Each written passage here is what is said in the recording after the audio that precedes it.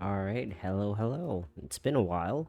I'm finally back after a week of being sick. If it's your first time here, welcome. If it's not your first time here, welcome back. We are finally going into the last case or the last episode of the Attorney of the Arcane. So without further ado, we will just go ahead. Um, I'm supposed to be on voice rest. Almost lost my voice a couple days back. So if you do hear me coughing or kind of sipping a lot of water, that's probably why. But yeah. Alright, let's go. We'll start the game from episode 5.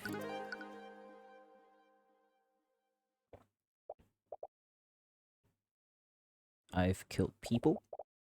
They were usually criminals or bandits, but it still frightened me how unaffected I was by their deaths. It always came so easily to me. I was good at it, a little too good. People told me that taking the lives of others would be hard, but I've never felt that uneasiness, not even once. It made me think that I was some kind of unfeeling monster. Maybe I am. Is it the girl? But the time I spent with you filled me with more happiness than I could have ever dreamed of. Instead of taking lives, I could save them alongside you. Wait, maybe it's not her. Hmm. It felt good to protect you. I felt needed when I knew you were relying on me. It made me feel like I was actually worth something to someone. Whenever I saw the light in your eyes, it filled my heart with a warm feeling that I've never felt before. Is it his mother? But it was too good to be true, wasn't it? In the end, I failed you. I couldn't protect you, just like I couldn't protect my father. Oh gosh, I should stop guessing. I don't even know who this is. I don't understand. What did you ever see in someone like me? Oh, that's really hard to see or guess who that person may be. That's fine though. Tyrant? You still haven't gotten out of bed yet. It's almost noon. I think I just want to rest today. You've been saying that for the last 10 days. Okay, so 10 days have passed since then. Someone is actually here to see you. You should really get out of bed. Timora? Alright, so in the last case, we fell out with her in a way. Oh, still in. That's a bit rude, but I suppose I can overlook it this time. You try to futilely clean your unkempt hair, but you're just making it worse. Pants! Ugh. We'll give you some time to ready yourself. I knew he was in a rut, but I suddenly didn't expect this. Ooh, what is it? I empathize with his situation, but it's been a month already. Alright, so it's been a month since that happened. Have you tried speaking with him? He has opened up to you before. I think he's really broken up over what happened with Ruby. She's basically the closest thing he had to family. Perhaps he just needs more time. After taking some time to make yourself presentable, you exit your room to greet the prosecutor properly. Sorry about that. I suppose the fault is mine, I shouldn't have intruded. Anyways, what brings you here? Are you doing well? You seem... Of course. He still doesn't want to talk about it. Just couldn't help but notice your absence. You haven't taken any other clients since Beatrice's trial. I'm going to be honest. I'm not even sure if I want to be a defense attorney anymore. What if he's jumping sides? I spent my whole life training to be one, but I was only doing it because someone else told me to. Did you not enjoy it? You are very skilled at it. I don't know. I've been trying to take some time to think about everything, but you still haven't found any answers. This may come off a little bit trickier than we'd like it to be. Have you considered becoming a prosecutor? That's what I thought, because we played the prosecutor's role in the last case. Your time as my stand-in made it clear that you have the ability to. A prosecutor. I'm pretty sure he's thinking about it. You'd have never even considered that a year ago, but you understand now there are criminals who need to be brought to justice. And despite how difficult she is to face, Stewin never engages in outright corruption like the other prosecutors of the crown. If you follow her example, you could fight injustice that way. But even if you did that, you'd just be following someone else's footsteps, just like before. I'll think about it. At this point, I could use all the help I can find. Well, that's a lot of people to talk about. Have your injuries been healing well? Nightgrave's skill in necromancy is quite remarkable. I'm glad I introduced him to House Asclepius. Specializes in the study of necromancy. After Nightgrave's expulsion from the academy, I thought it was only right that he be allowed to continue his studies. It would be a waste to let someone of his talents fade into obscurity. You're glad Wallace was able to continue his studies. He clearly wants to use his talents to better society. He's definitely in a better place than you are. Even so, should you still be moving around like this? You should take some time off to recover. Oh, there's been a recent uptick in cases of mage blight. What's mage blight? If a mage exceeds their stamina by overusing their magic, it starts to affect their mind and send them into a violent frenzy, right? The nobility has been trying to suppress information about these incidents. Yeah, it's not a good look whenever a mage goes on a murderous rampage. Not a good look for anyone to go on a murderous rampage. I was actually surprised to see you here. He ticked off a criminal overlord. You're definitely going to send someone after him. Your thoughts are leaking. Alright, so he told her. Did he tell her? Not many people slight the eye taker and live. He's known for taking swift retaliation against his enemies. We're hoping he's laying low after his plan with Beatrice fell through. Supposedly he's been absent from many of his enterprises. You're not looking forward to dealing with him. Yeah, but I'm kind of curious to what it all actually means. Bad enough that you're already on the nobility's bad side. Ruby sent another letter. Put it with the rest. Have you spoken to her since the trial?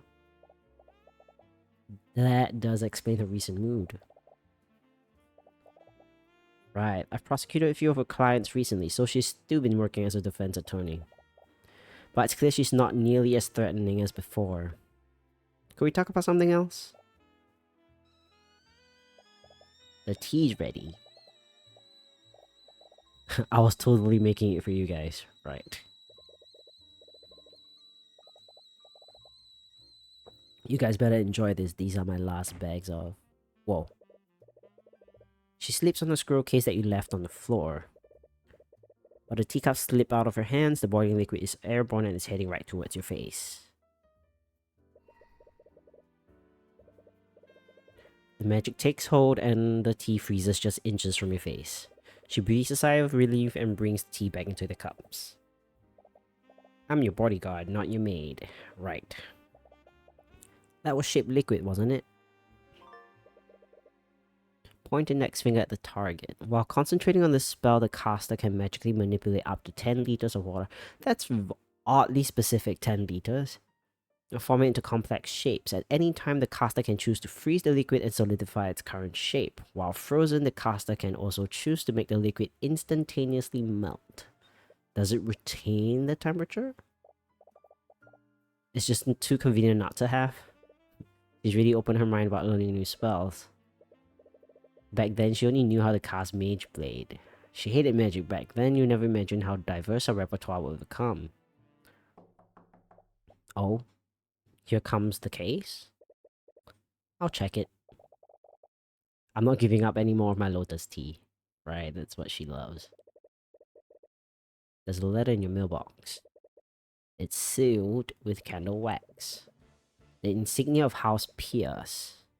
Hold on, who's Pierce? Despite supposedly being written by a noble, the paper has been torn in half, but the message is clear. Garrick Pierce? Hold on.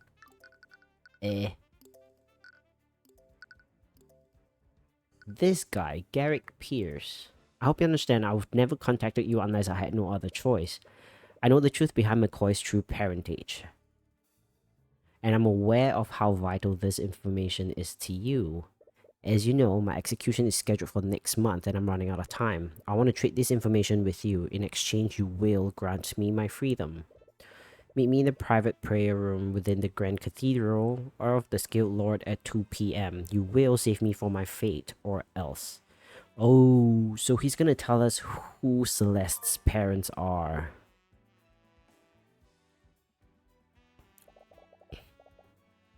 Oh.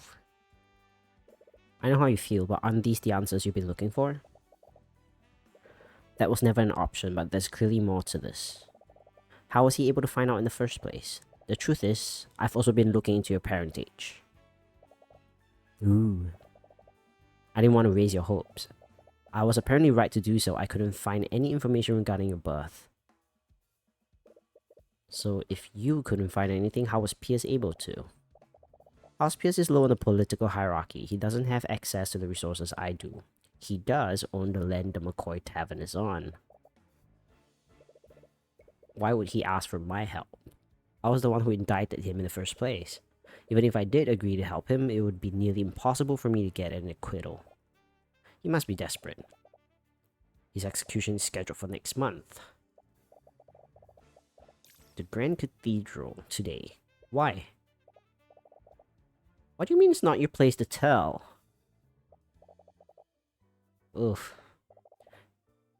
You know how a lot of stories wouldn't happen if people would have just said the things that they should have said? Or at least shared information as they should. He used that as an opportunity. Probably some sort of event or an occasion. What? We're not going to help him obviously, but I have an idea. He's probably really scared of his execution, right? And he's desperate enough to ask you for help. Think about how stressed he would be if you showed up and refused. That's a good plan. We can get the info we need without having to give him anything. You'll have to see him again. So he's the one who killed her, I guess, adopted father at this point in time? You've already gotten her hopes up, but there's no guarantee that he actually knows the truth. He could just be bluffing to get you to help him. You can't just ignore this. Alrighty, let's go. It's a very nice scene. This is the Grand Cathedral of the Scaled Lord. I thought you spent a lot of time in Rathalom. The Church of Bahamut wasn't popular in my hometown, and I've never been the religious type. Apparently my roots are more celestial than draconic. It makes sense. Right, celestial, right. Can you stop? I can't exactly turn it off, you know? Do those mental exercises I taught you. You see a large blockade guarded by legions of the King's Guard. You recall Steven mentioning that she was heading here. The nobility must be using the cathedral grounds for something. Might explain why Pierce wanted to meet you here. Tyrion Cuthbert? He glances at you and Celeste. We've been expecting you. Ooh.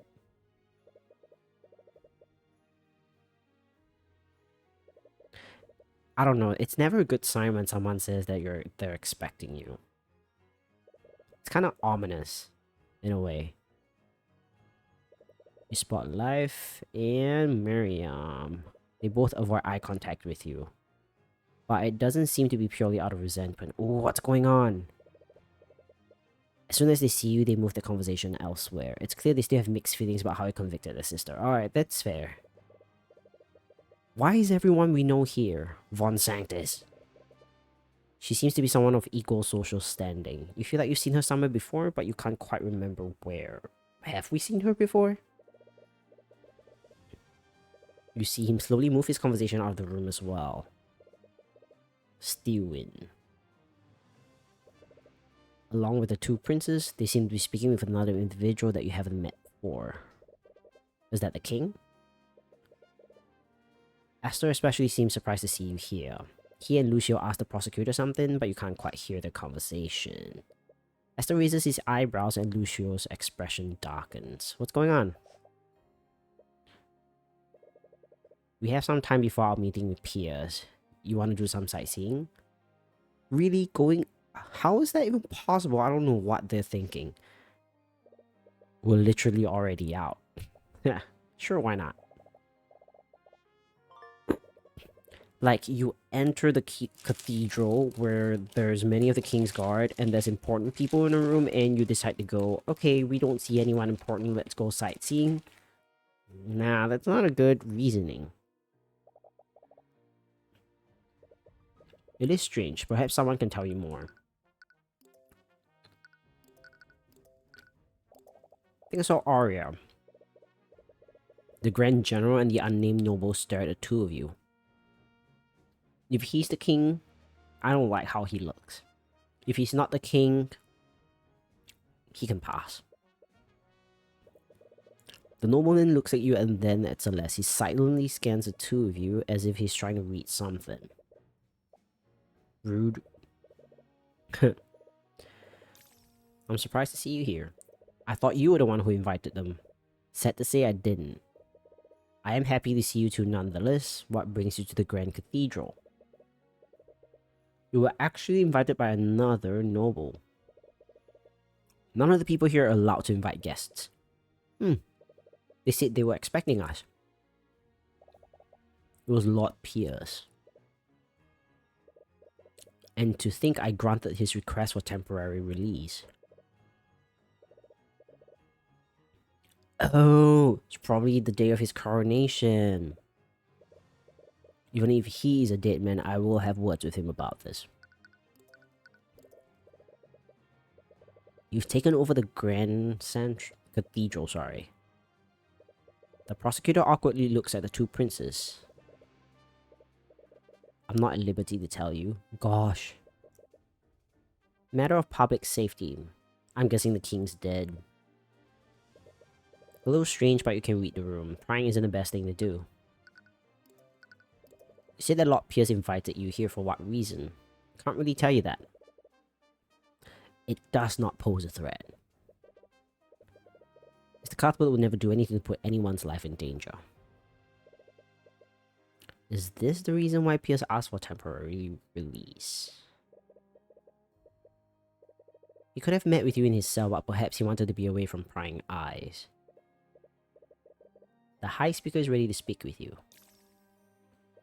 Oh wait, maybe not the coronation, but the marriage? Which is really weird though. She would like to accompany you. Could be one of the two. Either a coronation or the marriage. Honestly, I also have something important to do. That little wimp. Make no mistake, my men will be keeping an eye on you too. You should move somewhere. Common room? Ugh, him. Why would I follow you? You're the last person we wanted to see. True that. His wife? It is because the cosmic balance wills it so? Oh gosh. I don't think we've met. Caroline Sybil. Lady of the House Sybil.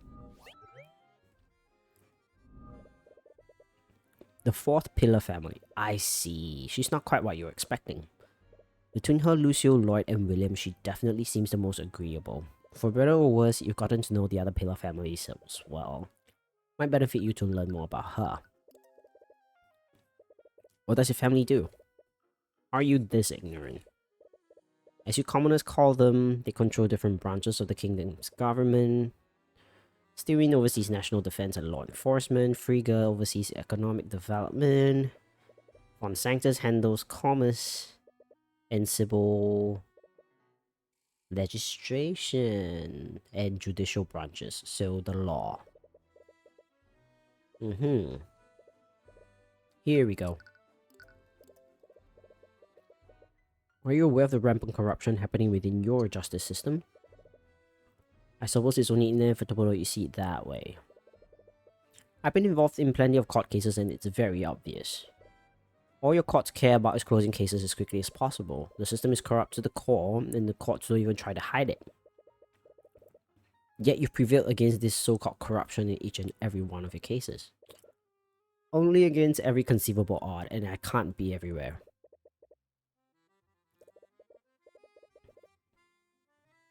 Rubbish, only because the cosmic balance deems it so? The cosmic balance is the natural order of things? Well, I mean, if there's something that's out there, like a higher deity or whatever, it's probably true. I guess magic happens here, so what am I to say? And yet when a noble commits a crime, they only need to waive their influence to escape any consequences, all while the victims are forced to suffer in silence. Or worse, an innocent commoner is framed for the crime. Needs the nobility to govern the people? Nah. You take back what you said about her being the most agreeable of the four pillars. Yeah, take that all back. So you think nobles like Pierce and Von Sachter should just be allowed to get away with murder? I'm sure you realized it by now. I've more than paid for what happened with Jason. Justin. Nah, he hasn't paid.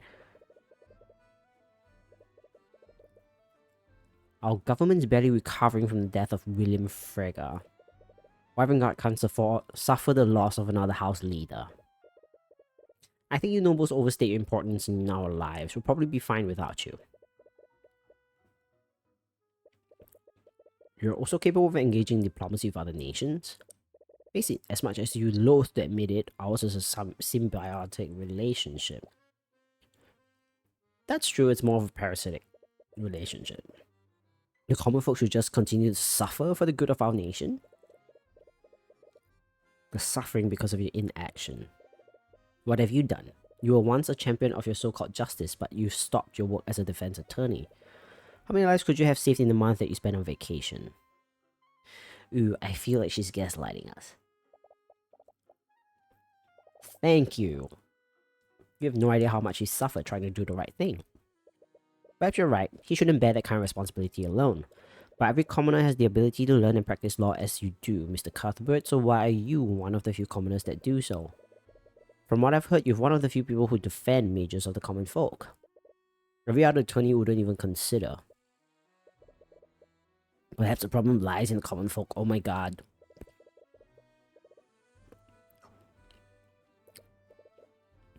It was clearly a mistake speaking with her. I'm getting a bit angry. Not angry, maybe irritated by the way that she says things. If I were Tyrion, I'll be screaming at her. Finally, the conversation's over. You okay? I've never expected someone with so much power to be so out of touch with reality. Even in the real world, that's very true for everybody. Let's go somewhere else. We still have time before the meeting.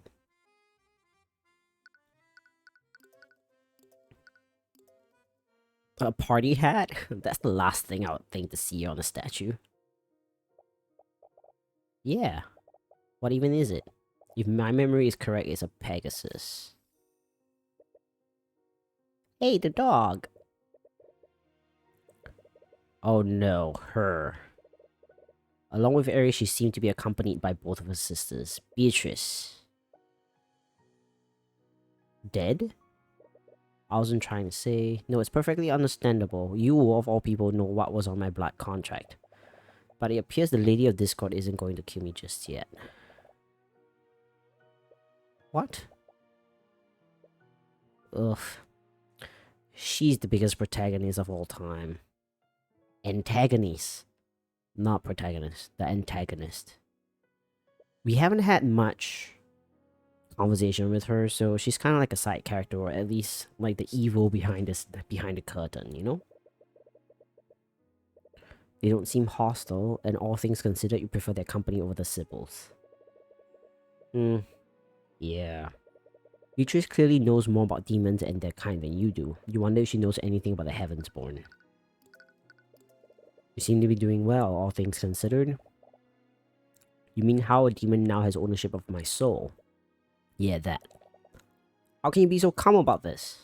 I must agree with Miriam. It's a little unnerving how nonchalantly you're treating this. I suppose it's the knowledge that everything is out of my hands now. There's something peaceful about it. That's certainly a positive way to look at it. My offer still stands. I can try to help you. At the risk of your own life? Which part of the contract would you dispute anyways? Recall reading her blood contract in the courtroom that day. There was very little room for interpretation. It was airtight. I was very meticulous about the details. I spent the last 5 years looking for any possible loopholes, but I didn't find anything substantial I could use. Don't even think disputing it is possible. I'm sorry. I feel like we always end up randomly meeting like this. What brings you here? I requested to accompany Beatrice to this event. After all, I don't have many opportunities to enter a church like this. She's a demon, right? If you're worried about him, we've already had a conversation about you. I don't think he'll be accosting you anytime soon. He may look like a hardened criminal, but he's always had a soft spot for his family. He also owed me, and I have a way of making people see things my way. She's right about that.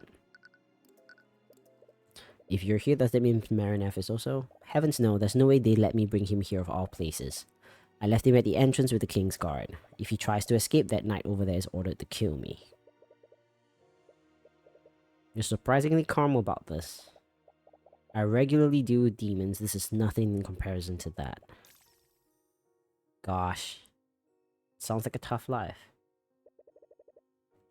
Does it mean you can't see right now? How did you know which statue I was looking at? It was a lucky guess. That grotesque statue certainly makes an impression on you. Grotesque? He wanted me to let you know he can smell celestial stink from the entrance. Love you too, Marinette. I probably shouldn't repeat his response to that. You seem to know a lot more about these things than I do. What exactly is a Heavensborn? Did you seriously not know? But you know how to issue a divine edict. That's a very advanced technique. It sort of came to me in a moment. I'm quite surprised you don't know about your lineage. Perhaps my mother knew, but I lost her when I was really young. To answer your question, a Heavensborn is a human whose bloodline has been touched by the gods. Speaking of the actual gods. Come off it.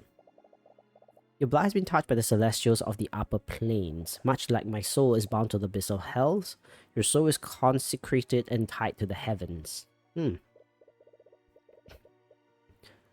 Some sort of angelic power. Make no mistake though, if you find yourself under the wrong circumstances, even you can be sent to hell. That's interesting. The Church of Bahamut is prominent in Wyvern, but this is the first time I've heard of the celestial gods. Wyvern's a bloody history with the theocracy of Lumina. The nation northeast of us. The Luminites worship the celestial gods, while our people worship the ancient dragons. A few decades ago, our nation was locked in a bitter war with the Luminites. Even now, the Crown sees the celestial religions as a possible threat to our draconic culture. The Church has done its best to wipe out any religions that worship the Celestials. Oh. Does it mean our kids will also be Heavensborn? What? Your kids? Avis, your kids will be a Heavensborn. I must have misheard you. If only you were always this easy to lie to. Dude. The theocracy of Lumina. If they worship Celestials there, would I find other Heavensborn there? Heavensborn aren't that common. I'm surprised there's even one Heavensborn living in Wyvern. How did your bloodline even find its way here?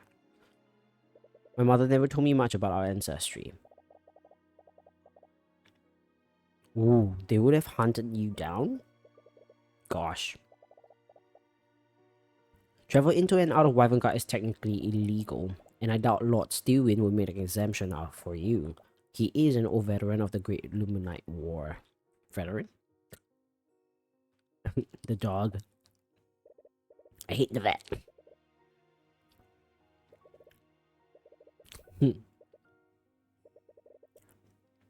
That's funny. I should probably go help her. It's almost 2 p.m. We should head to the prayer room. Thank you for answering my questions. Please let me know if there's anything I can do to help you with your situation.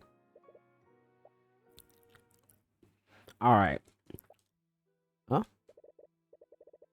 Try not to look so down. It's almost time for the main event. Why did you bring me here? Please. Please don't make me harm my sisters. You just have to see for yourself. No, someone else is gonna die. Am I gonna die? Why is the prayer room so dark? Oh, so we're praying to a dragon. Are you ready? I only need a few moments to look into his mind.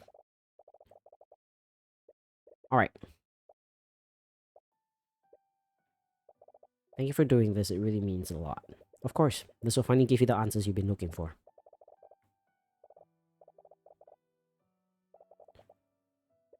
What are you talking about? For the past few months, all I've been doing is relying on you. I genuinely don't know what I'd do if you weren't part of my life. I should tell him. What?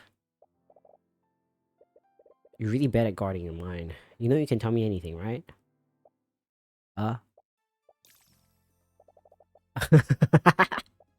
Well, I knew you'd be here around this time. I wanted to wish you luck. But then you two seem to be in the middle of something. I didn't want to interrupt. Well, you did. As she awkwardly skitters away, you see something fall out of her pocket. She picks up the runestone and accidentally activates it. An image of a piece of evidence appears for a brief moment, but she quickly hides it. Not before Celeste sneaks a peek at it. Wait, what is this? Don't be like that, I'm really happy for you. Yeah, I wanna know. But one of you has to exercise some self-restraint, let her do it.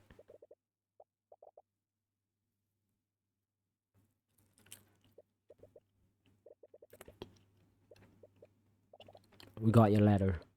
Hmm? I did send that letter, but not to you too. What? Oh no, it's a setup. No. Have you gone mad? Wait.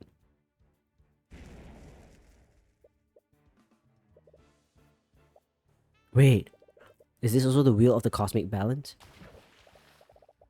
Wait, are they killing all the four pillars? Come on.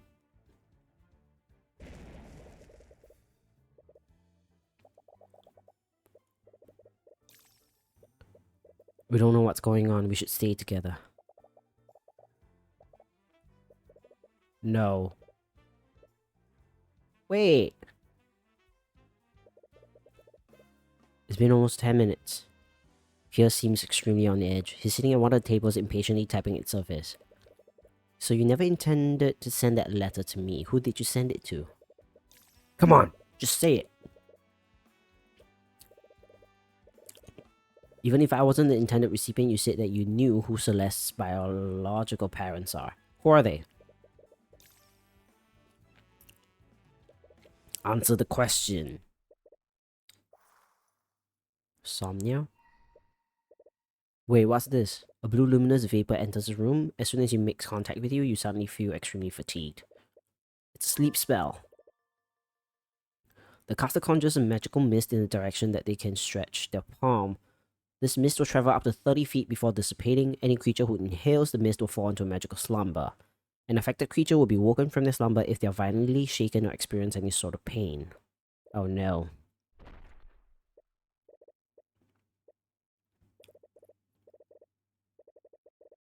Oh damn. Beatrice? You only saw her for a brief moment, so it could have been an illusion. Regardless, that means that she somehow entered the prayer room at 2:30.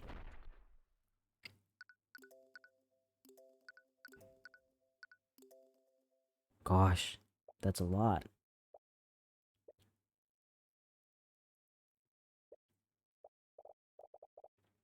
I should have never left you alone with him.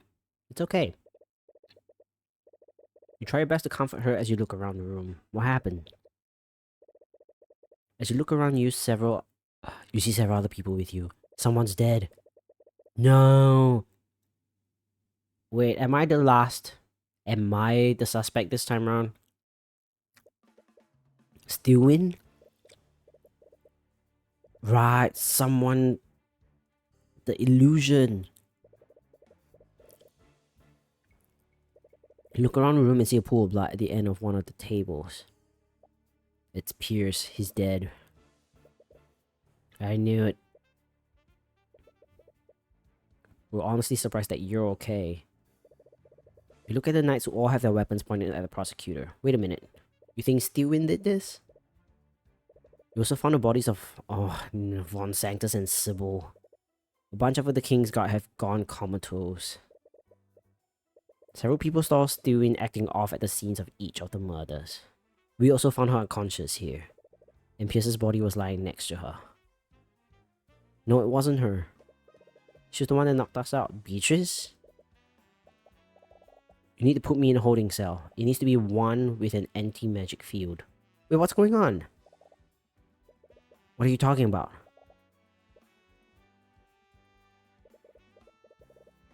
Was she made to do it?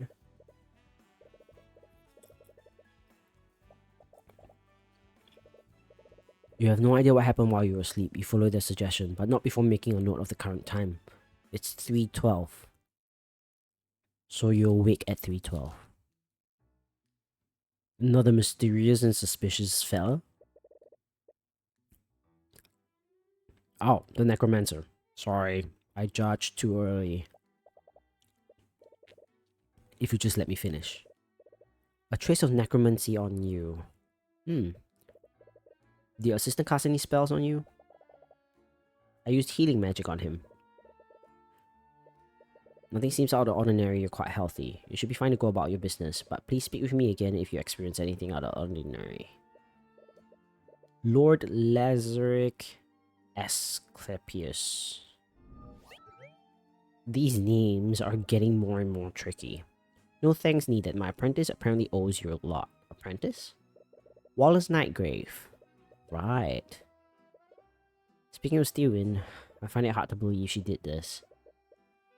Mage blight isn't exactly a benign condition. When it takes hold of a mage, it doesn't matter what kind of person they are. Violent behavior is almost always a result of the delirium it puts them in. Mages have to be held responsible. No, they're gonna not to think that she had mage blight. What? Do you remember back when we heard that weird sound? I went outside to see what was going on. I saw her outside and the guards were all unconscious. I tried to ask her what was going on, but she didn't say anything. She just attacked me. What was her emotional state like? She was pretty cold and emotionless. Almost looked like she was sleepwalking. That's actually pretty strange. When someone is affected by mage blight, they enter a state of extreme psychosis. It raised the affected mage's paranoia to ridiculous levels. That's why these cases almost always end up in violence. If she was affected by mage blight, she shouldn't have looked anywhere near as calm as you're describing. There has to be more to this. Of course! I feel like there's more to this than we're seeing. But you saw her, right?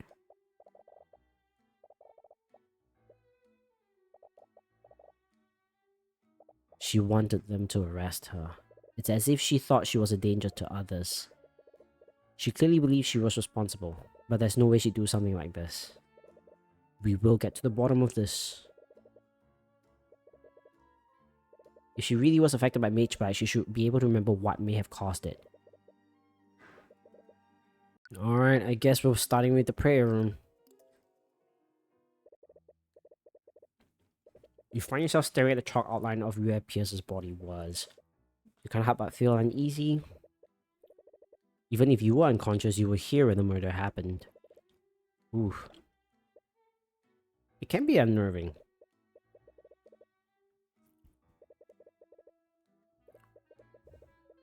The Inquisition believes that Stewin broke into this room, knocked you and Pierce out, and then killed him. You saw Beatrice before you lost consciousness. That's more at play here. Uh-oh. Celeste also fought Stewin after Beatrice knocked you out. Let's review what happened. Before Beatrice knocked me out, we heard a commotion outside and you went to investigate. Can you tell me more about your fight with Steven? What was she like? It's like she was in some kind of daze. I noticed it before she attacked me. Something was wrong with her. She didn't even respond to me when I tried to talk. It's like she didn't recognize me. But from what Lord Asclepius said, she would be acting more erratically. It's possible that you fought someone disguised as her? That's possible, but whoever they were, their magic was still extremely powerful. Several members of the Four Pillar families were assembled here. It could be one of them. The Grand Cathedral was closed for the public for whatever was happening here. They probably have a list of everyone who was present when the murders happened. Oh no, it's another one of the the nobles. Beatrice can cast invisibility, so I doubt she let you see her. Do you see her at any point when you were fighting Steelwind? Celeste? I was too focused on staying alive. Aren't you really strong? I've never even seen you break a sweat in a fight before. She was really tough. It was mainly her magic. I've never fought someone with spells that powerful before. She didn't hurt you. Got pretty close. I think she realized that she couldn't beat me, so she just ran past me and into the prayer room. So her real target was Piers, but why? No.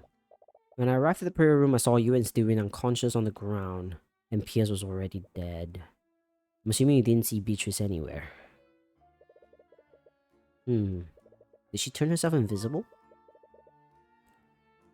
Let's see. During the afternoon of the murder, Celeste McCoy heard a suspicious sound and investigated the hallway leading to the prayer room. There she saw Arya Steelwind fighting the guards.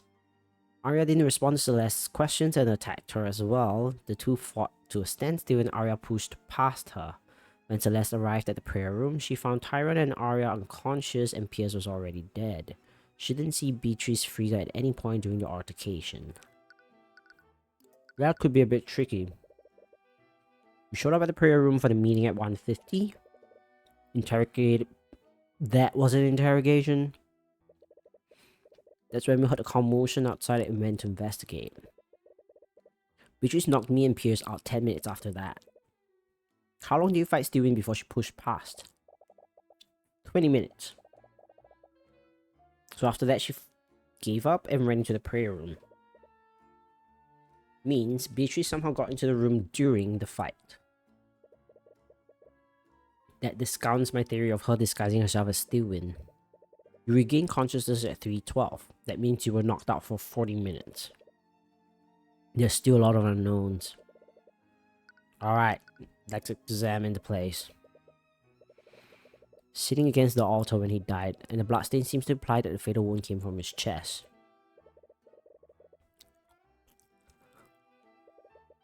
They look quite nice. That's all you can say? They look quite nice.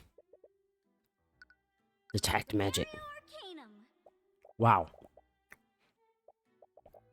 Okay, so that was me. Transmutation all over his body. The murder wound him using a transmutation spell. Conjuration magic. That must have been left by Beatrice's sleep spell. So 3 spells. We should move and take a closer look at the other crime scene. Oh my gosh. Von Sanctus and Sybil. Wow. Yeah, we think the perp lit a fire using magic. Commander White. Something like that. We just want to figure out what really happened. You and me both. Nothing about this case makes any damn sense. Ooh, let's partner up. You're not sure who you can trust at this point, but Commander is leading the investigation. He's bound to have information that will be useful. Hawk. We only have the basic stuff so far. We've only just received the autopsy reports. Do you have copies of them? Alright, let's see. Garrick Pierce. Died at 2:45 in the prayer room. Cause of death was blood loss. A shot of frozen liquid was found stabbed through the heart. It is very likely that this was the murder weapon. The wound also showed heavy traces of transmutation magic and traces of conjuration magic were found throughout the room. Caroline Sybil. Well, she didn't last long. Died at 2:18. Cause of death was suffocation. Her body was found floating in a nearby lake outside of the Grand Cathedral. Traces of transmutation, evocation, and necromancy magic were found on the body. Von Sanctus. Died at 2:05. Death was suffocation. Fire in the common room. Body to burn. Oh, to discern any specific wounds he might have suffered. Poor dude. However, a small trace of evocation magic and a burn mark were found on the victim's left shoulder. This implies the body was hit with a fire-based evocation spell. Traces of abjuration magic were found on the and around the body. Pierce was killed with a frozen blade. Isn't that similar to how he killed Flintheart? Hold on. Were they killed how they were... how they murdered someone else? Ooh, that's spicy.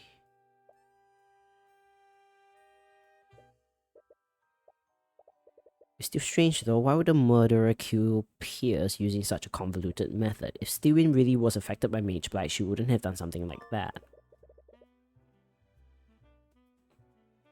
The Inquisition found a frozen blade impaling Garrick Pierce. There were traces of transmutation.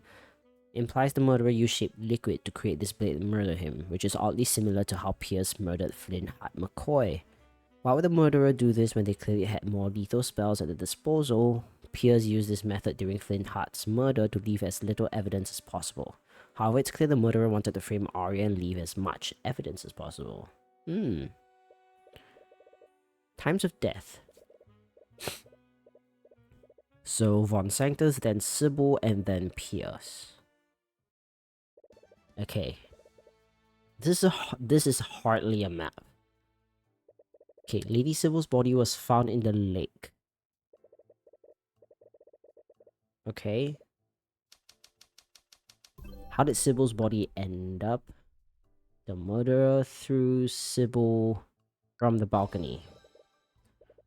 So the westward balcony just happens to be there. It was High Speaker Theon Arcus. He's the shot caller of the Church of Bahamut. He stands at the top of the religious hierarchy. He called out to her, but she ignored him, so she knew that he saw her, but she didn't attack him. From what you said, all she did was ignore him. This whole Mage Blight story doesn't add up. Yeah. It's about the order that the murders occurred. He killed Von Sanctus, Sybil, and Pierce. That means that the murderer went to the common room, then the balcony, and then the prayer room.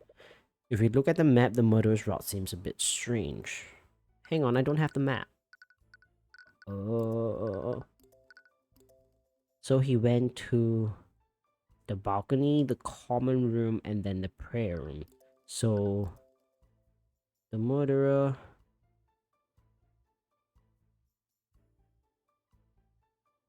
could have killed Von Sanctus.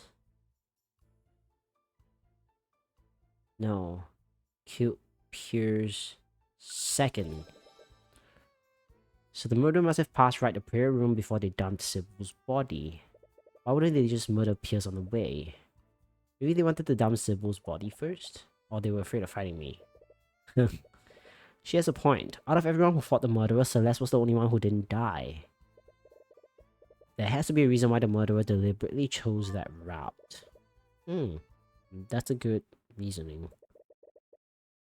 But the real clues will lie in how each of the individual murders occurred, and that starts with figuring out how Von Sanctus was murdered. Examine.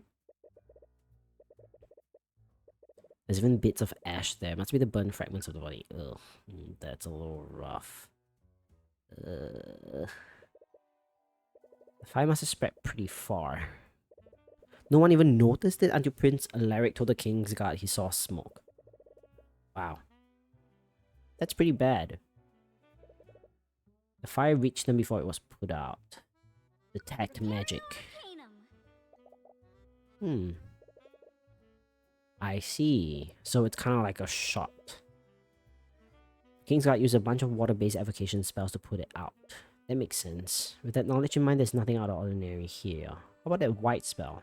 Abjuration. Square-shaped? But there also seems to be a square-shaped outline around the body. The area inside the square is a lot less burnt now that I look at it.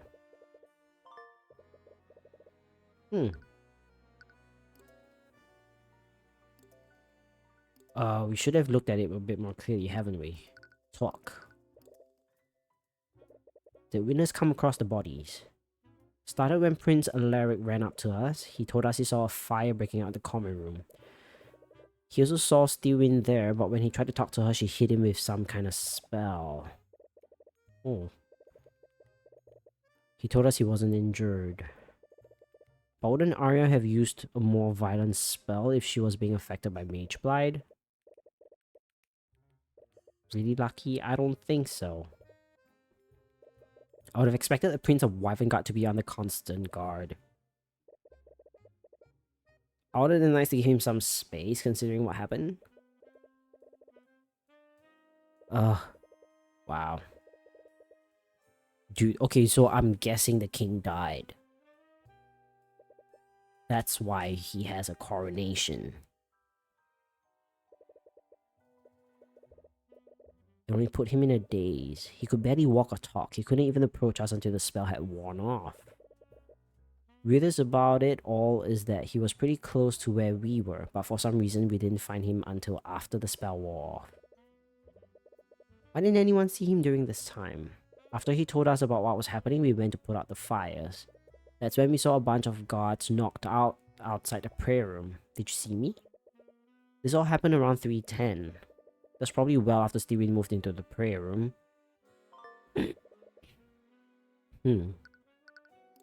The comatose guards.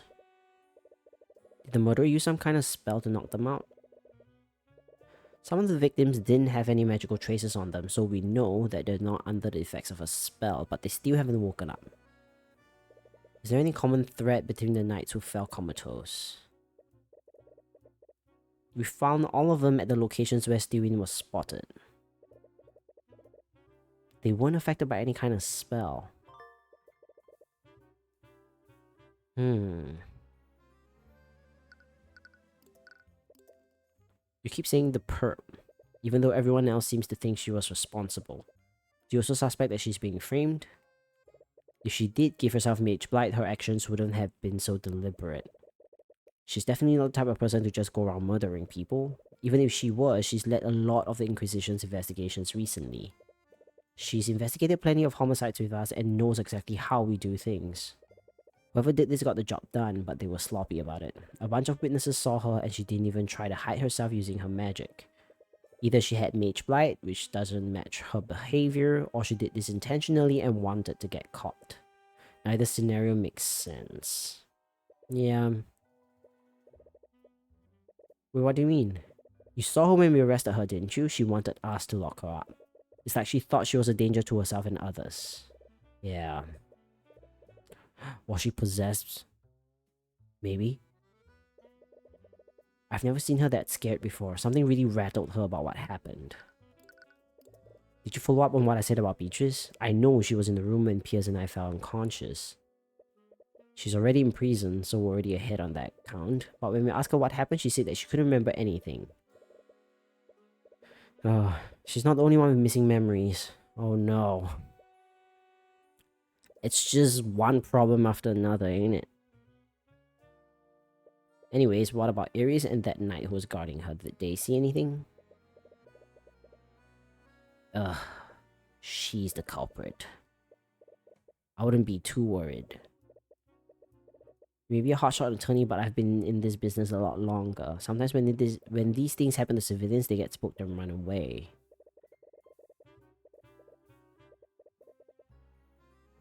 Nah, she's not who we think she is.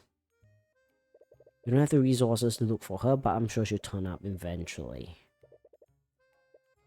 What about the knight guarding Beatrice? Surely he didn't go missing as well. The knight who was supposed to be watching her is one of the people who went comatose. Found him in front of the prayer room.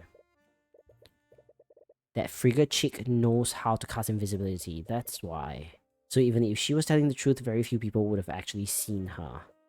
But her guard was in front of the prayer room. She must have brought him there somehow.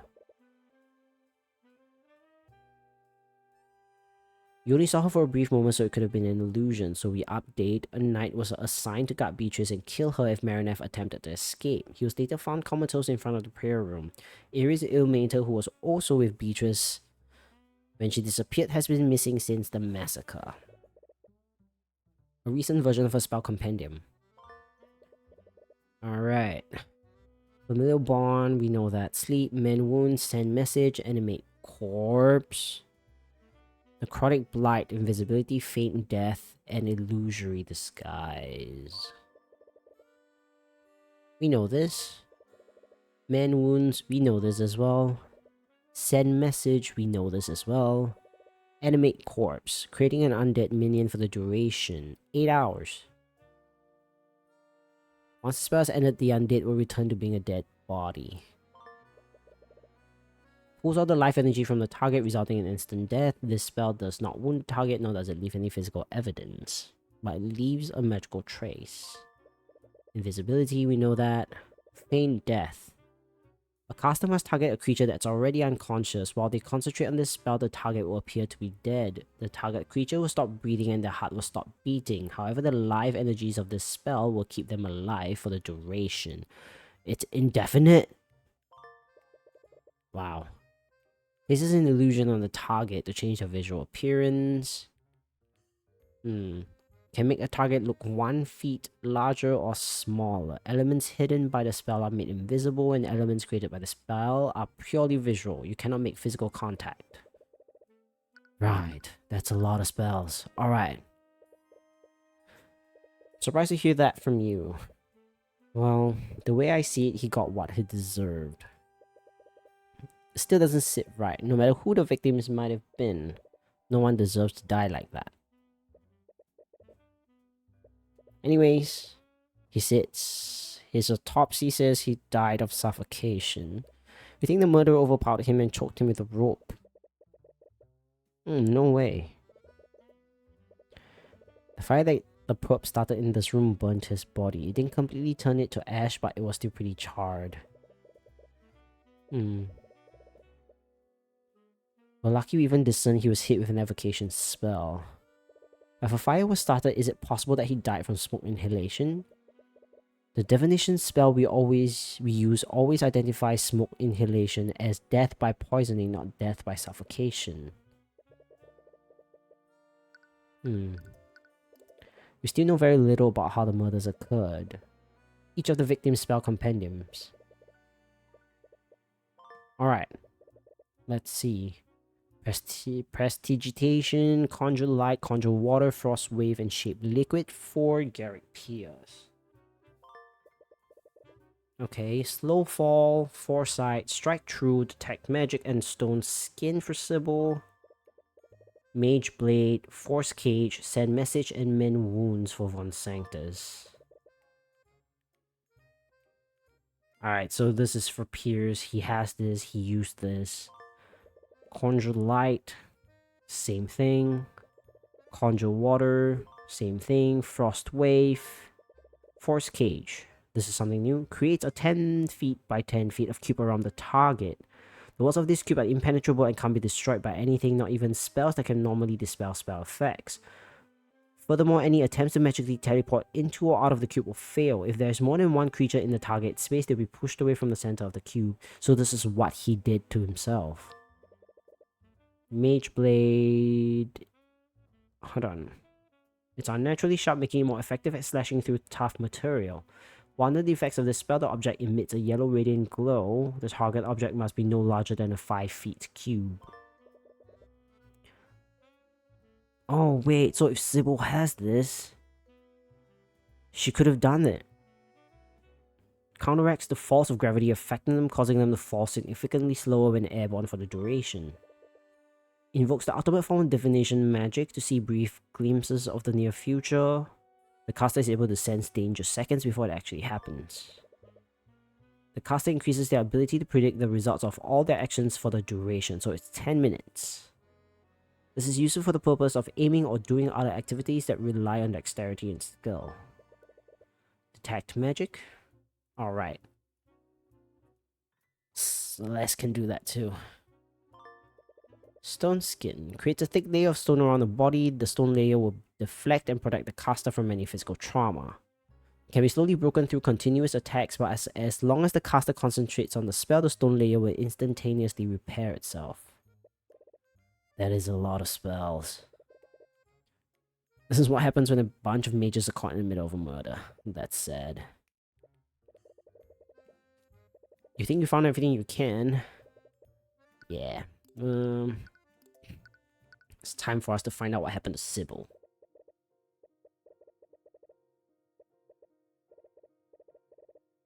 He looks suspicious. I don't know. All heads of the church look suspicious to me. Especially how, like, it's like a character thing. Sorry for the intrusion.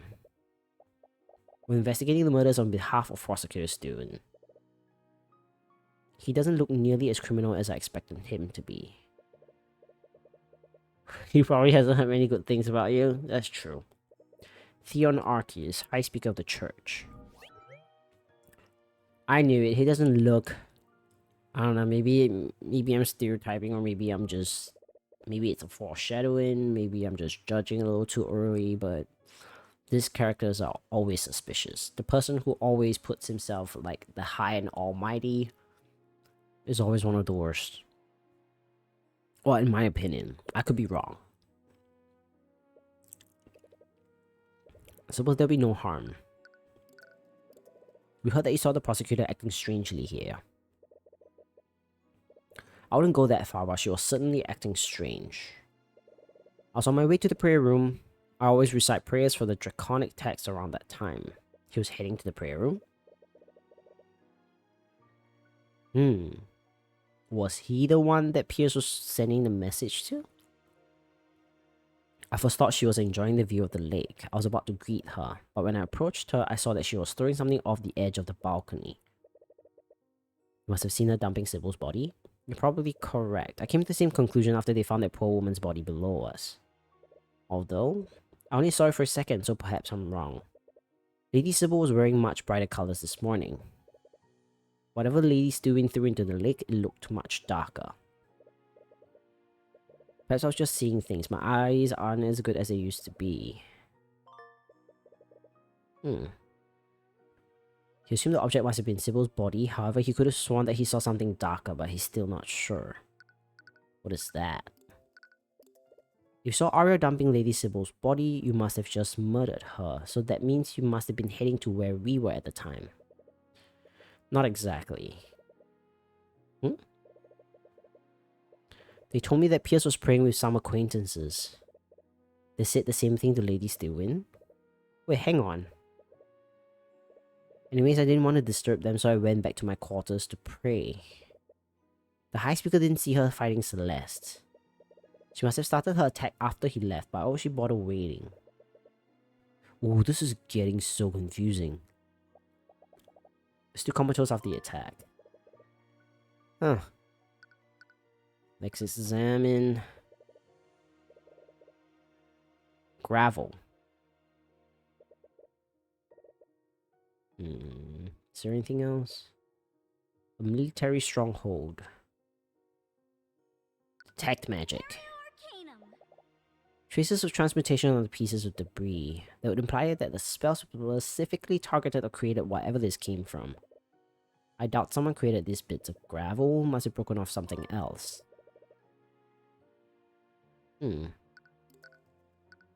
Talk.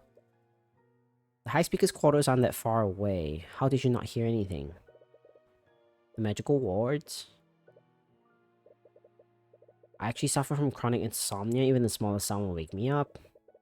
I had some mages enchant the walls so sound couldn't travel through them. I can't hear anything from the outside.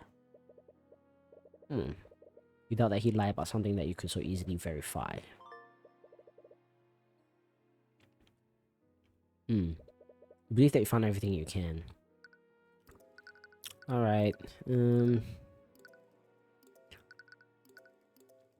Have we gotten everything here? I think that's it. Garden. It's staring into my soul.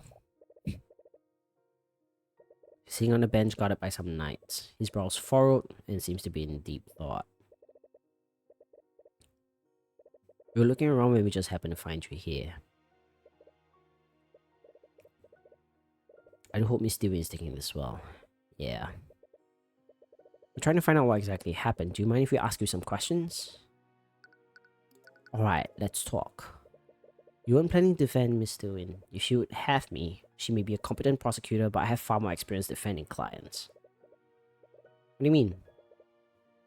We can't release this information to the public. Oh no.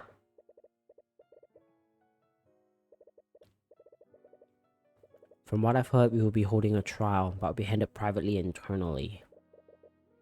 Wait, no, why?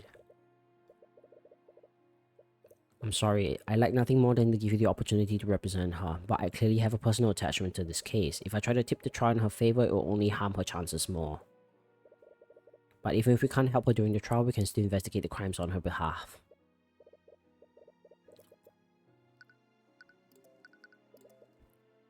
Why were so many nobles gathered in one place? All 4 of the Pillar families were present. But this information could be vital in figuring out what happened. I knew it. The king's dead.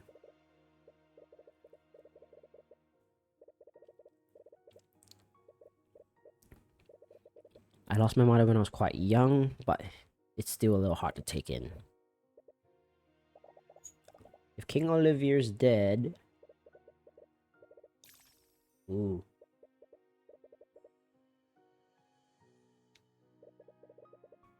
I suppose that explains why.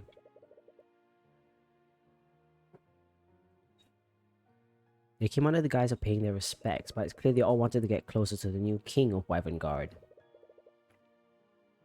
think the Freegas were the only ones who genuinely came to give their condolences. The Freegas? I saw Beatrice before I was knocked out. I think she may have been the one that killed Garrick Pierce. Why would she be there? I know she's your friend, but we already know she's not above committing murder. But what possible reason would she have to be involved in something like that? That's a very good question. Hang on. Let me change this. Not sure yet, but I plan to find that out. Where were you during the murders? I remember you left with Steven when Celeste and I arrived at the cathedral. They left to speak with the High Speaker. What was your meeting about? Knew it's about the wedding. Lord Steven wanted to make our union official. I'll congratulate you too by considering the circumstance. How long did this meeting last? 1:40. But Von Santos died at 2:05. That means she began her rampage less than half an hour after that meeting. Was there anything off about her behavior? We were speaking of the wedding when she abruptly left. I asked her where she was going, but she ignored me. There's no way she was affected by Mage Blight. That was very odd. I didn't think much of it at the time. I'm quite used to her giving me the cold shoulder. It's possible that the Steelwind the witnesses saw wasn't actually real.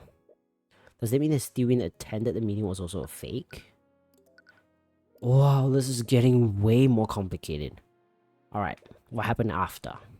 I found myself caught up in something else. At 2 PM I went to pay my respects in my father's coffin. But apparently someone had set up a magical trap. A glitch of contingency? When casting this spell, the caster must choose another spell they know. The caster casts that spell, but the contingent spell doesn't come into effect. Instead, it takes effect when a certain condition, specified by the caster upon casting the spell, is fulfilled. The contingent spell takes effect immediately when the condition is fulfilled. I don't get it.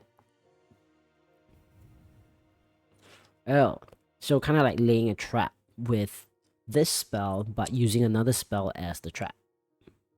But it has to be... a condition has to be fulfilled for the trap to spring. Ah, yeah. That's what I meant. You can infuse a spell into it. Force cage targeting me. I don't think so. Asta would have been trapped inside it for a full hour. I somehow think that it's to keep him safe or something.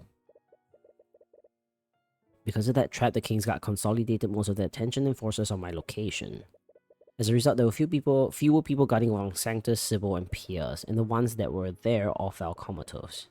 They can't tell us what happened. Wow, this is quite a grand scheme. You highly doubt that Stillwind was affected by Mage Blight, so someone must be behind what happened. Yeah. Alright, I guess we can go... Is there anyone here? I don't think so. Oh. Alaric. She attacked a member of the royal family and killed several nobles. What else? Ugh. Gosh. The small prince. The situation is far too much import to make such a rash decision. We need to approach this calmly and carefully. Now that you think of it, you still have no idea who he is. Your Highness? I don't think we've been introduced.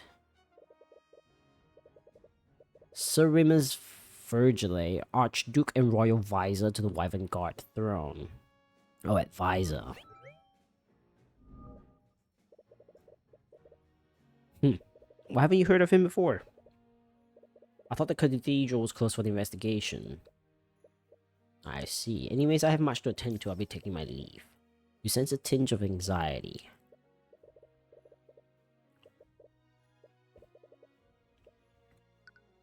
Answer my questions, you little wimp.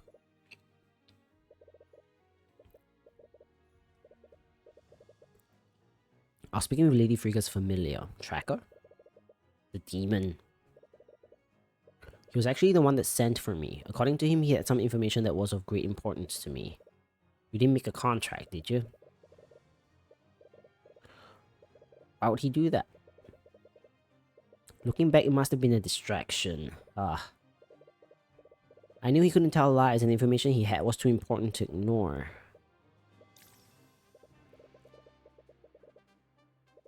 Damn. We've only just met. I can't exactly take your word for it. I plan to take this information to my grave. Several members of the King's Guard was watching us. They can verify my alibi. 1:50 and then leave to 3:10. That's a very long conversation. He was accounted for during the time frame. Why would a marionette go to the trouble of distracting him in the first place? Whoever orchestrated this also used a force cage to trap Asta. She does. You heard the prosecutor cast a spell on you when you saw the fire. Yeah. Just tell me. Plenty of other people did too. Either way, where did this happen? Outside the common room, I saw smoke coming from the building, and I saw Steven walking away from it. Oh, after she murdered Von Sanctus. She was very deliberately cast a spell on me. Not sure. Never been affected by a spell like that before. We know that it was a transmutation spell. Are you sure he's okay? Can you describe what you felt while you were affected by it? Extremely dazed and my ears were ringing. My vision was also partially blurred. It was as if my mind was in some sort of fog. Whenever I tried to speak, I couldn't even form words with my mouth. I could only make grunting sounds. I couldn't walk either, so I had to crawl on the floor. Wow.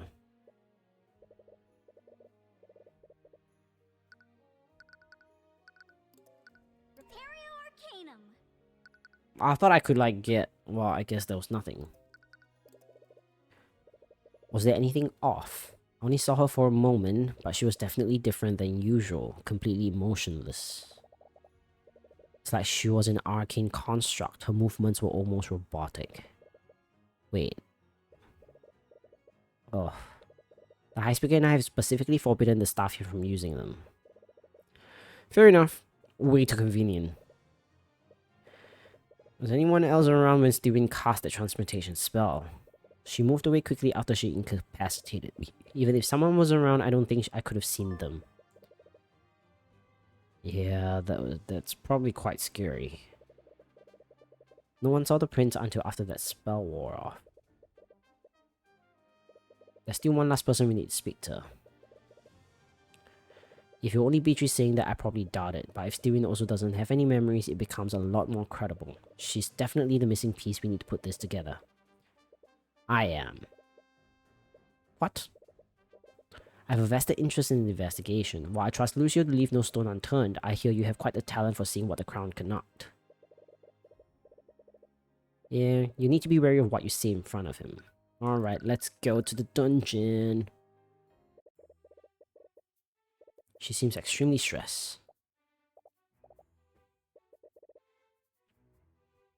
How are you doing? All things considered, we're trying to investigate everything that happened. I was wondering if you could answer some of our questions. I know your situation is pretty grim right now, but you know you can trust me. Don't even know if I can trust myself. We heard that you don't have any memories of what happened. No matter how much I try, I can't recall anything. What's the last thing you remember?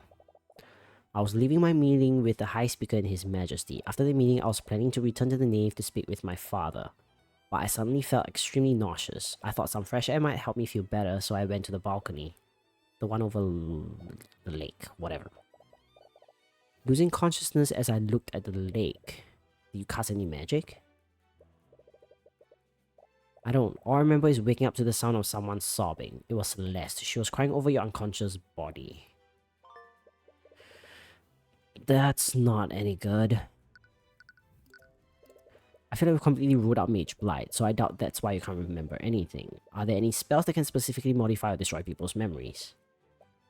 Arcane spells can only affect the physical world. Mages have attempted to develop spells that can affect the mind, but there's no recorded history. What? I think you've observed it already. There are magical creatures in this world that don't use arcane magic. What? I'm not sure what you're trying to imply. Several of my associates attended Frigga's trial, and they all heard what that demon referred to you as. Heavensborn. If I learned that Lumina had anything to do with this, I'm not an agent of the theocracy. Even if what you're saying is true, I wasn't the one who manipulated Stillwind's memories. I suppose you raise a good point. If something affected Stillwind's memories, it wasn't necessarily an arcane spell. It couldn't have been an arcane spell. Oh no! You just said you don't have any memories of what happened. I saw Beatrice before I passed out. She's clearly involved in this somehow. For the past few months, the Inquisition and I have been investigating a string of seemingly unrelated murders. During each of those cases, we were able to apprehend the perpetrator without issue, but there was always something off about them during questioning. The murders were always abnormally gruesome and passionate, and each of the perpetrators said the same thing. They all said that they had no choice. Cases like this have been occurring throughout Wyvern and very little connects the perpetrators to each other. Each of them acted as if someone had controlled them against their will. They were probably just desperate. Orm said the same thing, but these cases were far too similar. I wonder if they were telling the truth. Perhaps each of these murders was committed by an unknown party. I didn't have any concrete evidence, but I knew I was getting closer to something. Completely insane? You don't have any physical evidence to prove these murders are connected. One piece of evidence, but it's hardly concrete. What is it? A purple symbol? Several of the people we arrested had an item with this symbol on it. None of them could remember where it came from or even what it was. But they all somehow knew it was called the Purple Mark. It could just be some esoteric superstition. Where did I get this parchment from? Wait. I found it in my pocket. I was properly confined. Damn. For all I know, they could have controlled my body and forced me to draw the symbol myself. This all but proves the massacre at the cathedral is related. Wow.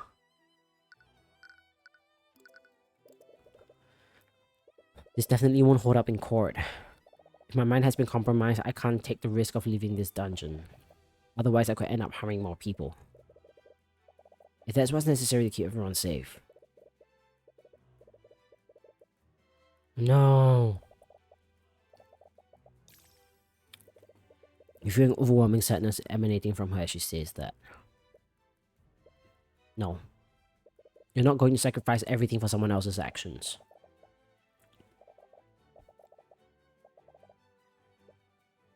No, we can't just let her do it.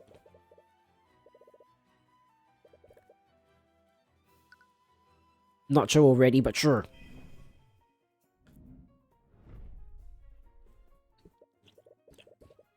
Are you seriously just going to throw your life away? If it were necessary, I'll give my life for this kingdom. If someone controlled my actions today, they can and will do so again. As long as that possibility exists, I can't trust myself.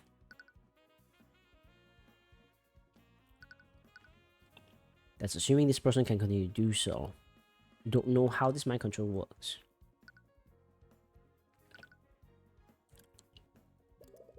Ah!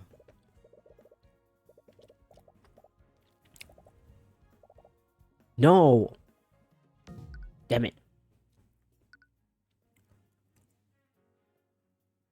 Okay, what does her psychological profile say? She's a rational person and will be receptive to logical arguments. But that's assuming this person can continue to do so. We don't know how this mind control works. We can't just drop this without finding out what really happened.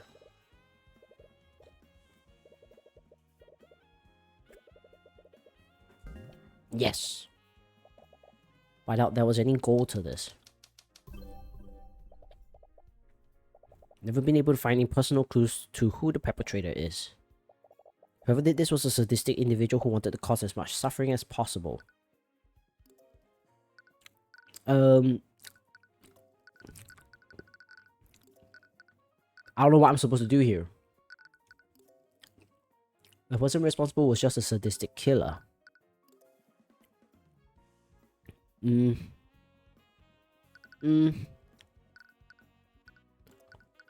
How do I counter that?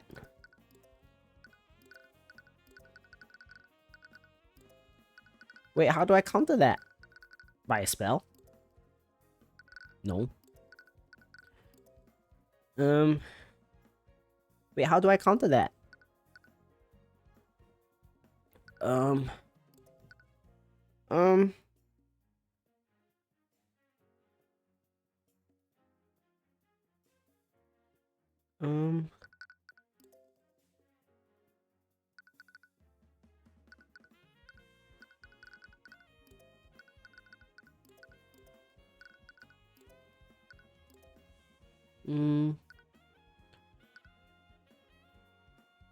Right, she didn't kill him. Okay.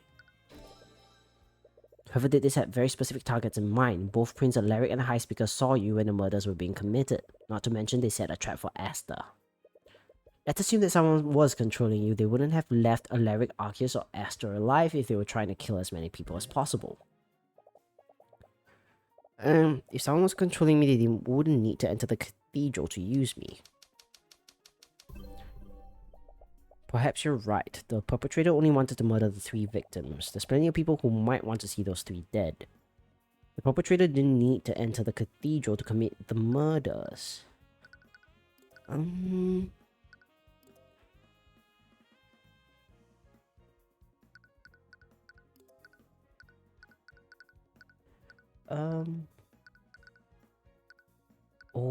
Oh, hang on.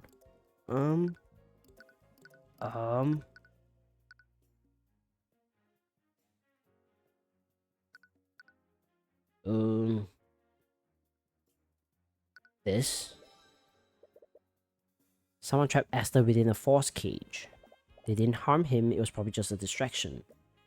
This gives us 2 very important clues. First is that whoever did this is capable of casting those 2 spells. This means that the perpetrator was a mage. But the second clue is the most important one. Whoever set that trap for Asta, they did so within 24 hours of it triggering. This means that the perpetrator must have been someone who attended the funeral. That narrows down our list of suspects substantially.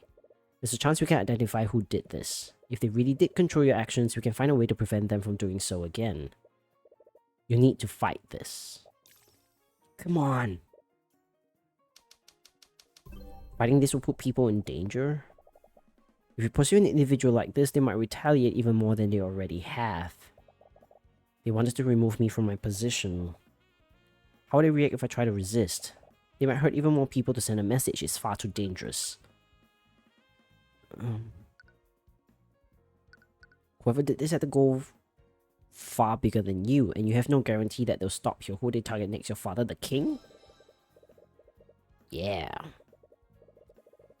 Logical arguments. 3 nobles died today, and 2 of them were near the top of the political hierarchy. What if they decide to go after more victims? Who do they target next? Your father? The king? Yeah, that's where her sore point is. We need to catch them before they can do more harm. I know you're frightened about what might happen to the people close to you, but we can't let someone like that get away with this. I suppose I have no other choice. We won the argument. Just gonna fight. I never realized it before. You really have a bad habit of putting your nose into other people's business, don't you? I suppose so. You're right, we can't let this go. I'll find a way to dispute this somehow. Thank you. I think we've known each other long enough. You don't need to be so formal. You successfully argued against Arya Steelwind. Perhaps I misjudged you. Talk. What is it? You're the most qualified attorney in the nobility. You'll definitely be able to make a case for yourself. Right, House Sybil controls the legislative and judicial branches of our kingdom. They've nominated my father as the prosecutor? Oh no, this is so tough. Everyone believes that I overspent my magic and gave myself Mage Blight. As a result, they blame House Steelwind for Caroline Sybil's death. The only way for him to redeem House Steelwind is to convict me and sentence me to death. Gosh. No.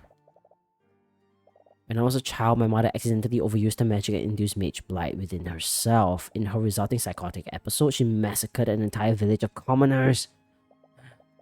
House Steelwind almost lost everything after that. To redeem himself, my father personally oversaw my mother's trial and her execution.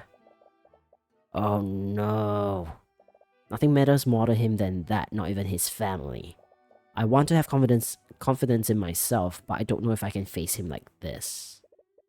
What is your stake in all of this? You hate the nobility, don't you? So why are you so intent on helping Miss Steelwind? Because she's innocent. She would never be irresponsible enough to give herself Mage Blight. Doesn't matter if she's a noble or commoner, she's being oppressed by the system and she deserves a fair trial. Well said. What? I, Remus Virgile, hereby grant you the privilege to serve as Miss Steelwind's counsel. He's the judge and arbiter of Miss Steelwind's trial. Do you think I've made a mistake? I'll serve as Steelwind's attorney, if she will have me. Of course. You don't have to be so formal. Please call me by my first name. Celeste has already taken to doing that. But since you'll be defending me, you probably need this. Her spell compendium. Man wounds, firebolt, shape liquid, dispel magic, Steelwind strike, detect magic, polymorph, and hold creature. Okay, so she has the spells to commit the crimes. 3rd degree burns, that's pretty bad. 120 feet without collision before its magic dissipates. Once it collides with something, it will set the object ablaze. Hold creature. The caster completely restricts the movement of the target. While concentrating on the spell, the target will be unable to move any part of their body. Even subtle movements, such as the gestures required to cast certain spells, are impossible. As a result, the target will also be unable to move their mouth to speak. Right, so this is... Wait, she has to be concentrating the entire time. The caster strikes targets of the choice within 40 feet radius with a slashing force. Each slash has the might and power of a mage blade, and can cut through thick metal armor. It's the ultimate spell of House Steelwind, and its spell formula is a closely guarded secret.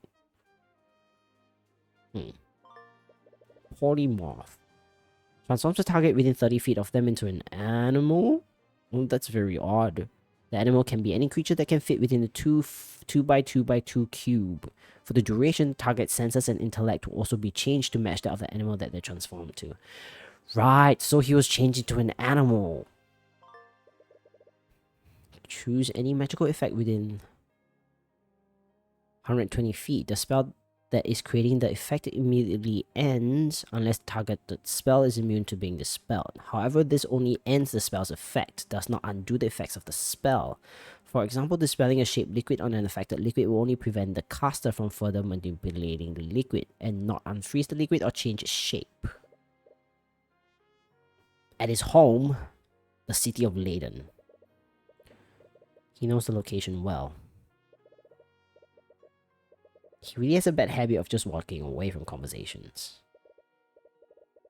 Right. You had no idea what you were in for when you agreed to this, and what proceeded next will be unlike any trial you've ever been in. Even so, you persevered as you've always done in the name of justice, regardless of what you'd have to sacrifice to do so. Some dark undertones here. I'm not liking how this is sounding. Alright, let's continue. We're definitely lost. Ooh, this is very, oldish town. It appears you find yourself in the ruins of an old city rather than the estate of the Archduke. It doesn't look like anyone's lived here in centuries, but Lord Stewin's direction were pretty straightforward. Wait a minute. What kind of dishonorable cretin do you take me for? What are you two standing around here for? The trial will be starting shortly. It's difficult to tell if they're escorting her or keeping watch over her. Must be an anti-magic field. Even now, she must still be wary of someone taking control of her mind. The Archduke has always been sentimental about this place, and I doubt a normal courtroom would have enough space. What? I really don't know what possessed him to trust you. It's a miracle he's even taking part in this at all. Nevertheless, let's not keep him waiting. It's completely dilapidated. You're a little worried it might collapse on you while you're in it. You look at the prosecutor and raise an eyebrow at her, but she merely shakes her head. It's clear she's just as lost as you are. Right, I guess we're heading into trial. Oh, some trial. It's ruins. The only person who seems to be unfazed by this entire situation is Lord Stewin. He's taken his position at the opposite end of the room, and he truly plans on prosecuting his daughter. I appreciate your cooperation with our investigation. What happens here today must be kept under wraps for now. I had to choose a location that was away from modern civilization. You live here? I know you wouldn't bring us here unless you were completely certain, but I want to ask you one last time, is this truly what you wish to do? What do you mean? What do you mean there's no going back? I've made many mistakes in my lifetime. I gave Wyvern the means to protect themselves, but all it did was wrap them into something monstrous. I grew bitter seeing what I created, so I isolated myself from my people. I thought my best course of action would be to stay in seclusion and leave Wyvern to fend for themselves. I see now what a fool I was. I abandoned my kin to survive in an unjust world. And now foreign powers have ingrained themselves in my kingdom, all because of my negligence. Hang on. Is he his father? It's time that the people of Wyvern and their enemies remember who watches over them. Hang on. He's one of the gods?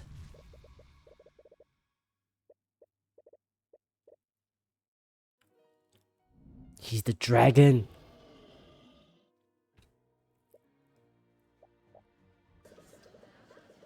As the Archduke assumes his true form, the gallery breaks out into hysteria.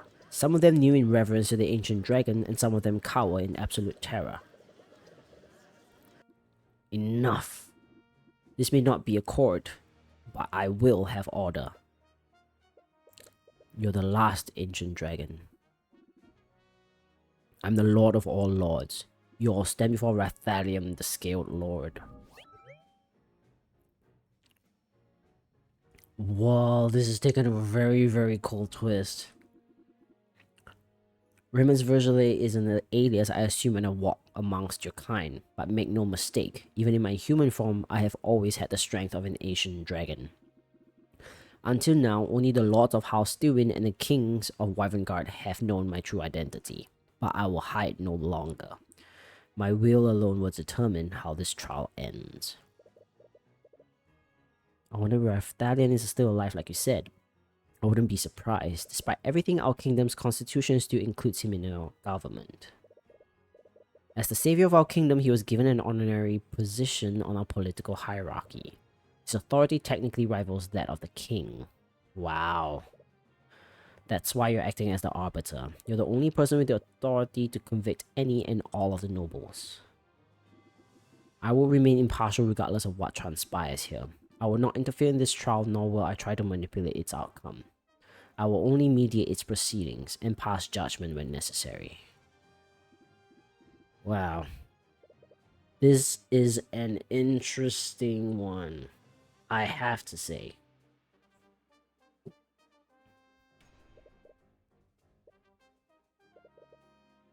I guess you don't really have a choice. I'm sure we're all thoroughly aware of why we've gathered here, but for the sake of doing this properly, could you please list the charges? The defendant, Arya Stillwin, is charged with several counts of manslaughter. Her victims include many knights from the King's Guard who are still unresponsive. And of course, there's Lord von Sanctus and Caroline Sybil, the heads of House von Sanctus and House Sybil respectively. No way. This is Bahamut's judgment. The divine powers that we clearly think she is unfit to rule at the king's side. No. I witnessed Beatrice Frigga enter the prayer room before I lost consciousness. Isn't it suspicious that this occurred around 15 minutes before Pierce's death?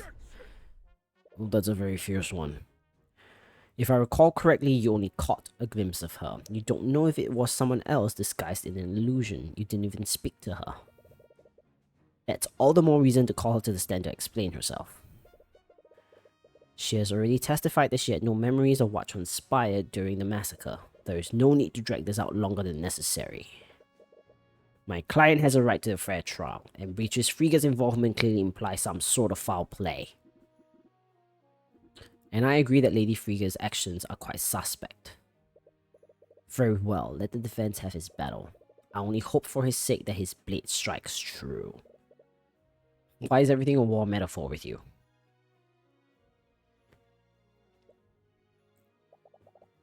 I'm glad you're safe. Not for lack of trying. I hate that. I have no memories of what I did. If I hurt you, I am truly sorry. She actually looks pretty sincere, but it's not as if this is the first time she's lied to you. I'm still a little doubtful about your memory loss. I'm not the only one who experienced it. Arya also has no memories of what happened. How would you know that? Well, it travels around quickly in the dungeons. What? If you truly have no memories of what happened, could you testify about what you do remember? Perhaps there's a clue there we haven't discovered. Very well.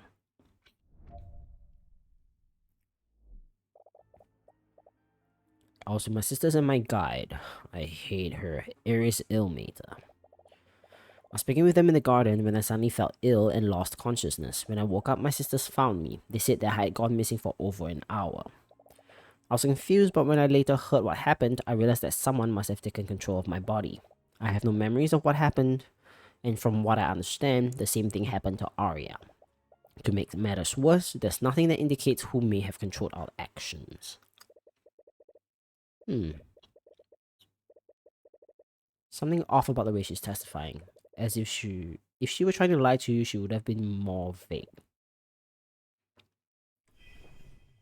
Would it be lying if you omitted things? That's what I want now. Is it truly lying if I'm just speaking the truth but omitting details? It's always a very fine line, isn't it? She's been missing since the massacre happened. Make no mistake, she's definitely okay. It's just a feeling.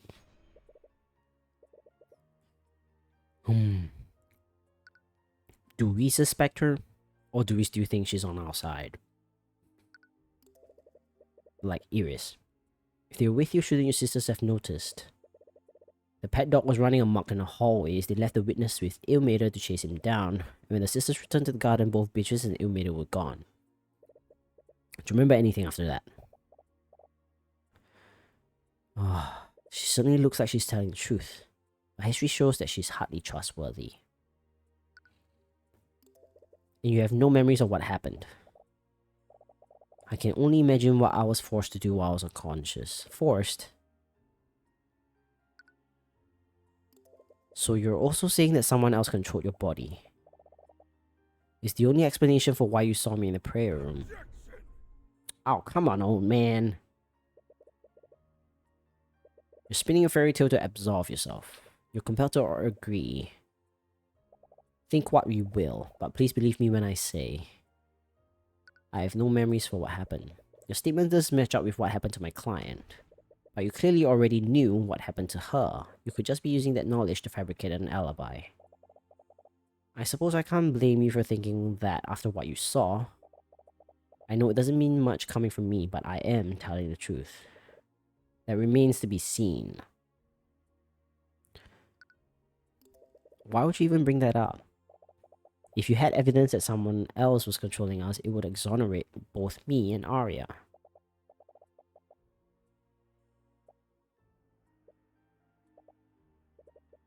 Oh. The way she's testifying is a bit strange. She immediately concluded that someone had taken control of her. So... nothing that indicates who may have controlled our actions. Nothing?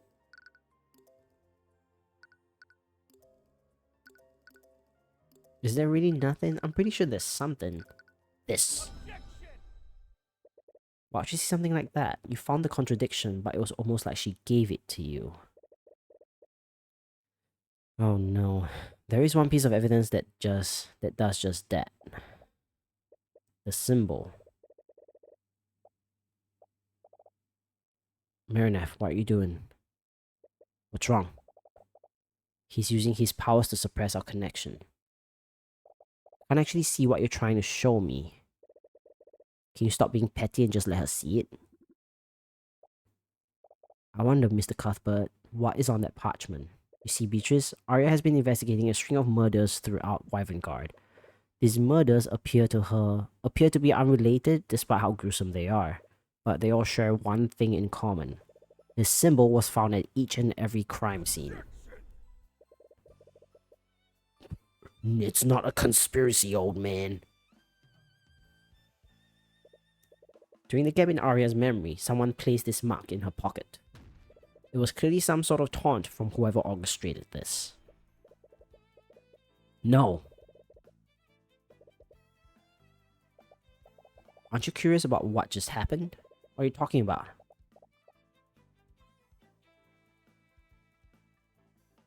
Someone's manipulating this. Anyways, it looks like you have to figure the rest out on your own. She's trying. Come on. Considering what I know, I like to indulge in this theory. Okay. It's suspicious, but not in the way that seems to implicate her. It's almost like she's intentionally trying to make you realize something. Okay. You're not sure why she stopped herself when you asked for an elaboration.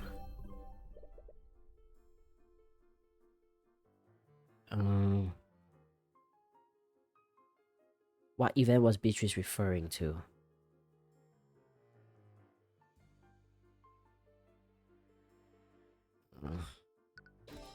He didn't allow Beatrice to see the purple mark. He only do that if Beatrice would recognize it normally. Why would Marineth interfere? Why would a demon like Marineth interfere like this?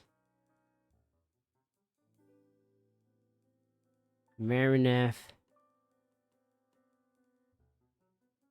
the mastermind, is related to a demon.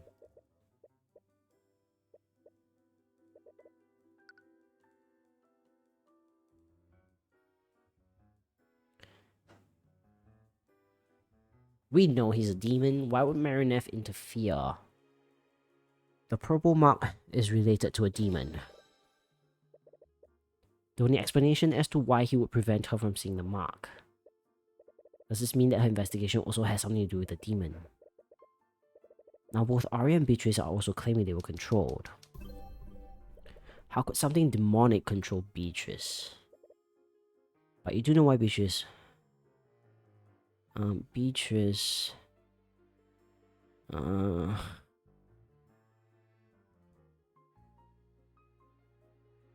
How could something demonic control Beatrice? Beatrice lost control of their actions due to Black Contract. Her soul, her mind, and her life would all be claimed by the Empress of Discord. What does this tell us about Arya? If this Empress of Discord owned Beatrice's mind, would that mean they also control Beatrice against her will?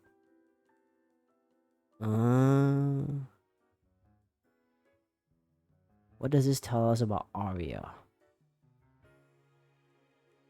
The mastermind created...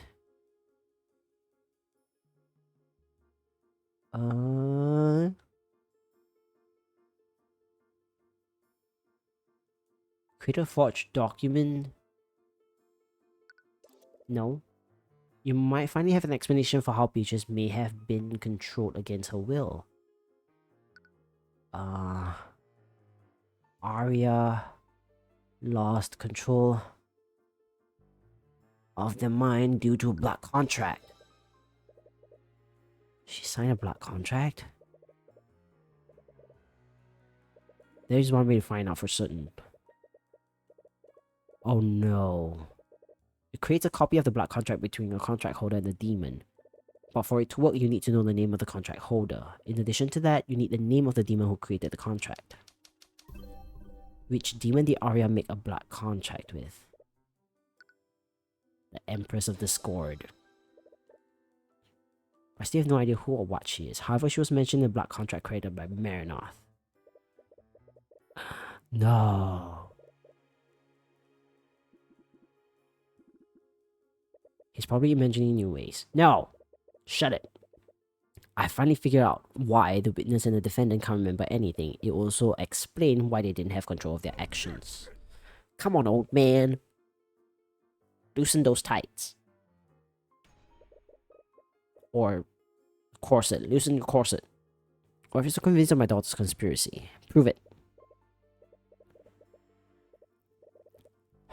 If I'm right, the implications don't bode well for anyone involved. Damn it. I knew you could do it. By the Eye of Horus, I issue upon you a divine edict. Release thy gods and manifest your Black Contract with Arya Stewin. No way. Hold on. The Black Contract seems strange. Unlike Beatrice's contract, it's only one page. Even stranger, there's a large empty space at the top half of the page. There are only a few sentences at the bottom. For the intentions of this contract, the person who hands the contract to Arya Stewin will be referred to as the patron. By signing this contract, Arya Stewin surrenders her mind, body, and soul to the patron. This contract will bind Arya Stewin to the patron so long as they both live. It's signed with Arya's signature. No. So who's the patron?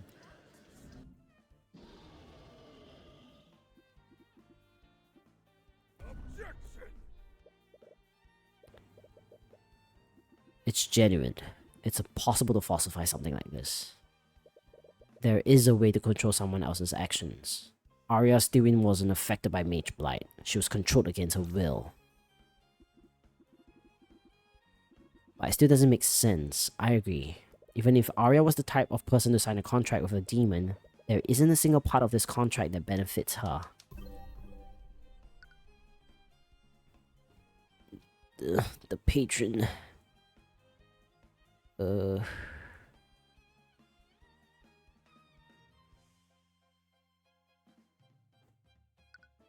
No.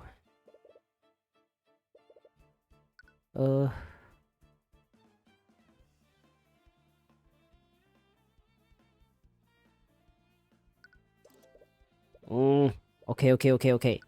Arya signed the contract because it looked like a normal document. When I issue a divine edict, it creates a copy of the blood contract that I call for. I think when she was given this contract, it probably looked like something entirely different. Something else was written in this empty space to make it look like a normal legal document, which means that my client was not in control of her actions that day. Oh, come on, old man. Arya was not responsible for what happened. How could you not believe your daughter?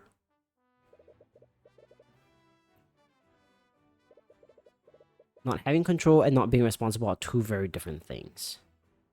That's not it. I'll admit the defendant may not have had control of her actions when she murdered the victims. However, she did have full control of herself when she signed this contract. He's gonna blame her. No one in their right mind would willingly sign a contract like this. And what of Beatrice Frigga? Was she in her right mind when she made a contract with the demon Marineth? Oh gosh. That's true. If we can't hold the defendant responsible, surely we should also acquit Lady Frigga for the murder of her father. I, for one, fail to see the difference. A fool made a deal with the demon, and as a result, several esteemed members of the nobility were killed. He's one who forgoed his wife. Honestly, this only placed more responsibility on her for what happened. I could have accepted if she had been reckless and accidentally induced mage blight. But to sign a contract with a demon? That only further espouses the need to put her down. Is that so? As a fellow attorney, would you really sign a contract without carefully inspecting it? Damn, he makes a good argument here. Whether it was through foolishness, negligence, or both, the defendant willingly signed a blood contract. She compromised herself, and as a result, 3 nobles died. The responsibility falls squarely on her. Wait, even if she willingly signed the contract, that's not entirely true. The patron. There's clearly someone else to blame for Arya's actions that day. I'd like to reread my client's blood contract. By signing this contract, Arya Stillwind surrenders her mind, body, and soul to the patron. Whoever this patron is, they took control of my client and used her to murder the victims.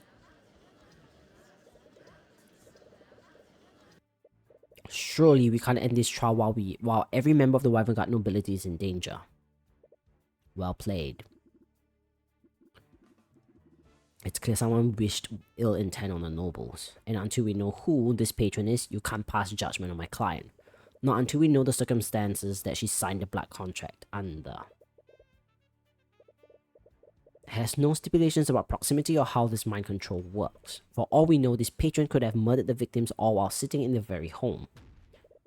There was a clear intent behind this attack. Even if the patron didn't directly participate in the murders, they definitely had a motive. If Arya was being controlled, then we can analyze her behavior to determine who was controlling her. Despite the questions raised, we've clearly made some headway. I believe we should take a brief recess to process these revelations. Alright. Okay, clearly this has more parts to go. We're gonna take a short break while I get some stuff cleaned, get some more snacks and some more drinks. But we'll be right back. We'll see you in a bit.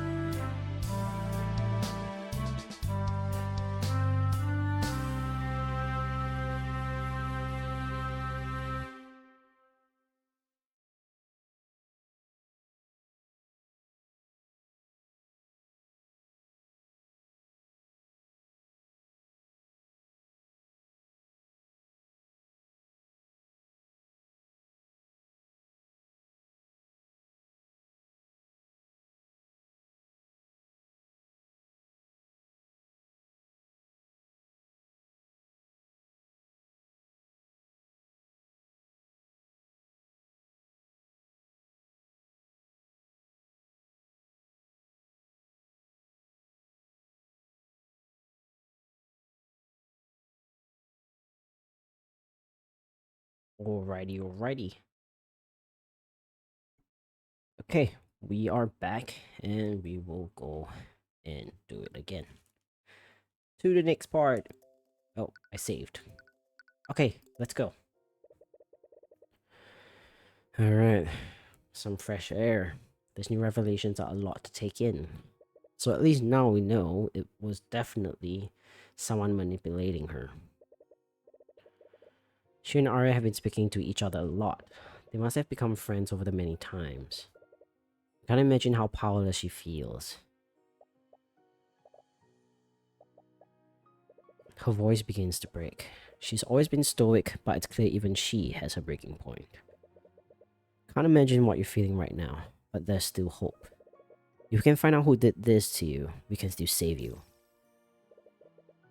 Do you remember if you've signed anything recently? I don't.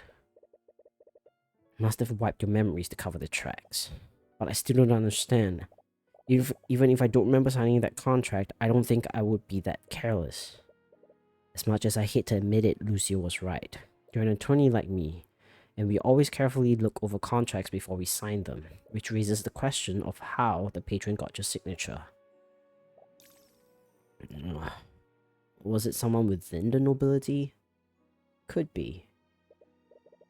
We don't even know what circumstances you were under when you signed that contract. For all we know, the patron could have used any number of tactics to coerce you into doing this. What are you doing here? He clearly is torn too. His actions say otherwise, but you could have sworn you saw something through the eye. It's almost as if he was saddened and worried. No matter how he feels internally, he's made it clear that he's your enemy. Whatever his motivations are, you overcome him just like everyone else. You should head back. No matter what it takes, you're gonna see this through. But this is we're gonna sacrifice something. Do we sacrifice the eye? Maybe. I don't know. Let's not speculate. Let's just go along with it. How would you like to proceed? I think we should review what we do know about the murders. That's correct. So let's start from the beginning. It all began at noon yesterday morning.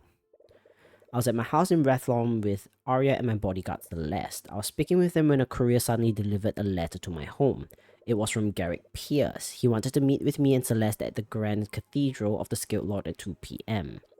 To make sure we were on time, we would arrive at the Grand Cathedral at 1 p.m. At the time, we didn't know the cathedral was closed to the public, but the knights guarding the cathedral allowed us through anyways. Apparently, they were expecting us. That should not have been possible. Due to the solemnity of the situation, we were very particular about who was permitted to enter the cathedral. It's possible someone pulled some strings to let us through. Or you two entered the cathedral illegally. Well, I'm sure that knight from the King's Guard can vouch for us. I know about every order given to the King's Guard, and none of them were told to let you through. It's possible the knight we met fell comatose like the others. And as long as they're unresponsive, we'll never know. Perhaps we should continue. Anyways, we arrived at the church and spent the next hour sightseeing before we went to meet with Pierce. In that time, we met with Remus, Lucio, Arya, Esther, and Alaric. Around that time, Arya and Esther left together to meet with the High Speaker. While exploring the cathedral, we spoke with Von Sanctus and Sybil.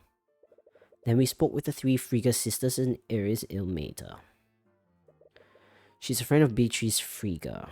The King's Guard wouldn't let her bring her familiar into the cathedral, so she brought Iris to guide her instead. Anyways, we left the garden at around 1:45 to meet with Piers in the prayer room. And around that time, Arya left her meeting with the High Speaker and felt nauseous. The last thing she remembers is looking at the lake. Something just occurred to me that it could be the High Speaker getting her to sign something. Like a marriage certificate. And he's the patron. Somehow. I don't know. Okay, anyways. Regardless, at 2 p.m., Aster went to pay respects to his father's body. Unbeknownst to him, a mage had placed a glyph of contingency in front of his father's coffin. It was a set to trap him within a forced cage. Considering what followed, the attack on his majesty must have been a diversion. It was also at this time that both Beatrice and Iris went missing. Considering the timing of it all, someone must have taken control of Beatrice's body after the trap on Aster was sprung. No, I don't think so. According to her contract, her mind belongs to the Empress of Discord, not the patron. Furthermore, Arya's blood contract was created by the Empress. It's clear that the patron and the Empress were in league with each other. Damn. Right, that makes sense. The patron and the Empress had all of the pieces they needed, and that's when they began the massacre. The patron took control of Arya's body, and they used her to murder Von Sanctus at 2:05. Presumably, Arya started a fire in the common room around this time. Since Von Sanctus's body was found there, this must have been after she murdered him. Shortly after, Prince Alaric spotted smoke from the fire and asked Arya what was going on. Arya responded by using an unknown transmutation spell to incapacitate him. Luckily, the effects of the spell were only temporary and Alaric came out unharmed. After this, the patron used Arya to murder Sybil at 2:15. She brought Sybil's body to the westward balcony where she dumped it into Lake Galacron. High Speaker Arceus witnessed this, but he wasn't aware of what she'd thrown off the balcony until much later. The High Speaker thought this encounter was strange, but he continued with his business. He headed to the prayer room but was turned away by the knight standing guard. Meanwhile, Celeste and I were talking to Lord Piers. When we showed up for the meeting earlier, he was clearly expecting someone else to show up. We tried to get to the bottom of what was happening, but he refused to answer our questions. And at about 2:20 p.m, we heard a commotion outside. Celeste went to investigate. And that's when Celeste fought Arya. The patron's target was Garrett Pierce, but Celeste was too powerful to neutralize. They fought each other for about 15 minutes before Arya was finally able to push past her. During that fight, the Empress sent Beatrice into the prayer room. She probably made Beatrice invisible to move undetected. She then used her to cast a sleep spell on Pierce and me to knock us out. I remember checking the time close to when this happened, and this must have happened at 2:30 p.m.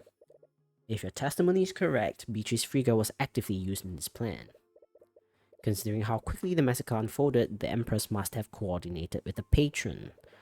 They probably planned how they would use Beatrice and Arya to carry out the murders. Anyways, after Beatrice knocked us out, Arya finally pushed past Celeste and entered the prayer room. And before Celeste could chase after her, she had already murdered Pierce. Arya and I were already unconscious by the time Celeste entered the room. The patron had already achieved their goal of murdering the three nobles, so she probably fell unconscious after they released their control over her. Arya and I regained consciousness shortly after, and that's when the Inquisition arrested her for the murders. Lord Pierce was one of the victims. Your meeting clearly had more significance than I realized. What was your discussion about? Should he say? Alright, for the past few months, Celeste and I have been investigating who her birth parents are. Yeah, supposedly Garrick Pierce had the information we were seeking. The letter he sent us said that he wanted to trade this information for his freedom. I assumed this meant that he wanted me to be his attorney.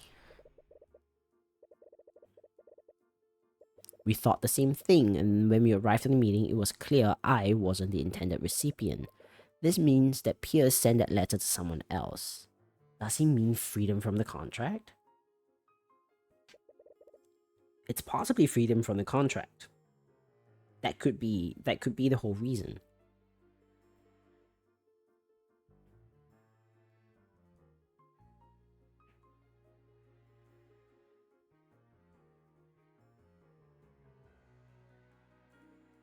Frankly, I don't much care if you believe me. Regardless, if we examine every action Arya took, we could build a psychological profile of the patron. I will give you that. To begin, the defense would like to call the Inquisition commander to the stand. His testimony might shed some light on how Von Sanctus and Sybil died. Despite all these witness accounts, we still only know how Pierce was murdered. He was impaled using a blade magically frozen from his own blood. I thought it was water. But you doubt that would give Celeste any kind of closure. We need to find out exactly how Arya murdered Von Sanctus and Sybil. The massacre was swift and efficient. It must have required a lot of forethought and coordination. If we figured out who might have had this knowledge, we might be able to find out who did this. Alright. I guess this trial is going smoother than our usual trials. Because a dragon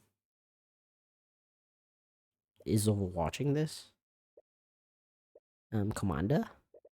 I can't do this. How am I supposed to act like this is normal? A giant lizard is standing right behind me. Calling me a lizard is highly offensive, Commander. Just try your best to testify about what happened. Alright, just stay calm. It all started when we received a report from the King's Guard. The prosecutor attacked Prince Alaric and a fire had broken out in the common room. We weren't sure what the deal with Stewin was, so we went to the common room to put out the fire. When we got there, we noticed a bunch of unconscious knights in front of the prayer room. We went to the prayer room. That's when we found Stewin and Cuthbert unconscious next to Pierce's dead body. We later found the bodies of Von Sanctus and Sybil too. That's when we realized that she offed all three of them. So you still have no idea how Stewin was used to murder Von Sanctus or Sybil? It's especially worse for Von Sanctus that fire burnt a lot of the physical evidence off of his body. What about Sybil? She didn't have any wounds. All we know that she died of suffocation. Alright, I guess we'll press all statements first. This is mainly based on Prince Alaric's testimony. We still have no idea which transmutation spell she hit him with. Judging from the time of the report, this must have been well after all three of the murders occurred. If Stewin really was controlled, whoever controlled her knew how to get the job done quickly. Yeah, we weren't sure what the deal was. Regardless of who it was, someone assaulted the Prince of Wyvengard. We were already dealing with a king who was trapped in that forced cage. A lot happened in that hour, and most of our attention was focused on keeping the royal family safe. Whoever orchestrated this must have known we focused our attention on keeping the royal family safe. Yeah, that makes sense. They had to spread their forces thin to protect everyone else and handle the fire. When we got there... Did you see Arya or Celeste? We only saw the aftermath of their fight. There were marks and craters everywhere in that hallway. Pierce's time of death was 2:45. The knights didn't arrive at the common room until 3:10. They didn't arrive at the prayer room until well after the battle had taken place. Wait, wouldn't that mean you were in the room with Pierce's body for 25 minutes? Why didn't you look for help? Oh, looking back, probably should have just looked for help. But even if Arya was unconscious, I didn't want to leave you alone in that room with her. Right. Okay, judging from the timing, this would have been several minutes after he'd already died. We had no idea what was going on, Pierce was already dead, and you and Stewin were unresponsive. I was hit with a spell specifically designed to make people sleep, but why would Arya be unresponsive too? We've never heard of a demonic possession until today. For all we know, it could have been a side effect of being controlled for over an hour. Could that common thread truly be a mere coincidence?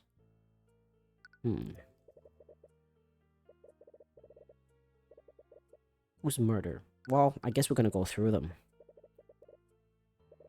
It's tricky with Von Sanctus because the fire partially burned his body. Divination magic could only tell that he died of suffocation. There's one thing. From his burn marks, we do know that he was hit with a firebolt before he died. We're guessing she wanted to weaken him before she dealt the final blow. So he took a direct attack from her before he died.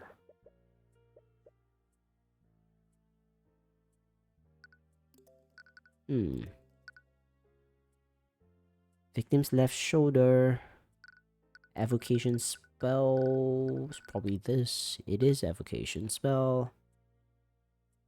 Will set the object ablaze if it's flammable. Abjuration magic. So I'm guessing he did use the force cage. But that doesn't mean that it contradicts anything. Let's press again.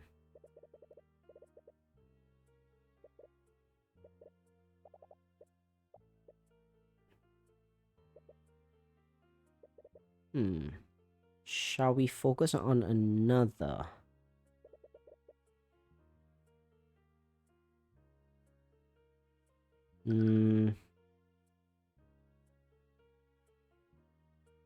Caroline Sybil.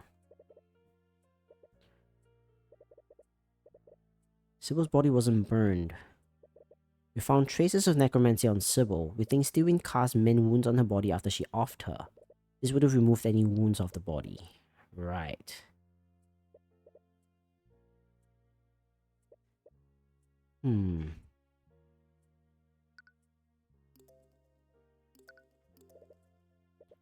bodies started dropping, we noticed that she was nowhere to be found. One of the kings got cast locate creature and realized she was somewhere in the lake. I see.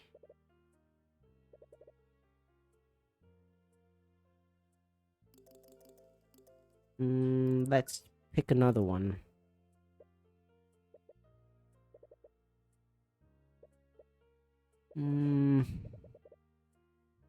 Alright, let's look at Garrett Pierce.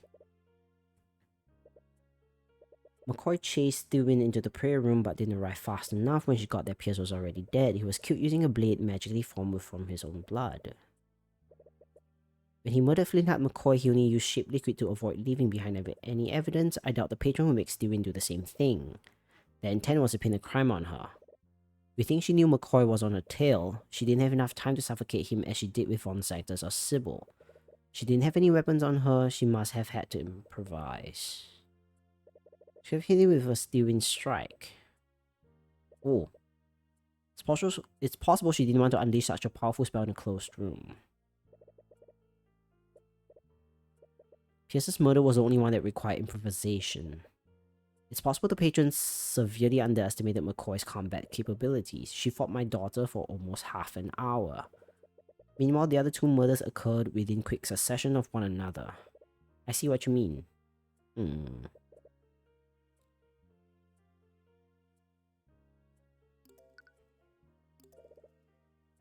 Yeah. We have more information on Pierce, so it's definitely one of the other two.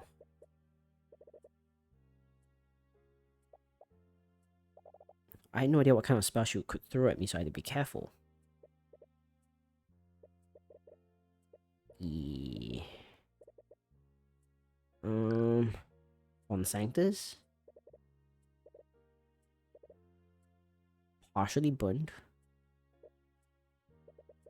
There is one thing. From his burn marks, we do know that he was hit with a firebolt. He took a direct attack. Okay. So, from what we know about firebolt, it says once it collides with something, it will set the object ablaze if it's flammable. And I'm gonna assume that a body is flammable. Mage Blade, Force Cage, send message. It says there's subjugation on him, so it's probably Force Cage. If that is it, the firebolt shouldn't have hit him. She probably wanted to injure him. Von Sanctus knew he was under attack, so wouldn't he cast Force Cage to repel her? He was hit with a firebolt and he must have been in immense pain. I normally agree with you, but the crime scene tells us another story. What implies that Von Sanctus casts... this. When we investigated the crime scene, we found traces of abjuration magic that formed a perfect square around the body. I'm sure if we measured the dimensions of that square, it would be 10 feet by 10 feet, which is the same length and width as the cube created by Force Cage. Like you said, he was in no shape to aim it, so he cast Force Cage on himself to create a makeshift barrier.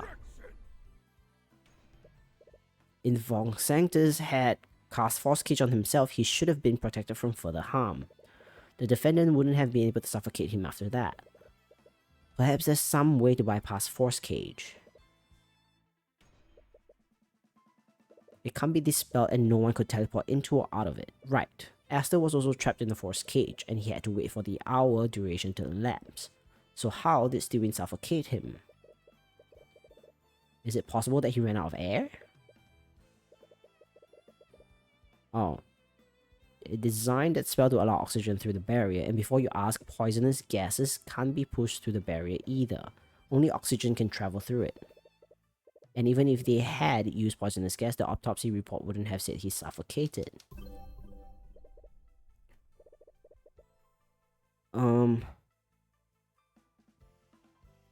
The fire consumed all the oxygen inside the cage.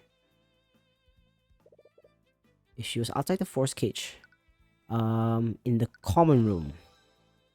Force cage is specifically designed to allow oxygen through its barrier, but what if there was no oxygen left? The fire. There we are. The patron knew Arya couldn't harm Von Sanctus once he was in that force cage, so she started the fire to eat all of the oxygen within the room. Interesting. And the inability to dispel it ended up sealing his fate. That's one way. A lot of this plan sounds like it was improvised at the moment, just like the murder of Pierce. Not only that, we assume that the patron used the same method to kill both Von Sanctus and Lady Sybil. But I doubt Lady Sybil died under the same circumstance. There was only one fire.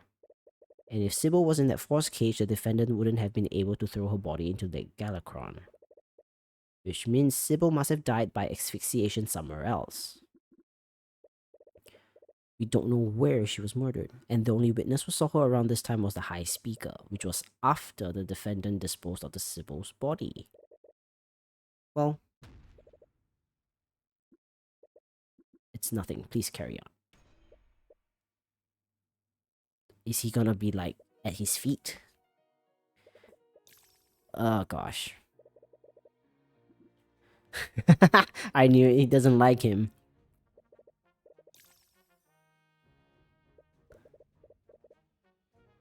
How many times do I have to tell you people that I'm not a god? Yes, I revere and serve the god of dragons, but I'm not Ahmed's avatar. I'm just a dragon, not even a powerful one. I'm not a deity. I guess you can be quite tired of people like that. It's always like that. High Speaker Arceus, the great and powerful Rathenian calls upon you today. Require... No. Please don't.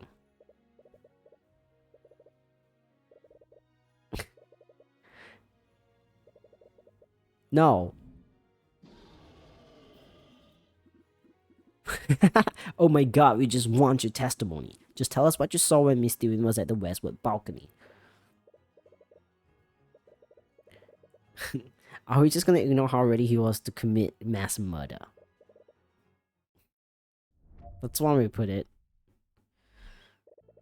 I was doing some paperwork in my quarters and I suppose I lost track of the time. My alarm went off and I realized that it was time for my afternoon prayers.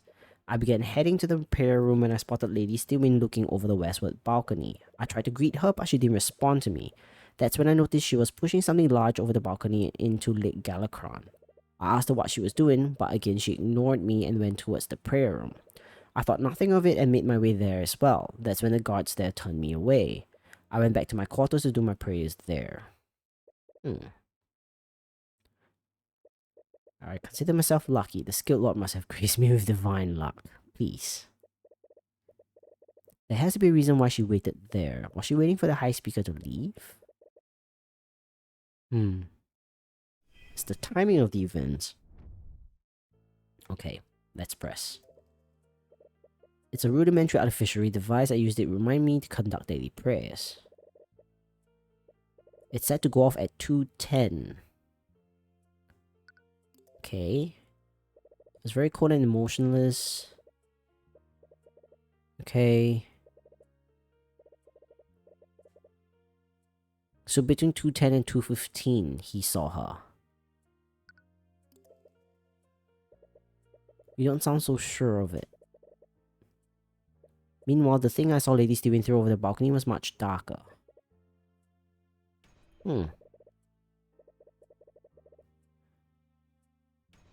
You obviously saw the defendant dumping the body. What else could it have been? The patron was probably trying to keep her on track, but I'm surprised she didn't attack you. Even if the patron was trying to frame her, she hadn't appears yet. Anyways, how long did you talk to her? Couldn't have lasted for more than 2 minutes. Okay? Yeah.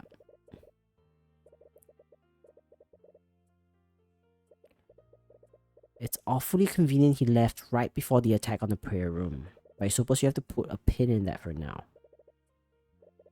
2:15. You were in your quarters during the massacre? We didn't know what was happening until some members of the King's Guard came to inform me what had happened to the king. They can all probably verify this, but it's still a little hard to believe how close he came to harm that day.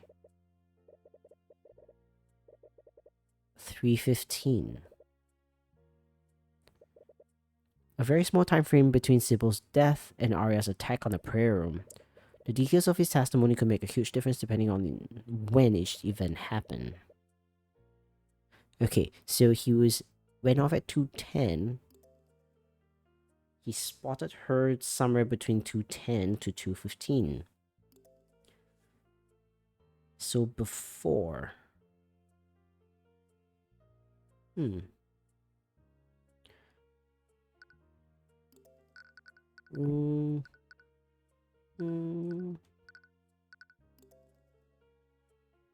Oh, she died at 2:18. Right, she died at 2:18. I'm not really sure what it means. So that means according to his time frame, she should have died between 2:10 and 2:15, but she died at 2:18. That's the thing, it couldn't have been Sybil's body. That may be, but the witness just said he saw Arya dumping the body before 2:15. You see it too, don't you? How did Arya dump Caroline Sybil's body into Lake Galacron before 2:15 if her time of death was 2:18? But we know the defendant threw Sybil's body from that balcony. There will be no other explanation for how it ended up there. Perhaps she was still alive when Arya threw her off that balcony. She could have been knocked unconscious with a sleep spell. Even if she was asleep, she wouldn't have survived a fall from that height. The distance from that balcony to that lake is more than 30 stories. Cause of death was suffocation. Alright. She died after she hit the water. But that's assuming she didn't do anything to lessen the blow. She might have had the opportunity to cast a spell to protect herself. That might explain why her body isn't as damaged despite falling from such a great height. What do you mean? Yes. Correct. But just indulge me for a second.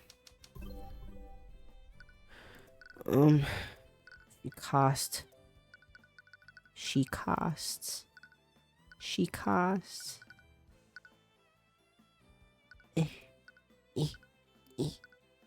Okay, transmutation, evocation, and necromancy. Okay, so it's definitely a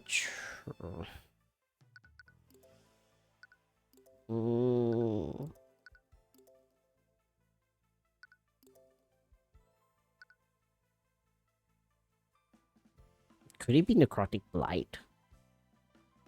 I don't think so though. Okay, what other options is there?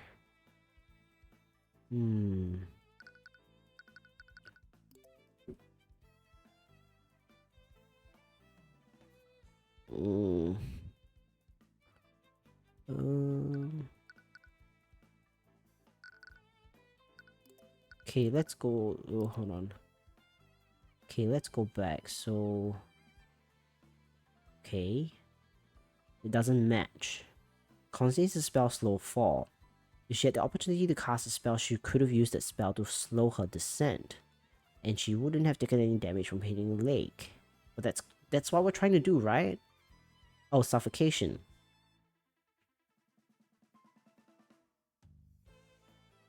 Okay.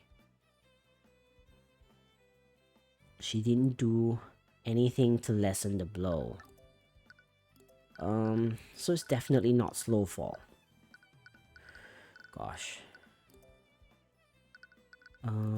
What's a compendium? Slow fall, foresight, strike true, detect magic. Oh, I guess stone skin will be the only one left. If you recall, the High Speaker mentioned that something was strange about the object Arya threw over the balcony. It was much darker and didn't match Sybil's usual garb, almost as if there was something else Sybil was wearing. The object was actually Lady Sybil protected by a layer of stone. I see. Why did Sybil cast... before...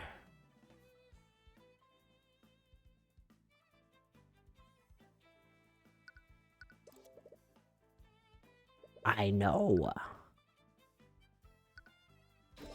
She cast Stone Skin on herself before she was thrown into the lake. Arya must have attacked her and she cast that spell in response. I saw that the object Arya dumped was stiff and motionless. If it had been Lady Sybil, she would have been struggling against her. She would have also still been alive.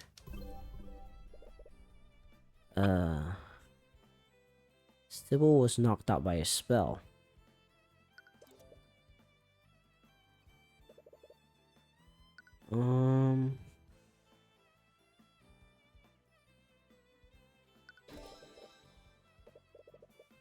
Considering it kept her from resisting Arya, the patron must have made Arya cast that spell. Arya. Shape liquid, dispel magic. Hold creature? There we are. Sybil must have cast Stone Skin on herself when Arya attacked her. The patron must have known that Arya couldn't physically damage her like that, so they ordered her to restrain Sybil with that spell. And Sybil died by suffocation.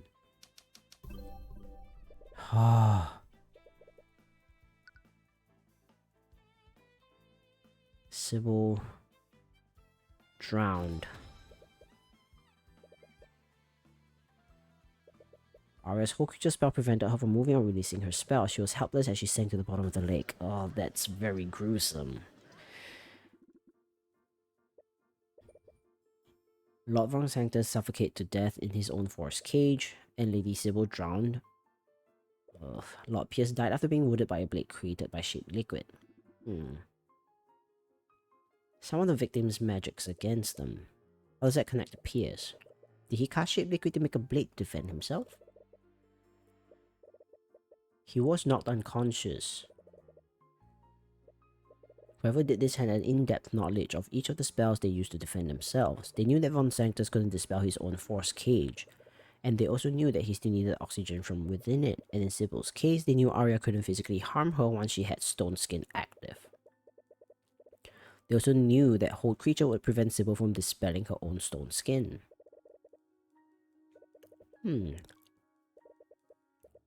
If Arya hadn't encountered Celeste, Pierce might have died just as quickly.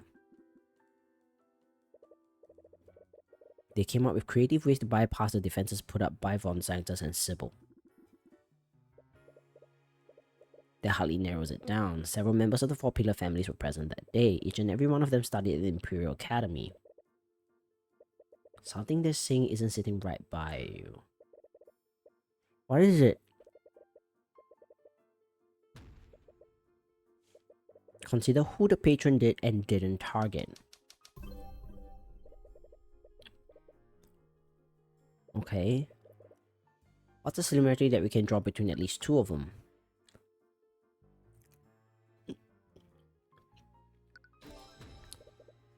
Heads of their respective noble houses. But that does leave one question. Out of most of the people there, you could have easily tricked your daughter into signing a black contract, but why would you need to do that? But the Grand General Wyvern Guard's military and the cathedral was filled with your men. You could have easily equipped one of your best mages to carry out this massacre, and you wouldn't even need to make a deal with the demon. From her encounter with Celeste, it's clear there's a limit to Arya's combat capabilities. The patron might have simply doubted Arya's ability to defeat the Grand General, but there's also another explanation. The patron wanted to frame House Tyrion using Arya.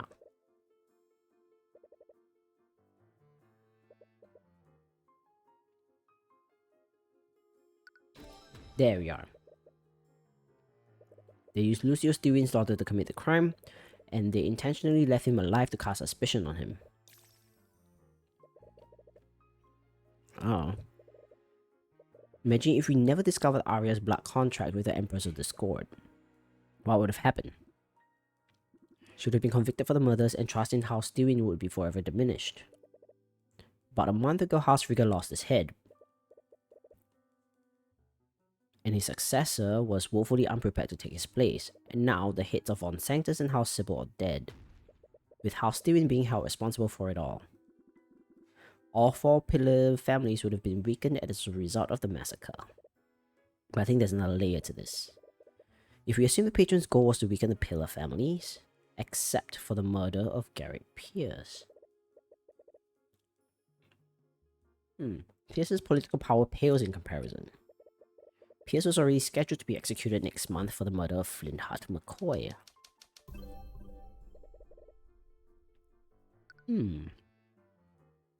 Pierce signed a blood contract.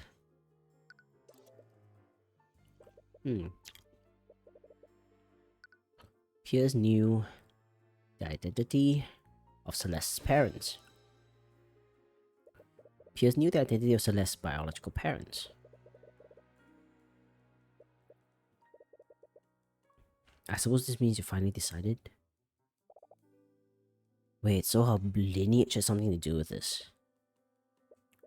Celeste's lineage has something to do with the murder or the massacres.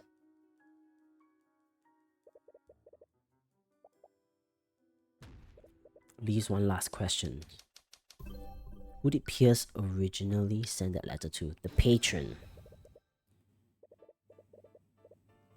But that means the patron is someone who would be threatened by Celeste's parentage. Well, what?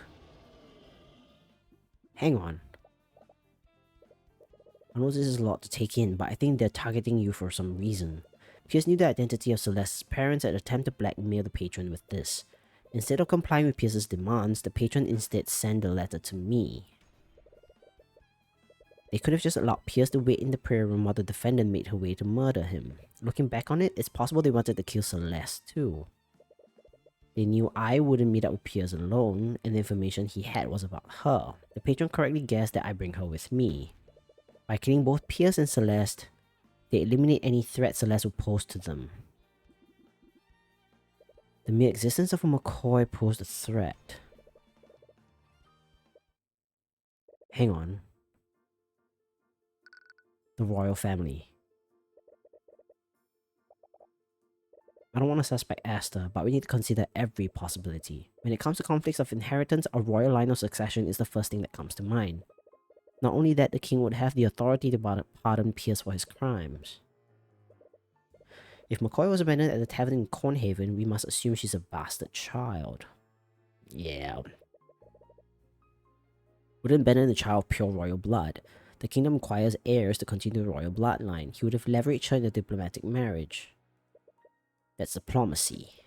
Even if McCoy was of royal blood, Asta is the king's eldest child. He's of pure royal blood. Okay, that's true. So who would that leave?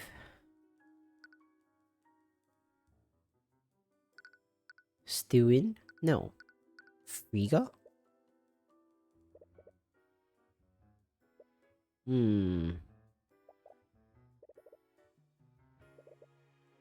No. I think we could judge a character. Nope. Okay.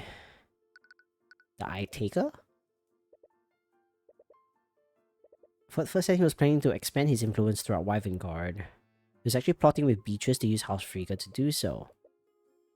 Perhaps we're looking at this all wrong. What if Celeste was part of the royal family and they're planning to use her? That's true. His Majesty might have well died alongside Sanctus, Sybil, and Pierce. Oh gosh. Still in? You think I'm a coy's biological? You're barely a father to your actual daughter. As I said, it wouldn't make sense for you to frame your own daughter when House Stewin would be blamed. You don't see him coming up with any ideas. There's something here I'm not seeing, but I know I'm close. There's a missing piece that ties all of this together. Your Grace, you've been alive since the creation of Wyvern and magic. Do you know who this demon is? But whoever this Empress is, they are brave to do so blatantly encroach on my domain. How should we proceed? There's something there.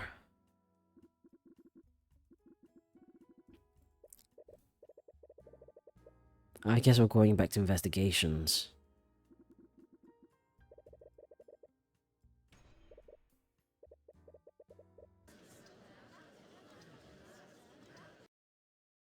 Oh man, I don't want... Come on. I wanted the trial to continue. It's as if you've forgotten something extremely important. What is it?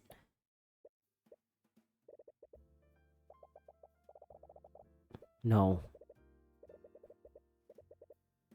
We need to investigate. Maybe if I get lucky, I'll see something through the Eye of Horus. Bottom of the suspect is the Eye Taker. Guess we have to speak to him. Arya's life is on the line. There's just a risk I'll have to take. What? No, there are ancient dragons and demon lords. Isn't this above your pay grade? Ouch. This whole thing is crazy. It's just like any other of our investigations. What if I can't? Oh.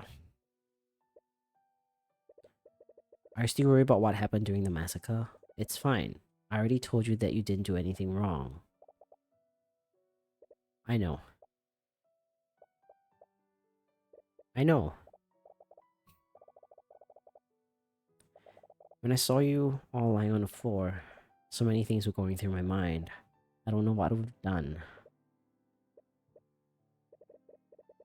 You were so focused on everything else that you've been ignoring her. She was attacked by Arya and almost died. You never even thought about how traumatic that must have been for her. I'm sorry. I didn't think.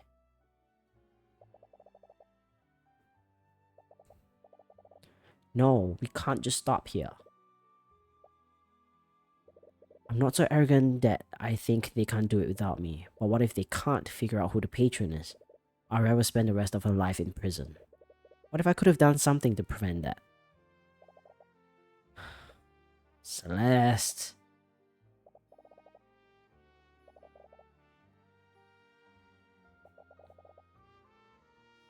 Come on, even she seems surprised by what she said. I'm really happy you're part of my life. I know what you're saying is coming from a place of care, and I'm really sorry about how much I've been worrying you lately, but you're not gonna stop. It's like I've always said, man, king or god, nothing will stop you from getting justice for your clients. I'm going to talk to Lucio. What? If we're going to meet the Eye Taker again, we'll bring some knights with us. You don't get a say in this, and if you're not here when I get back, I will find you. It's not an empty thread. She might have a point though. Before everything happened, you weren't even sure if you wanted to continue being an attorney. Maybe you should consider a safer, quieter life after this is all done. Perhaps a life with her. Wait, what? It was surprisingly easy to convince him. Oh. He finally realized that he likes her. You need to stay focused on the trial for Arya's sake. When this is all over... Yeah, you figure it out. We'll figure it out. Alright, come on. Let's go. Let's do this. Under the Kingsguard teleportation network, you arrive back in Rathholm. Due to Celeste's insistence, you're being escorted by a division of the Kingsguard. They definitely make you look out of place. As you walk through the city, you draw strange looks from nearly everyone who sees you. It's definitely going to take some getting used to. There's definitely something I'm fundamentally missing, but what? I'll try to pace myself. Anyways, we should speak with each of the suspects and confirm their alibis. That might help me finally put things together. Each of the nobles have returned to their respective homes, but our teleportation network should help you travel around Wyvengard. Okay. Let's move to Frigga Manor. So one of the servants mentioned that they appear to be entertaining guests in the study. Tracker? Hello friends. Sorry for Bork's tracker thought he smelled something bad. Sorry for barging in. Her emotions imply that she already knows why you're here. I'll skip the pleasantries. Do you mind if I ask you a few questions about what happened?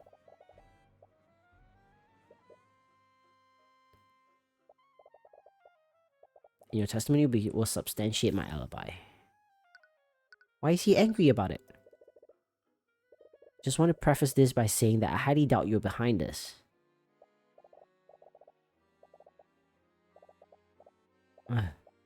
Oh, shut it, Miriam. But I'd like to cover everyone else before I confront him. Let him be.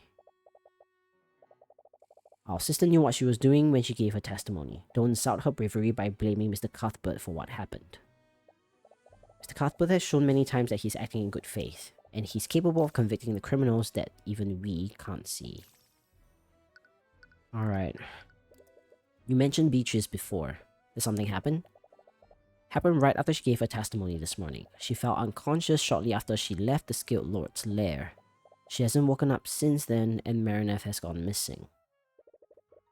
Must have been the Empress of Discord. After you manifested Lady Stewin's black contract, we all realized why she was acting so strangely. She sacrificed herself to save Lady Stewin. We will do the same. If there's anything we can do to help you, please ask. I appreciate your trust, all of you. But I have to ask, where were you all between 2 PM and 3 PM that day? And her friend were all in the garden before 2, but at around 2, my sister and Miss Ilmater both went missing. Hush now. If the Empress of Discord took control of her, there was hardly anything Miss Ilmater could do to stop it. She's been missing since the massacre. You mentioned that you all went to search for her. Did you see anything? We were originally planning to search the cathedral grounds, but when we arrived at the nave, we found Asta trapped in the forest cage. No, we stayed together for the entire time, but we did consider splitting up to cover more ground, but the Kingsguard found us and asked us to stay where we were. Did you see Iris at all when this happened? We never saw her. Alright, she went missing at the same time that Beatrice did. It's definitely possible she was involved in this somehow, not to mention that Eyetaker is one of our suspects and she's his daughter. You didn't know? I'd have thought that Beatrice would have told you.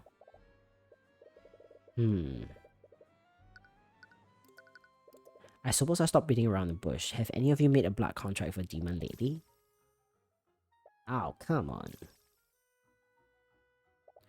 Of everyone present, our sister was the only person with known ties to a demon. If she were to share that secret with anyone, it would have been us. I've been misled by it before. We still have no idea who the patron is. Can't you just use this divine edict of yours to figure out who the patron is? To manifest a black contract, I need the title of the demon and the name of the human they made that contract with. What? Due to the king's funeral, the Kingsguard has a detailed list of everyone who was present during the massacre. Whoever this patron is, they were working together with the Empress of Discord. That must mean they made a black contract with her.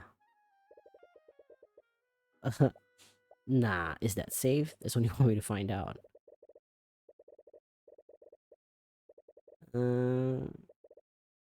Really, Styguts?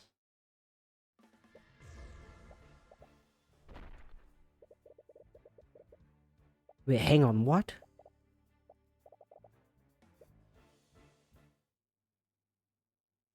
Esther?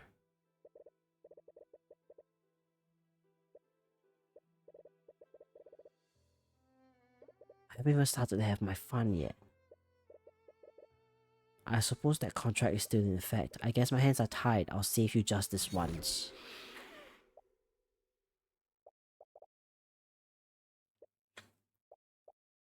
Wait, what? It's painful for you to even sit up. You died. If I wasn't here, who knows what would happen? I don't understand.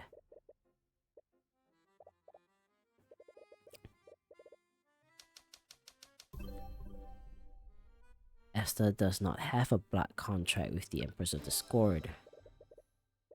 If demons are unable to lie, the same might hold true for angels as well. The divine edict must be some sort of divine power. So asking for a blood contract that doesn't exist might be considered a lie. I was being reckless. At least we know Esther didn't do this. Okay, for a minute I thought it was him. Either way, you should make note of this. I'll just have to wait until I'm certain of the patron's identity.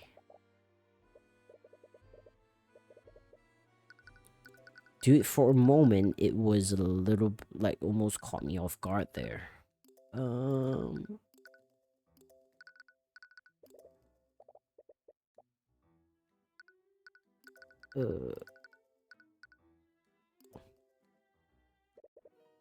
Alright.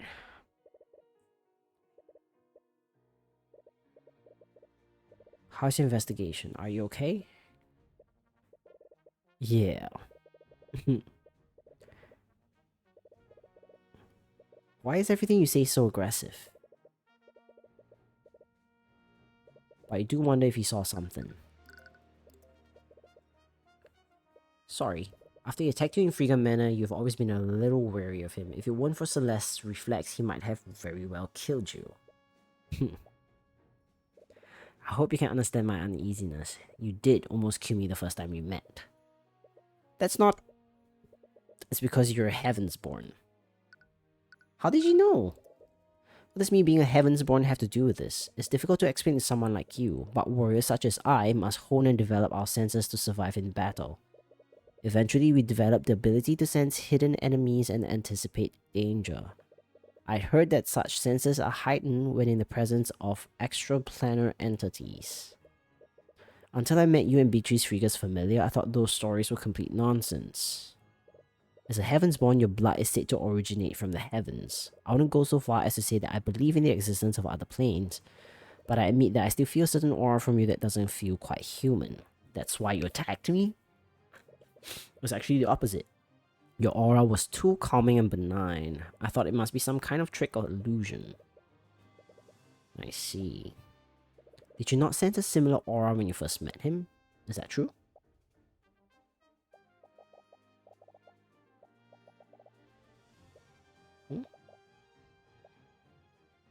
How did I get a good look at him?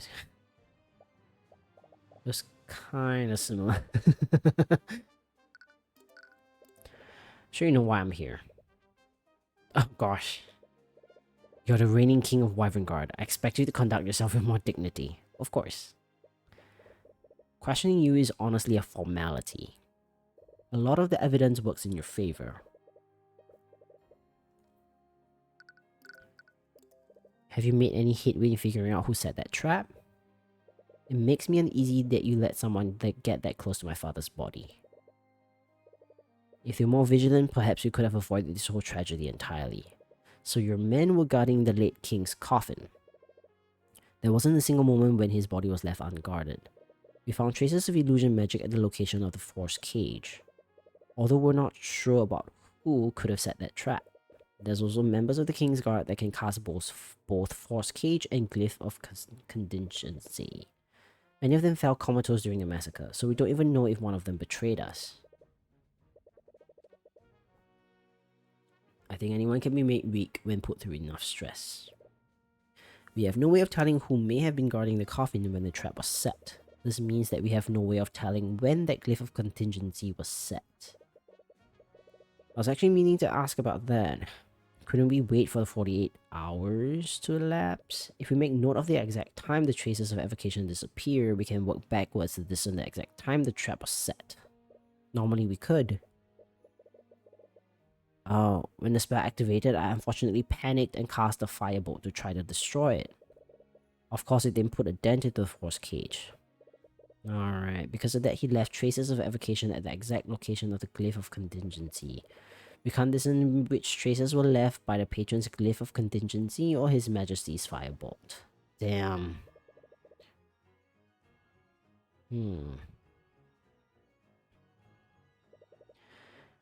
Yep. Alright. Have either of you spoken to Arya?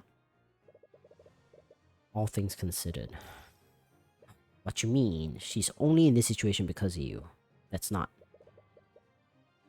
She's far too weak for this. If that's what you truly think of her, you're grossly misunderstanding the kind of person she is. She defied the rule you tried to force onto her, and she instead dedicated herself to fixing our broken kingdom. Ever since this started, all you've done is insult her. But you know nothing about her, and she's far stronger than you realize. Despite her lineage, she's always carved her own path and pursued her own justice. She only became a prosecutor because of His Majesty. What are you talking about? She became a prosecutor to fix our corrupt justice system from the inside. And who do you think put those ideas into her mind? If she wanted to fix our justice system, she could have easily done so by slowly weakening House Sybil's influence. But she knew about your strange idolization of Ruby Tamora. She knew how closely you follow each and every one of her cases. I know why she became a prosecutor. She thought that if she became like your idol and defeated her, you might finally notice her. You're wrong. Arya Steven would never care about me that much. Are you seriously that dense? He is that dense. When you were still engaged to Lady Frigga, you flaunted your relationship in front of my daughter with no regard for her feelings. I remember each and every time I heard her silently crying in her quarters because of how oblivious you are. She changed every part of herself in order to please you. My. She's weak when it comes to you. There's no point in fighting amongst ourselves. Please stay focused on the investigation. Well, at least he cares for her.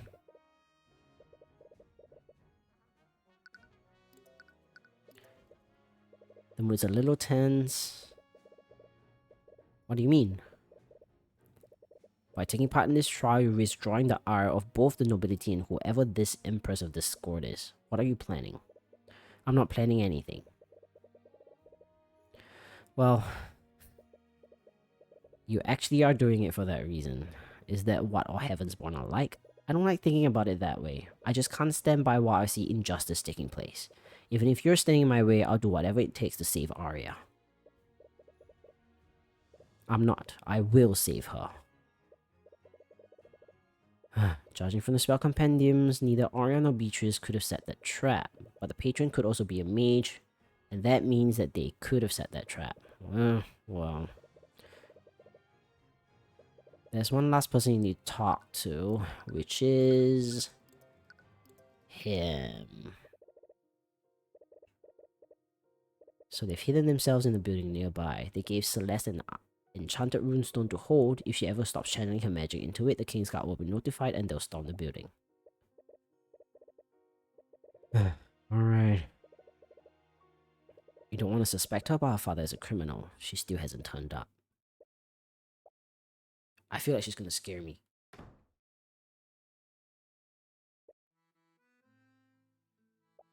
There's no one here.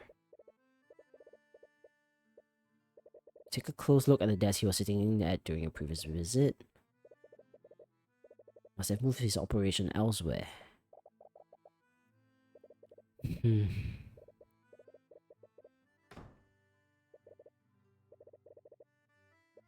Be careful, sir. They appear to have turned themselves invisible. They're not here, you idiot! Cloud does his launch into the air as you do so. He had the last piece we needed. None of the other suspects had the means nor the motive to do this. But he's probably long gone by now. It's over. It's not. It's not over. I wanna get that girl.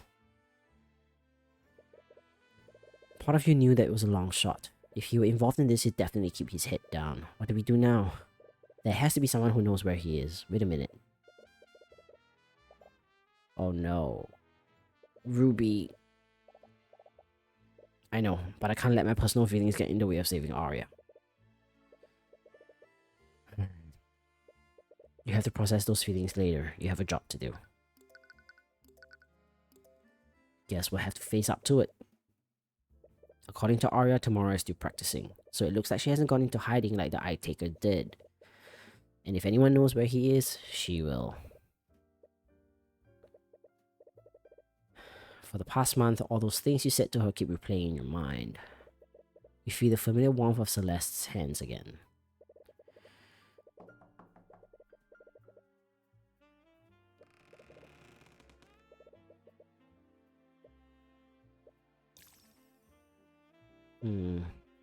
She looked completely frozen for a while, but her gaze narrows as she notices the legion of knights escorting you. No, of course not. Can we come in? You take a seat inside the office, but you can't really think of anything to say. The knights aren't helping. Could you take the knights outside and do a perimeter of the building? I am. We're in a populated building in the capital city of Wyvernguard. I think I'll be fine.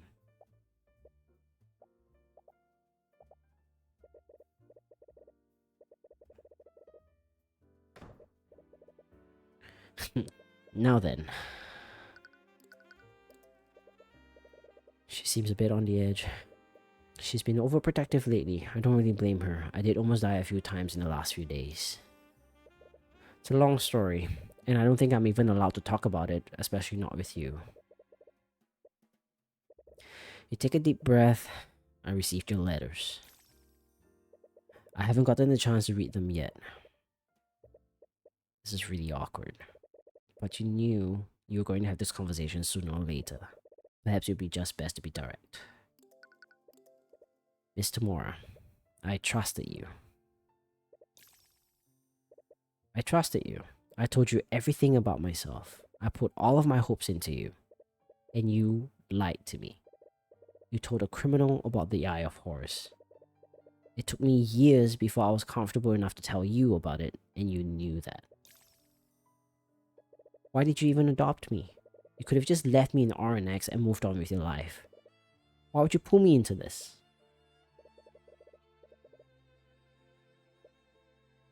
I've started thinking about what my life could have been like. I could have done so many things. I might have been able to move on from losing my mother, but you adopted me. You made my entire life focused around that one moment. I had a son once. Before you, I mean. I wasn't always a city person. I used to live in an old farm town, just like McCoy's. My son and I used to run an old tea shop, just the two of us. Wait, you ran a tea shop? It's ridiculous now that I think about it, but I was really happy back then. What happened? One night, a local nobleman had too much to drink at the local tavern. He barged into our shop and started destroying it with his magic. My son tried to stop him, but the Inquisition swept the entire case under the rug, obviously. They said that the nobleman felt threatened and acted in self-defense. What was his name? Ryan. What did you do? I thought long and hard about what I wanted to do. I was hurt and blinded by rage, so I decided I'll take justice into my own hands. No, at the time I thought that killing him would be too easy. I broke into his manor and found every incriminating document I could find. I found everything, from records of illegitimate children to plots he was making against other noble houses. I released everything to the public. It absolutely ruined him. That's when I realized that there was a way to make them pay. You didn't have to harm or kill anyone. You could just beat them at their own game. You could use the rules and laws they made against them, just like an attorney. When I realized that, I moved to the city and started studying law. I read every book there was to read about Wyvernguard's law, and I learned how to work the system. I started representing clients who were clearly being framed by the nobility, but I really didn't care about saving them. I just wanted to see the look on each noble's face when I implicated them with irrefutable evidence. But it got more difficult. As I started punching higher, the nobles got smarter and more influential. I continued to acquit my clients, but the trials got closer and closer each time. But I was arrogant, and I felt invincible. I thought that no matter what happened, justice would prevail. And then your mother's case happened. I've never met someone that remarkable before. She had this way of making you feel happy, no matter what kind of mood you were in. But I failed her, and I failed you. Miss Tamora, I never once blamed you for what happened. But that doesn't change the fact that I couldn't acquit her. She was executed because I didn't do enough. When you asked me to train to be an attorney, I was blinded by my desperation. I felt so alone and helpless. I wanted someone, anyone, to carry this burden with me. And how pathetic must I have been that I looked for that in a grieving 10-year-old child. When I looked at you, all I wanted to see was myself. I saw a hurt and broken person who wanted revenge on the nobility. I was too self-centered to realize that you were nothing like me. You care about people, and you cared more about saving your clients than harming the nobility. I think I knew all along, but I just refused to see it. Maybe you were right about me. Maybe I was just using you to make myself feel better. I took you from your home and forced you to dedicate your life to my dream. Maybe I never really cared. If I did care about you, I would have never put you into a life like this. I'm sorry, and I can't begin to apologize for doing that to you. Does that even matter at this point? I've been thinking long and hard about this. I want to forgive you, Miss Tamora, but I don't know if I can. But I want to try. She looks away from you for a moment as she wipes a single tear. Miss Tamora? No, don't call me that. What? If you can truly find it in your heart to forgive me, I want things to be different this time. I'm not your superior nor your mentor anymore. We're equals now. So call me by my first name? Ruby. Saying it feels strange after all those years, but you hope you can get used to it. Alright. I almost forgot the entire reason why I came. I didn't come here just to reconcile. I actually need your help. I need you to help me speak to the Eye Taker. I know, considering the circumstances, it will probably strain your partnership with him even more. But if you can just tell me where he is, I'll do my best to make sure it doesn't get traced back to you. The Eye Taker's dead. He's dead. He died right after you convicted Beatrice. He was lynched by a mob of civilians? Someone saying that it was some sort of retaliation from House Frigga? Didn't you notice that he didn't send anyone after you? But Iris said... She's the mastermind.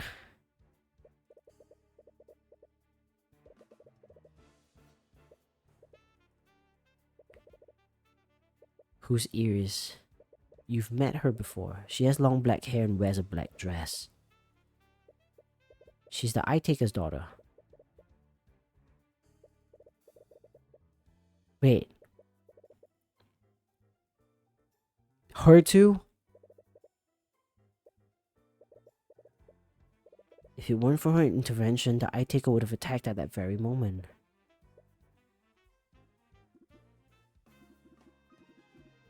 They have full ownership of her mind. They could have easily commanded her to forget signing the contract in the first place. Her too. Part of you really hopes you're wrong about this. Oh no. My. Her memories seem intact except for her memories of Iris. Since her disappearance, you've highly suspected that she was involved. Not only was she at the scene of the crime, she went missing at the same time. I never thought to ask one question. Is the Empress of Discord? Eventually, we developed the ability to sense enemies and anticipate danger. I thought those stories were complete hogwash until I met you and Beatrice Frigga's familiar. When I'm near Iris, none of those creatures come even close. It's like I'm in front of a predator that I couldn't even hope to beat.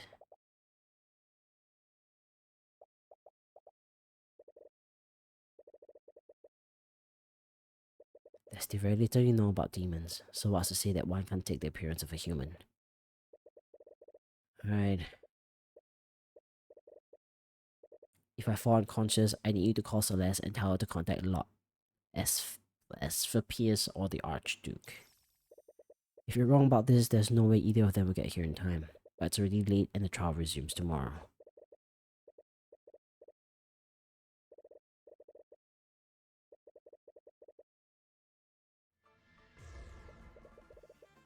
You finally figured it out. This entire time I've been chasing you. It's been so entertaining watching you scramble around. You've been making contracts with people across Wyvengard. You took control of Arya and Beatrice. Why would you want to do any of this? This isn't the proper stage to have our final battle. But I suppose that you've come this far, so how about I give you a little gift? Same thing. Upon signing this contract, Ruby Tamora grants the Empress of Discord access to her memories. At any time, the Empress may view any and all of Tamora's memories. In addition to that, the Empress may instantaneously change and alter her memories whenever she wishes. That's not good. She's not just any demon, she's the Empress of Discord.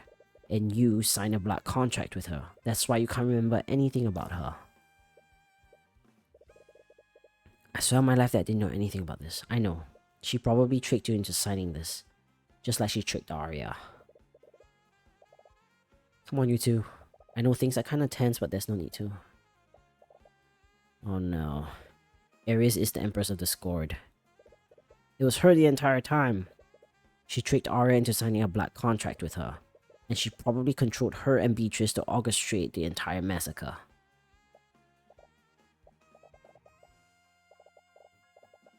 No.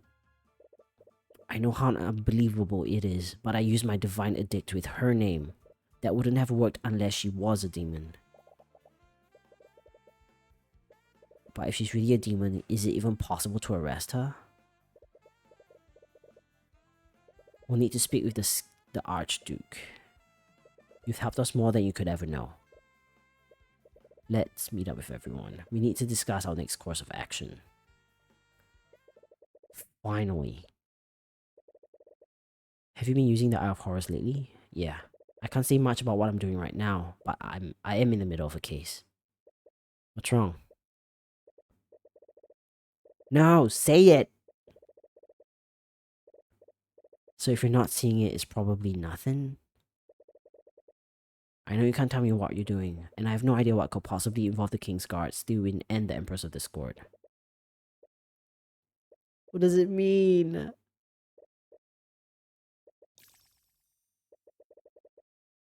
But you're not sure where this will take you. I'm afraid of what's gonna happen. She not only impersonated the Eye Taker's daughter, she also pretended to be a friend. What's her goal? Come on, let us finish this. I wanna know. Don't play dumb with me. They told me what you really are. What's your game? Why would you just deliver yourself to our doorstep? I put far too much work into this story to miss the final act. I can't wait to see how this ends. You killed 3 people and enslaved an innocent girl. Is this all some kind of game? That's exactly what this is to me. I'll admit, looking back it does feel a bit derivative. But I think I've done enough to differentiate myself from those that came before. It's a shame about the timing of it all though. That took you long enough to notice. I guess the Oafish Inquisition commander does have some observational skills after all.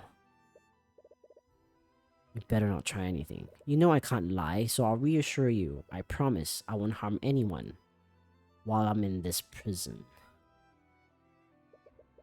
We're finally approaching the climax. No more deductions, no more talking.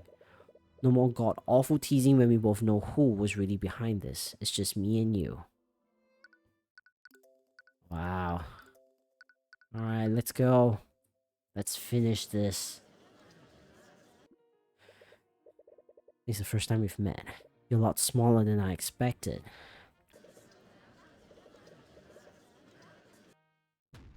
People of the court, thank you for your patience. Until now, we've known this woman as Iris Ilmater, and ever since the massacre, we've been trying to determine who orchestrated this.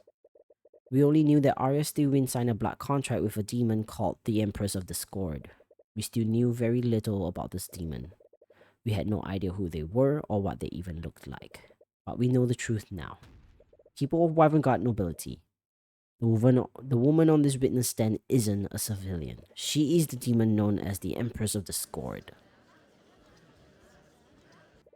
I have no idea how, but her form is that of a human.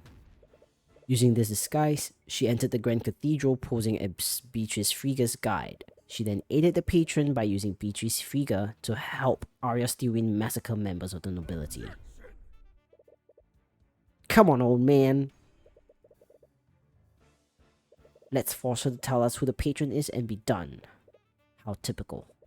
The Grand General thinks he can solve all of his problems with violence. But let me ask you this. Why are you assuming that the patron is a human? In Arya's contract, it says that the patron is the individual who gives the contract to her. How do you know that I'm not that individual? I go by many names. The Empress of Discord is only one of them. We simply need to execute you for your crimes against the kingdom. Haven't you forgotten what my underlings said during Frigga's trial? As a demon, I can never truly die. If you destroy my body, I'll simply reform in the abyssal hells. I wonder what might happen to your daughter if you were to draw my ire. Wow, she's got a good grip on her standing here. You're prosecuting her and playing the villain, but I know the truth. You secretly care about her, don't you? When you thought she had mage blood, you had to prosecute her. You held onto the little hope that you could convict her and convince her to take a plea deal. As the king's wife, her position might have been salvageable. And you did this all so she could be with her beloved Esther. But then it was revealed she signed a blood contract with me. That changed everything. Mage blood is one thing, but a demon owning her soul? She can't very well be a queen like this now, can she? You had to find out who the patron was before her trial ended, didn't you, Lucio? Otherwise, your beloved daughter would never be free. She got him, and you did all of this because you feel bad for what you did to her. Everything I've done is for the good of House Stewin. Is that what you were doing? Because the way I see it, you abandoned her for her entire childhood. You felt so guilty about killing her mother that you couldn't bear to face her. Was he trying to do the same thing for her mother? Iris, stop this. And you know what that did to her. You didn't just take away her mother, you took away her father too. You starved her of any affection. She couldn't help but latch onto the first person to show her any kind of superficial kindness. Iris! She didn't fall in love with Esther, she became obsessed with him. She stopped being her own person and she clings to him like a parasite. She changed everything about herself to suit his likes and desires. And you know deep down in your heart, you know that if he is ever taken away from her, she will fall apart. Since I pity you so much, I'll let you in on a little secret. Killing me won't save your daughter, and you don't have the means to confine me. Even if you know who I am, your daughter will never be safe from my influence.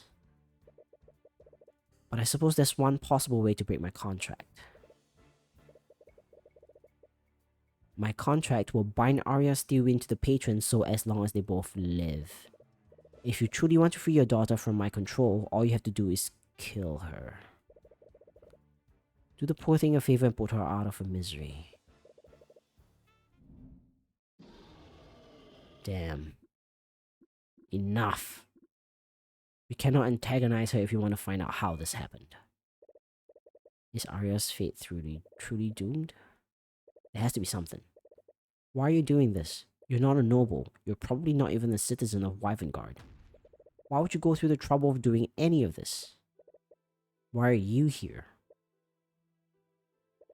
Why do you constantly risk your life for the sake of others?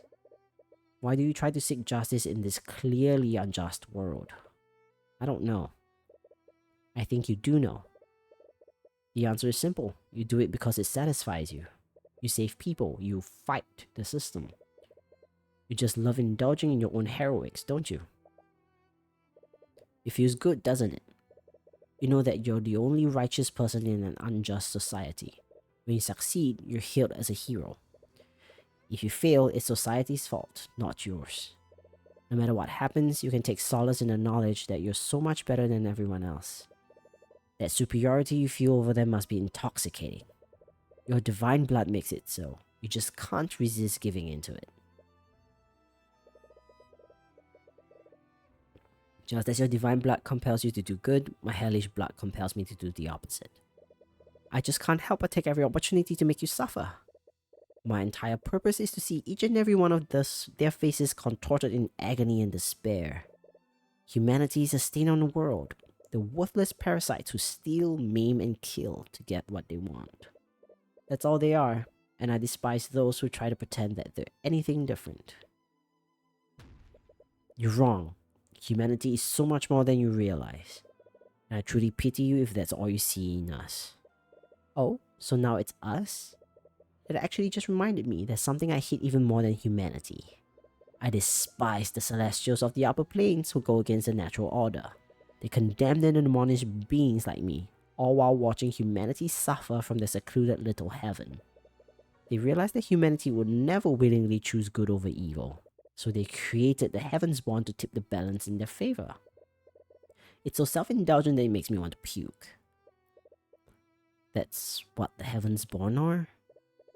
It is, and I've made quite a hobby out of breaking them and sending them back to their creators. I throw them into the deepest pit of despair before extinguishing their lives. There's been no greater joy in my eternal life. And it took a lot of work to get you right where I need you. Are you saying... You asked me why I did this, didn't you? My actions that day were all for you, my dearest Tyrion. Also, I could see the despair on your face when you realized the truth. Oh, nah. No. Just so that he becomes despaired? That's enough. You promised me that we would save my daughter together. Sorry. You said those words to me with such conviction, yet here you stand quivering like Grant in his first battle. Are you a few meager doubts enough to force a retreat from you? Is that all it takes to defeat the infamous Tyrion Cuthbert? He's probably desperate at this point. If Ares is the patron, there's very little hope for Arya. Unlike Beatrice's, her blood contract was short and concise. There was very little room for interpretation, so you probably can't dispute it either. But what kind of attorney would you be? No. What kind of a friend would you be if you didn't see these through? We didn't call you here today to wax poetic with you. The people you've harmed have a right to know what you did that day. So either give us your testimony or get out. Even now you're still undeterred. I really do love that about you. But I do wonder how long that will last. I wonder how long this will last. It's true, I was the one who masterminded this. I knew about the king's funeral at the Grand Cathedral, so I forced Beatrice Frigga to allow me to accompany her. When I was there, I used my contracts with Beatrice Frigga and Arya Steelwind to compel them to act against their will. And through the actions of Beatrice Frigga and Arya Steelwind, I facilitated the deaths of Lord Von Sanctus, Caroline Sybil, and Garrick Pierce. The only motivation for my actions that day were to harm Tyrion Cuthbert's friends and make him suffer. And before you ask, aside from my thralls, I was acting alone that day. I didn't follow direct or indirect orders from anyone. And I'm able to lie. I thought it'd be best to be as detailed as possible. Isn't that wonderful? She may not have technically lied, but she's definitely not acting in good faith. You should look at her testimony more closely. Alright. Come on. You completely carry out this plan yourself. I wasn't truly acting alone. You know what I meant. Yes, I just can't help myself sometimes. To state things plainly, no human willingly helped me with that plan that day. She's probably had a lot of practice deceiving people, so you should keep your wits about you. Alright. How did you find out about it? It was supposed to be closely guarded secret. I can't tell you all of my secrets now, can I? Yeah, we can't charge her with perjury. It's a surprise that she's even testifying. Okay. Until you can extract all the information she has, you just have to play along.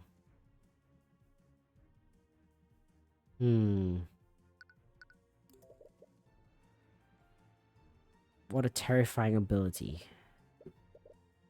That wasn't a compliment. I find it all quite sickening how your demons prey on people. Prey? People know that people know what they're signing up for when they sign a contract with a demon. You can hardly blame me for collecting what was freely offered. You both know that Arya didn't knowingly or willingly sign that contract. Aren't you just assuming that? What? How do you know she didn't knowingly sign a contract with me? My client would never willingly sign a contract with you. What if I were to threaten her dearest fiancé? Everyone has their breaking point. She was just trying to get inside your head. Arya would have never signed a contract like that even if it were to protect Asta. Why are you using the full names? You know I can't lie, so I thought I'd give you something. For example, I could have easily referred to another Stewin or another Frigga that I enthralled. That list is very long. Oh. Damn, she's evil. What reason could you possibly have to kill the three of them? I didn't. What? I didn't have a reason to kill them, I just happened to facilitate their deaths. So the patron is someone else. You specifically went after them. I did, but I didn't have any particular reason to do so.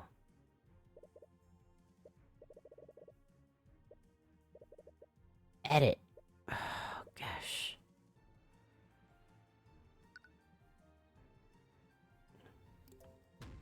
We already established that Pierce was killed due to his knowledge of Celeste's parentage. How could you possibly have no motivation to see them dead? That's where you made your mistake. You're assuming that I act logically. No. Iris is a different beast. For all you know, she could be completely insane. Damn. I went to all this trouble to get your attention, the least you could do is appreciate it. I'm not complaining. If you really wanted to make me suffer, why wouldn't you just go after the people close to me? Killing people is such an easy task to accomplish. There are much more effective ways to make someone suffer. That's a very roundabout way. Why do you find the need to specify? Beatrice used an indirect order to feign innocence in your previous trial. Did you work together with anyone to facilitate the massacre? Of course I did.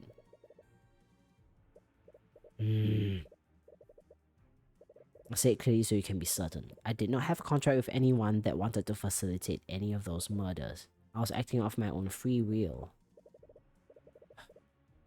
You just need to examine her testimony. She technically can't lie. She's clearly hidden something. Focus on what she's clearly trying to imply. Okay.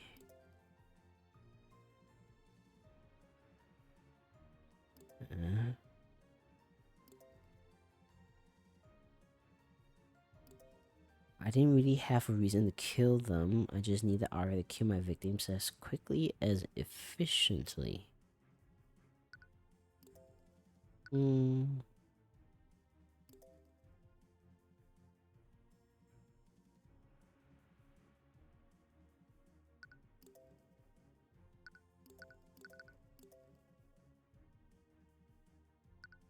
Him?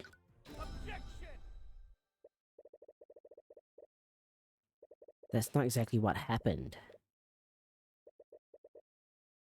That's not what I was referring to. You said that you needed Arya to kill them as efficiently as possible. But that doesn't really match with what happened to Garrick Pierce, does it? Unlike the murders of Von Sanctus and Sybil, Pierce was murdered with a blade frozen with magic. It's such an extremely convoluted way to kill someone, it would only make sense if you were trying to hide the evidence. But that clearly wasn't your intent. For the love of God! I knew that would come back. I have no love for God aside from myself. She's being vague. She's still hiding something. Okay. She's very good at misdirecting you and playing with everyone's emotions, so stick to the facts that you know for certain. In her testimony, she said the following. I didn't really have a reason to kill them specifically. I just needed Arya to kill my victims as quickly as efficiently as possible.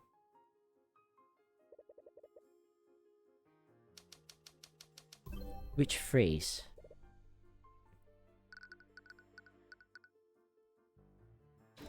She said her victims instead of the victims. You recall Marinef using a similar trick. The victims of this case aren't the same as her victims. Which of the people in this case were your victims? Yes. Who was killed directly by Beatrice Frigga or Arya Steelwind? I knew it. You're hiding something. Ah, gosh. She's a pro at this. Nothing you can do to permanently. She could have easily gone into hiding. She never had to come here. She wanted to. Who killed Caroline Sybil? Arya Steelwind. She can't say it. In her own obnoxious way, she's trying to guide you to the truth, but for what purpose? My god.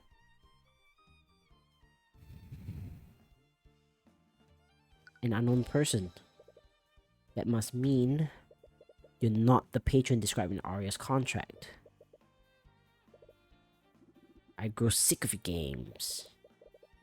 The murders were too politically motivated to have been completely random. You can unequivocally prove the patron's identity by issuing a divine edict. Oh gosh, there's a risk of getting it wrong. She's not gonna answer that. You want me to find out the truth, so why are you staying silent? It'd be so much better. No. No, no, no, no, no.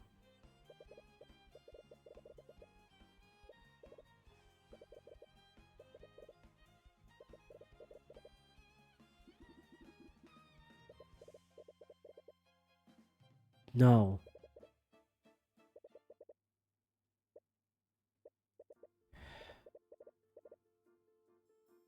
I hate to think it. It can't be her.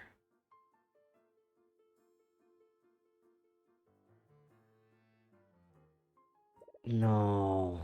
Okay. When the patron killed those two, they will be able to effectively counter every magical defense. What do we already know about the patron through the first two murders? Yep. It's not experienced in physical. Oh.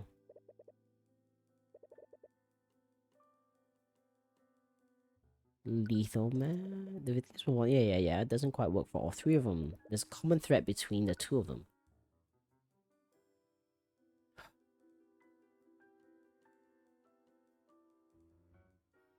What do we already know about the patron through the first two murders?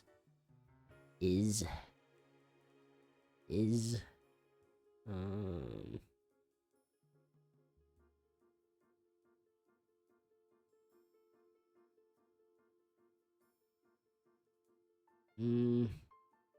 Experienced? Okay. They came up with creative ways to bypass the defenses. Okay. Change when they murdered Pierce. Iris implied that neither Arya nor Beatrice killed Pierce. No. Did she make her sign a black contract too? Okay. Beatrice was already able to slip past them. Okay. Why didn't Iris use Beatrice to kill Pierce?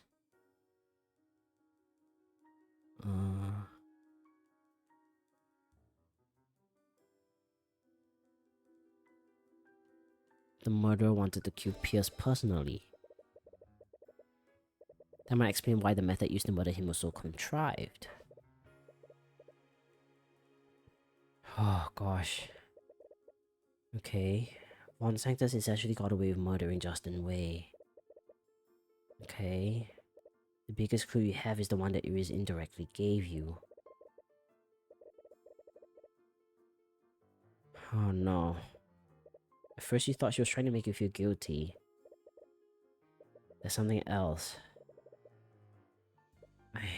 No, come on. I already have an idea, but I don't want to know that it's true.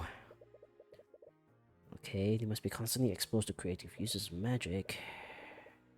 They personally handed a black contract to Arya. Arya was either threatened or tricked into signing a black contract. In addition to that, they must have been close to the prayer room when the attack happened, and lastly, they must have had an emotional grudge against Garrett Pierce. I don't really want to do this.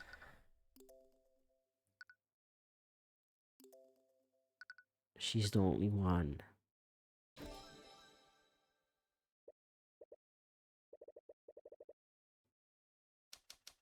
Ah.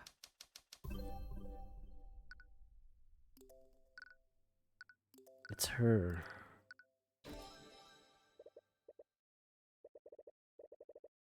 No. Oh, I hate this. Stop it. Stop it. Stop making me pick. Stop it. Stop making me do this.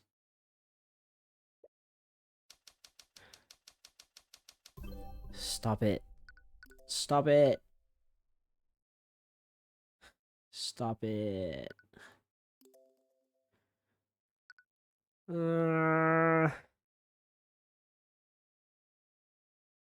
Stop it. I don't want to do this. How many times are you gonna make me choose? There's nobody else.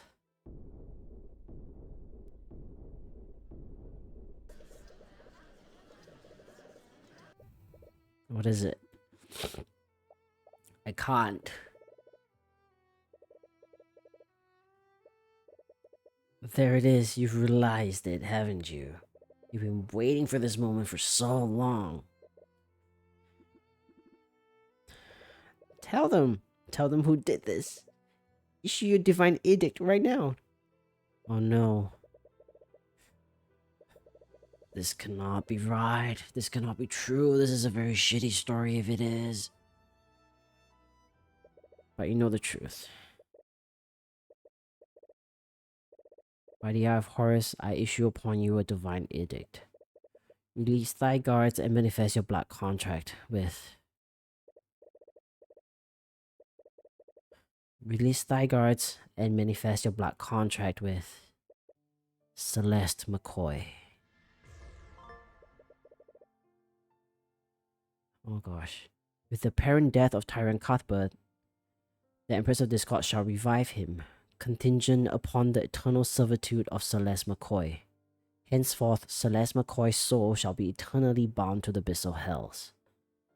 As a part of her servitude, Celeste McCoy shall engage in actions deemed necessary to secure the compliance and cooperation of Arya Steelwind in the Empress's endeavors.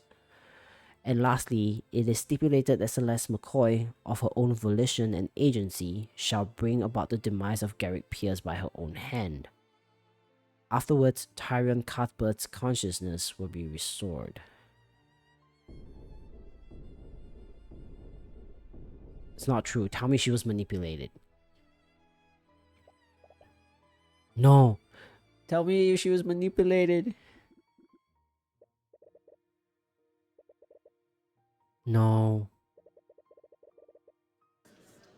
Tell me she was manipulated. That she was under a spell. Tell me it's not true. Wait, she knows? It was the only thing that would save Tyrion. What? I fought Beatrice and Iris. They broke past me and ran into the prayer room. But the person they killed wasn't Pierce. It was you.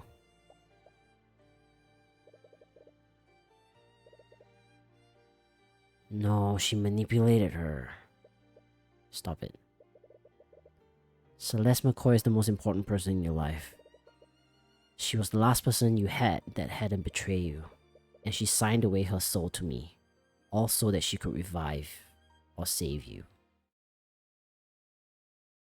No.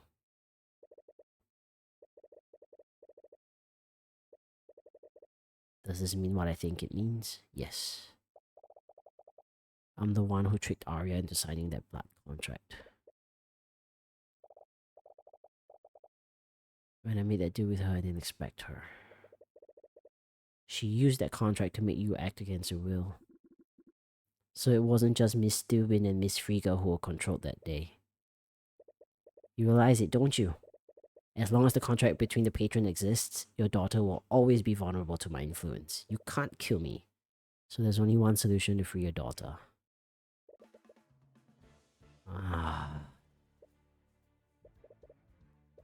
After what you've done for my daughter, I have nothing but the utmost respect for you. But I will do whatever is necessary to protect her. This is not going the way that I hoped it to be. Why is it like that? I'll let you all in on a little demonic secret. Doesn't matter if you confine her within a prison, the patron will be able to take control of Arya no matter where she is. But if you kill her, Arya will finally be free from my control. Do it. No! No! When I realized what happened, I should have just come forward and admitted to what I did. But I kept holding on to hope that it was all some kind of trick. I prayed and prayed for the patron to be someone else. I was hoping you'd find something that would prove that all of this wasn't my fault.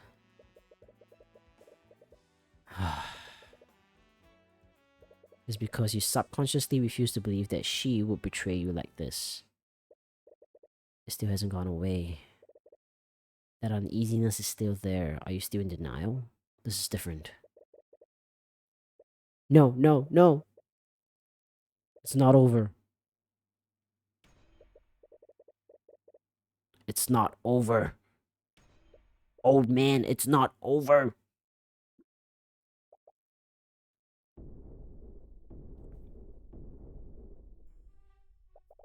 What kind of court is this? She forcibly pushed Iris out of the way, something that catches even her off guard. You are innocent until you are proven guilty. I won't let anyone pass judgment on you until that is unequivocally proven.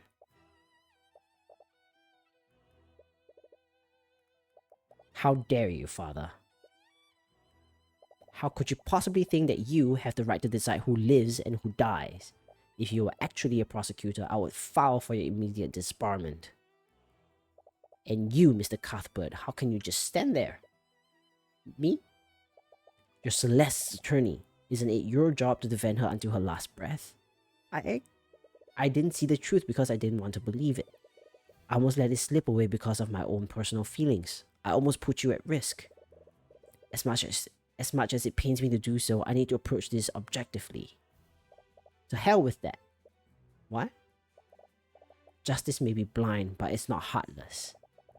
I see it in her eyes whenever she's with you. You mean the world to her. She consigned her very soul to hell to protect you. If you abandon her when she needs you most, I will never forgive you. Damn. Can you testify about what happened? Arya is right. We need to do this properly. It's obvious he wants to be done with this as soon as possible, but even if he controls the King's Guard, the rest of the room is clearly against him.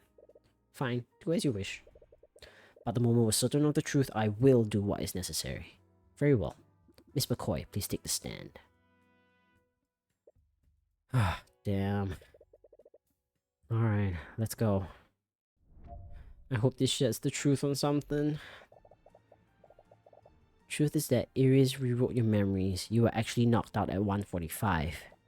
We went to the prayer room a lot earlier for our meeting, and that commotion we heard was actually Beatrice and Iris attacking the guards at 1:40. They tricked me and slipped into the prayer room, and Beatrice, she killed you. I didn't know what to do. That's when Iris told me she would resurrect you in exchange for killing Piers. I know I shouldn't have done it, but I just wanted you back. I didn't care about what happened to me. I didn't realize that she used my internal servitude to take control of my body. She used me to trick Arya into signing another blood contract. After that, I followed through with my end of the deal. I killed Pierce so that she would bring Tyrion back. There's something off. She's still manipulating her. Let's go. Come on.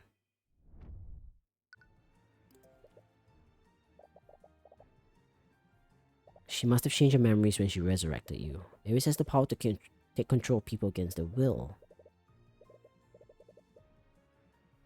But how can she change our memories?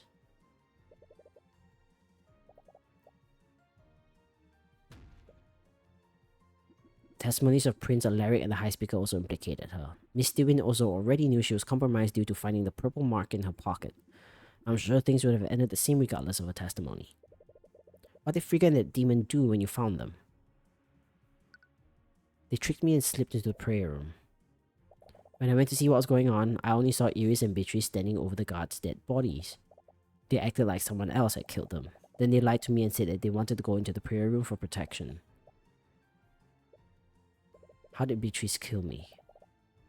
She hit you some kind of necromancy spell, but it didn't visibly wound you. When I checked your body, it was already cold. Your heart was stopped. I think she used necrotic blight. Right. She must have lied about trying to heal you. What did you do? I'm sure that was her goal from the very beginning. She wanted you to make a deal with her. It was all so she could make me suffer. Stop. Just don't.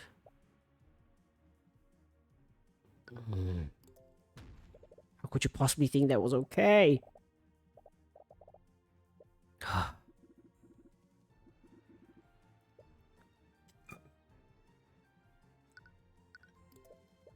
That part was written in a slightly misleading way.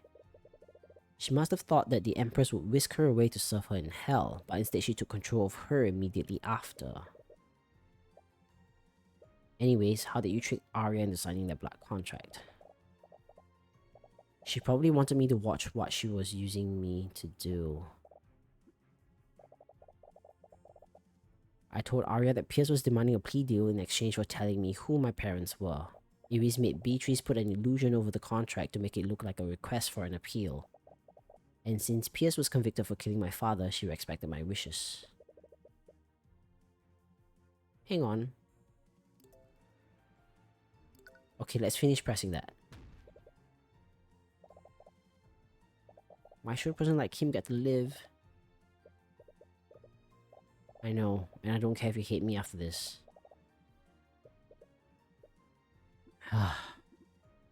Okay, so there was something about that sixth statement here. Okay. There was something here. Okay. I told Arya that Pierce was demanding a plea deal in exchange for telling me who my parents were. Iris made Beatrice put an illusion over the contract to make it look like a request for an appeal. Since Pierce was convicted for killing my father, she respected my wishes. Why would she?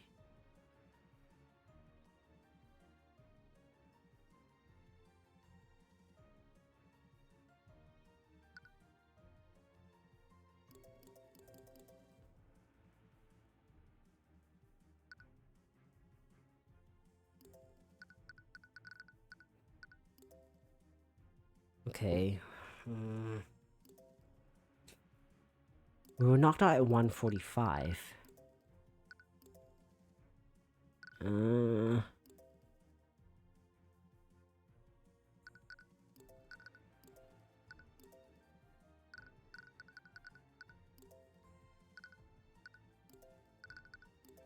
What's this?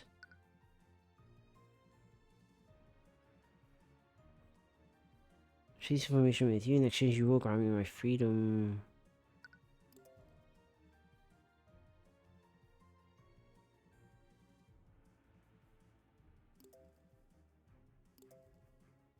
Hmm?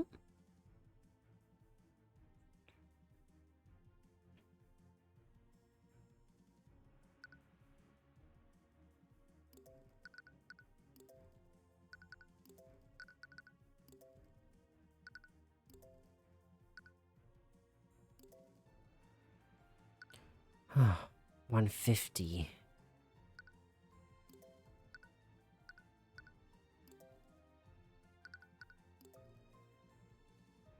Oh. Oh. Until 2 p.m. Until 2 p.m.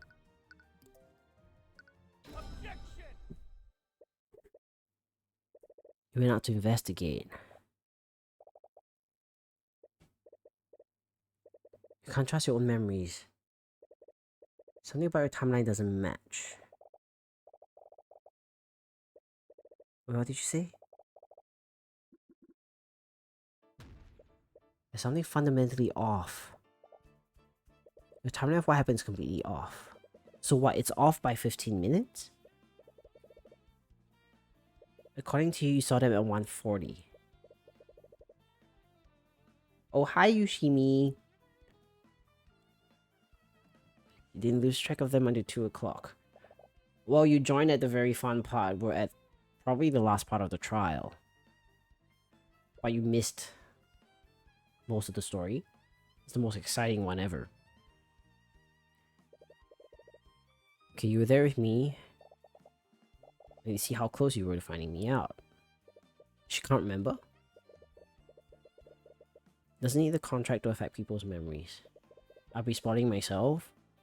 Well, I guess the fun part is arriving to where we are at currently. There's so much that happened though. Something else that Celeste is clearly remembering differently. I mean, you already know who the person is, but you need to know the steps to get to there, so that part is interesting. There was such a big plot twist just now that I was so quite a little upset about, but I guess not. I don't know. We'll see. Something that Celeste is clearly remembering differently that contradicts a physical piece of evidence.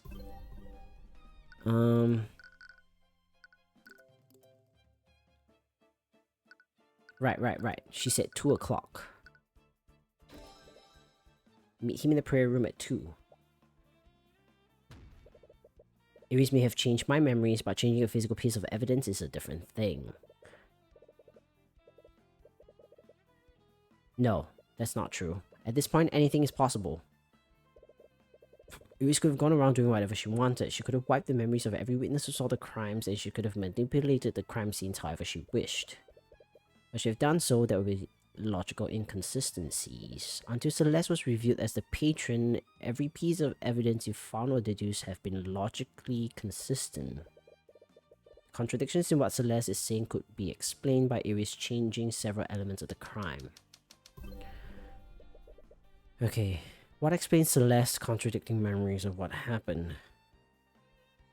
Okay, Ares changed the memories of Celeste McCoy. Ares currently has your internal servitude. She could manipulate my memories, but to say she's not manipulating your memories. Okay? Okay. She wouldn't need to do that unless she still had something to hide. Come on! I mean, Celeste's true memories will tell us exactly what we need to know. Oh my gosh. It's nearly 4 hours. I can't remember what really happened. She has full control of my mind. That doesn't matter. It's just like every cross-examination. You keep testifying, she'll keep changing your memories to tell more lies. If you keep pointing them out, we'll eventually arrive at the truth. Oh no. Oh gosh. She took control of her.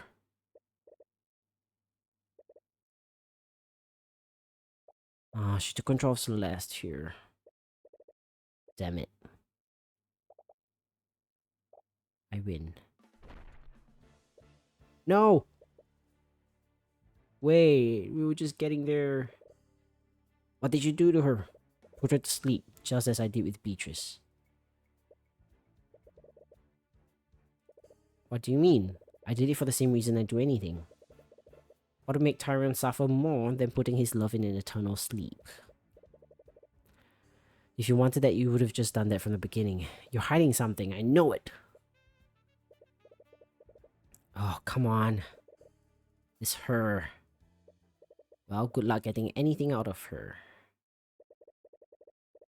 Ever since you discovered the truth about what she did, one possibility has been floating around your mind. Is it even possible? Doesn't matter. What would happen if I nullified Celeste's blood contract? Assuming there's anything to even dispute, everything granted by the contract will be reversed. I don't think you fully understand what that means. Your men know where Ruby Tamara's law office is, right? Wait. You need an attorney to cross-examine Celeste's testimony. She owes me, and she'll be able to finish this on my behalf. Wait, he's ready to go through with it? Ooh, I love this fully drawn picture of her. Finally see her face. I'm one of the eldest evils that's ever lived. I would never create a faulty contract. You know I can't speak lies, correct? By the Eye of Horus, I demand the opportunity to dispute Celeste McCoy's blood contract. I'll state it plainly then, there'll be no room for doubt. I don't care. Celeste sacrificed her life to save mine. How could I ever face her again if I didn't do the same?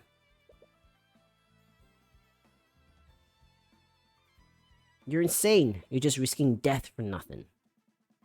Maybe this is pointless, but I'll never stop fighting for her. It is true, why is she getting so uptight about? If it's flawless, it'll be fine. I'm only human after all. Once you pass this point, you will not be able to save your game. Okay. Ooh, this seems ominous. Alright, hopefully this is the last part of it. Probably the most interesting part. Let's go. I've killed people. They were usually criminals or bandits. But it still frightened me how unaffected I was by their deaths. It always came so easily to me. I was good at it. A little too good. People told me that taking lives of others would be hard, but I never felt that uneasiness, not even once. Made me think that I was some kind of unfeeling monster. Maybe I am. But the time I spent with you, it filled me with more happiness than I could have ever dreamed of. Instead of taking lives, I could save them alongside you. It felt good to protect you. I felt needed when I knew you were relying on me. It made me feel like I was actually worth something to someone. Whenever I saw the light in your eyes, it filled my heart with a warm feeling that I've never felt before. It was too good to be true, wasn't it? In the end, I failed you. I couldn't protect you, just like I couldn't protect my father. I don't understand. What did you ever see in someone like me? I really don't understand. Why would you go this far? It's good to see you too. Hang on. What is this? I literally had to sign my soul away to hell to keep you alive. And you just threw your life away? Also, they're teetering between death and, life. What else was I supposed to do? Should I have just let Lucio kill you? I was never going to go along with that. Do you even know me? This is why I couldn't tell you the truth. Because I knew you'd do something stupid like this. You know I always get to the truth in the end. All you did was make that process extremely frustrating. I could have gotten away with it. You can't even beat me at chess. How are you gonna hide a murder from me? Alright. I killed Pierce. I know. At first I tried to justify it by saying he would die in 1 month anyways. But what's his life when compared to yours, right? Or when I looked at him just lying there unconscious, I just got so angry. So I woke him up. What? I wanted him to experience a fraction of the pain that my dad felt. Someone like him didn't deserve a peaceful death. Nah, tell me it ain't true. This time, I'm the disgusting murderer you've been looking for. So why couldn't you just let me die? Do you honestly think I care for you that little? You are and always will be extremely important to me. One betrayal won't change how I feel about you. So you're not getting rid of me that easily. I'll always be there when you need me. And no matter where you go, we're going there together. I think we might be heading to a pretty bad place. Well, I'm not the one to celebrate a victory prematurely. Why is she here? But if you're already admitting defeat, I won't look a gift horse in the mouth. Can't believe you brought me here. I will never hear the end of this from my father. Where are we? The courtroom of the gods, the place where truth and reality are determined. The court of Azathoth. I'll give you one last chance. You made a rash decision, but I can still send you back. Even now she's still trying to dissuade you. Why is she so intent on making you give up? You're nervous, aren't you? Is that so? There's a reason why you didn't want me to bring you here, and I'm going to find out what. Your persistence was endearing at first, but now it's honestly really annoying. I suppose we'll have to do this the hard way. Don't say I didn't warn you. Whoa, what's this sudden argument? You should have taken my offer when you had the chance. The only way to nullify my contract is to unequivocally prove that its conditions weren't fulfilled. Whew. So says the word of Asmodeus. By his word, demons are incapable of speaking lies. You're out of your element. This is my domain. Okay, wait. Doesn't mean you can't negotiate. No. If it doesn't matter if your contract is perfect, I'm not leaving here until you... No. Disputing about contract was truly impossible. There would be no need for this court. Yes. Demons are powerful, but they aren't omniscient. They can't possibly be aware of contradicting circumstances that may be created when they make a contract. Ooh, that took a huge chunk. That's good. You're hiding something that you desperately need to keep hidden. You even went as far as to knock out Celeste before we could get the information from her. You tried to confound the investigation by manipulating Celeste's memories, but the contradiction in her testimony proves one thing. She didn't see you and Beatrice enter the prayer room until 2 o'clock at the earliest. Your so-called contradiction is based on the testimony of Leif Frigga. How are you so sure that her testimony is reliable? It's supported by the testimonies of Miriam and Lord Explecus. They were all together at the time the testimony is sound. Looks like you've made a contradiction. Whoa. And that illusion makes the testimonies unreliable, so says the word of Asmodeus. What? Who knows? My statement still stands. You can't just expect us to accept your claims without any evidence. I don't need any proof. In this court, the only thing that matters is what is true and what is false. And the word of Asmodeus says that Leif's testimony is unreliable. Why? She only said that Leif was tricked. She didn't specify an exact time. What else proves Beatrice didn't disappear until 2 o'clock?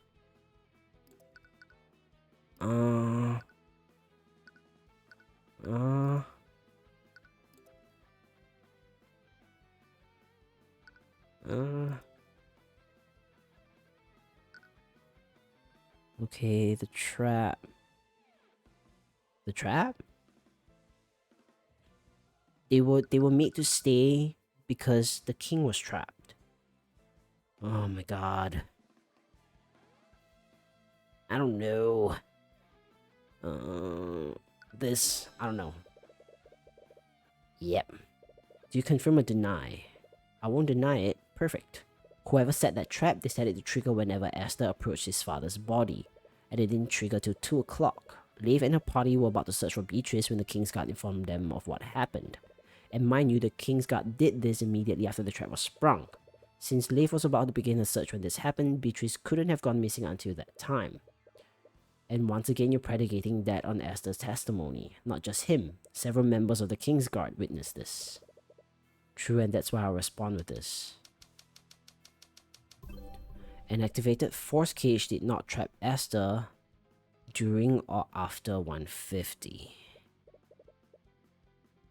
Come on! Are you saying that trap was sprung earlier? I can manipulate the memories of people who have bought contract with me. I'll give you a little clue. The Empress of Discord made contracts with multiple Knights of the Kingsguard. You can't trust their accounts of what happened. How many people did you make contracts with? Oh no, but I have my talents in Wyvern Guard.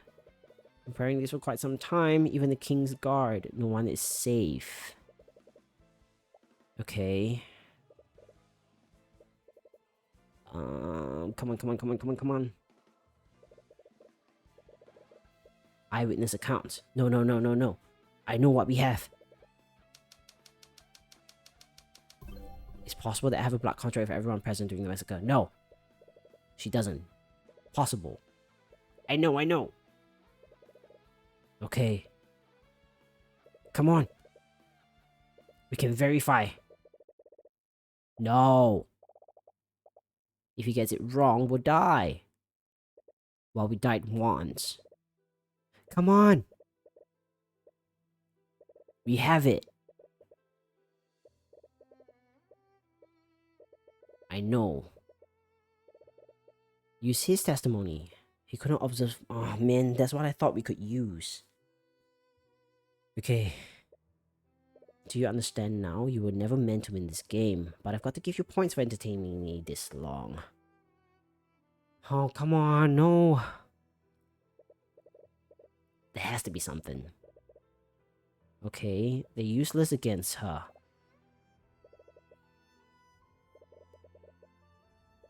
This has always been a contest of willpower, and I think he's finally run out.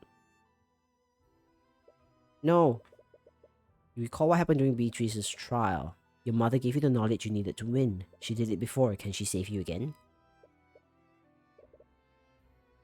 Will that help? Oh no. Come on. Oh. Ah. You just wanted to protect Celeste, and you really thought you could do this. But Iris is a being who wraps herself in layers upon layers of lies. She has the power to make you doubt everything. The witness testimonies, even your hard evidence, could be a fabrication. How could you possibly argue against someone like that? It's not fair. It's not fair. They're not even bothering to investigate the crime properly. Oh, flashback. If they did, they'd be forced to admit that my client's innocent. How are you so calm? Is this what it's always like? How are you supposed to win like this? They can just keep changing the narrative however they want. Huh? Almost every part of the system is against us, but there's one advantage we have over the prosecution. Pure and objective logic. Does that even work? The prosecutor does all sorts of things to validate their case. They present evidence, call witnesses, and use those things to create conclusions. They create a box and throw a bunch of facts into it. They tell the court that everything within that box is the truth, and conversely, that makes everything outside of it a lie. You point out contradictions in their case. That makes them throw more and more facts into a box to keep their case consistent. But even if one fact in the box is false, the entire thing falls apart. But surely they realize what you're doing. What if they play dumb and refuse to add anything to this box? You can force them to. Oh? Present your own truths. And you force the prosecution to either accept or deny them. By doing that, you can control what goes into the box. Yeah, I don't get it. I know you do great things, so don't give up. I don't get it. I can present my own truths. Iris' case hinges on when Beatrice disappeared, and she changed Celeste's memories to make her think everything happened earlier, which can only mean Beatrice Frigga did not go missing before 2 o'clock. I said... This is far from over. Ooh. That was a very cool imaging. So says the word of Horus. You feel yourself filled with the radiant power of the Eye of Horus. With its power fully unleashed, you feel the divine energy of the upper planes coursing through you. You have wings. Wait, I want to see it. Ah. Your feet aren't even touching the ground anymore. What did you just do? I became a celestial? What does that mean? I also can't tell lies. In any other situation, that would be a handicap. But here, that finally puts me on equal footing with you. You tried everything you could to break me. You drove a wedge between me and Ruby. You even manipulated Celeste into betraying me, but I'm still standing. I think you might be a little out of your depth. I've lived 1,000,000 of your pathetic lifetimes, and you think I'm out of my depth? I am the Empress of the Score, ruler of the 6th circle of hell. I guess the 6 is always the thing with demons, right? I'm a god. She doesn't know. What the hell are you laughing about? Whoever you are, man, king, or god, I won't let anyone stop me from reaching the truth. Ooh. Ooh. Since you so graciously bared your soul to me, I guess I should do the same. I wanted to break your spirit in this form, also I could keep things fair and interesting, but you know what? Ooh. Ooh. Right now I just want to see you die. What happened? I feel like her true form is going to be a bit terrifying. I'm covering the screen. What's a true form? What is a true form? Okay, that's not too bad. That's not too bad. I've seen worse. Okay, that's not gonna haunt me. I'm good. That's not gonna haunt me. I'm good. Do you two honestly think my true form was that of a teenage girl? No, I am an ancient one. I'm older than time itself. Lord of the Six. It feels liberating to break free from that weak mortal shell. This is what you really look like. Well, it doesn't matter. Whatever you are, I'm taking Celeste's soul back. Kick her ass! Well, I don't know if she has an ass to kick. Alright, let's go. We can do this. You be careful, you're bound by the same rules. You can't tell lies in this form, even accidentally. Alright, I've established that Beatrice didn't go missing until 2 o'clock. I wonder, why would you go through so much trouble to make me doubt that? When she gave her testimony, Celeste said that Iris and Beatrice entered the prayer room at 1:40. But from the axiom you declared, you know Beatrice didn't disappear until 2 o'clock.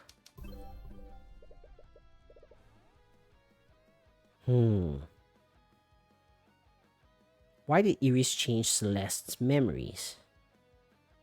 Oh.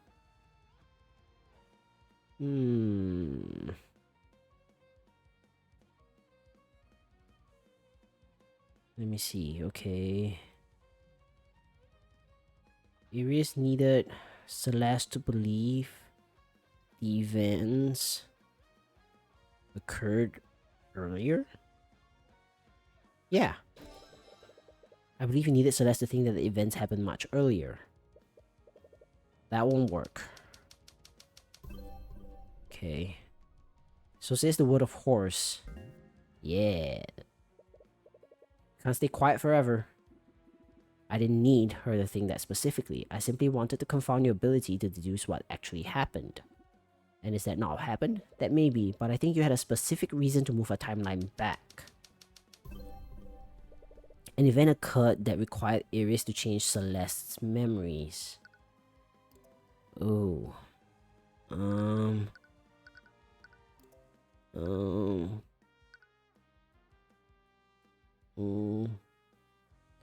To change her memories.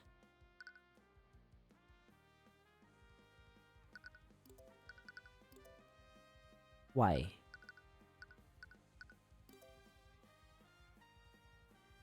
Wait, why?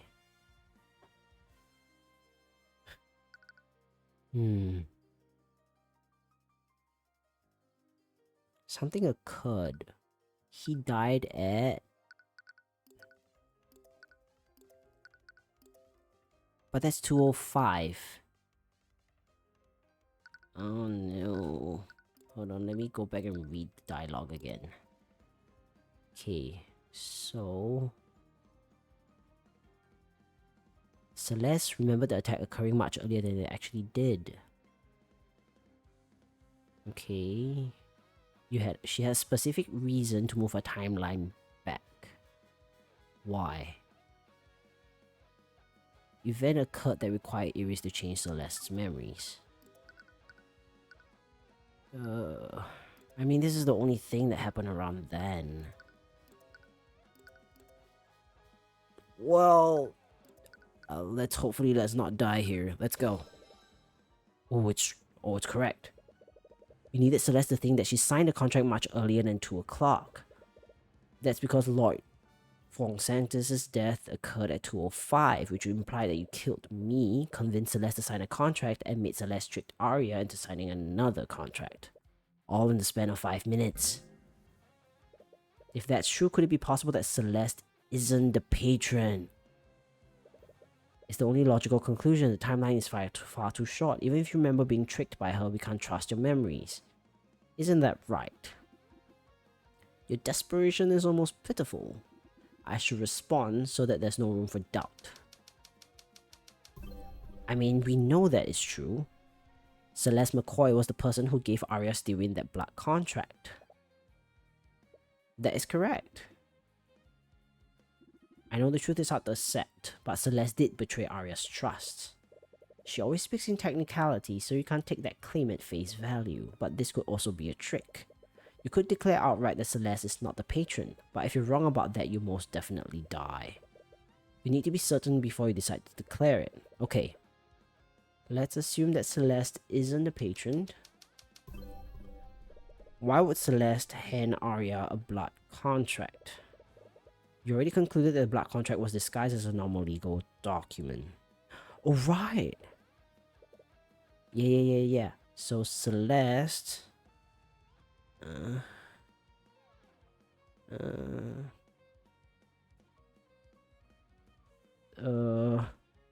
why would Celeste hand Arya a blood contract? Why would Celeste hand Arya a blood contract? Wait, huh? Arya dropped the contract in front of Celeste. Yeah, that's it. She picks up the runestone, she accidentally activates it. An image of piece of evidence appears for a brief moment, but she quickly hides it. Not before Celeste sneaks a peek. I see. Don't be like that, I'm really happy for you. She definitely handed that contract to her after it was signed. But that doesn't necessarily mean she's not the patron either. No, from the very beginning she's been trying to get in your head. She thrives on doubt and mistrust, but you've always known from the very beginning. Celeste would never betray Arya like that. Celeste McCoy is not the patron describing Arya Stewin's blood contract, so says the word of Horus. Okay. Celeste McCoy saw Arya drop this contract before she entered the prayer room with Tyrion. Due to the Empress of Discord changing her memory, she can't remember what was written on this contract. So that's true, so she's not the patron. Oh my god. Okay.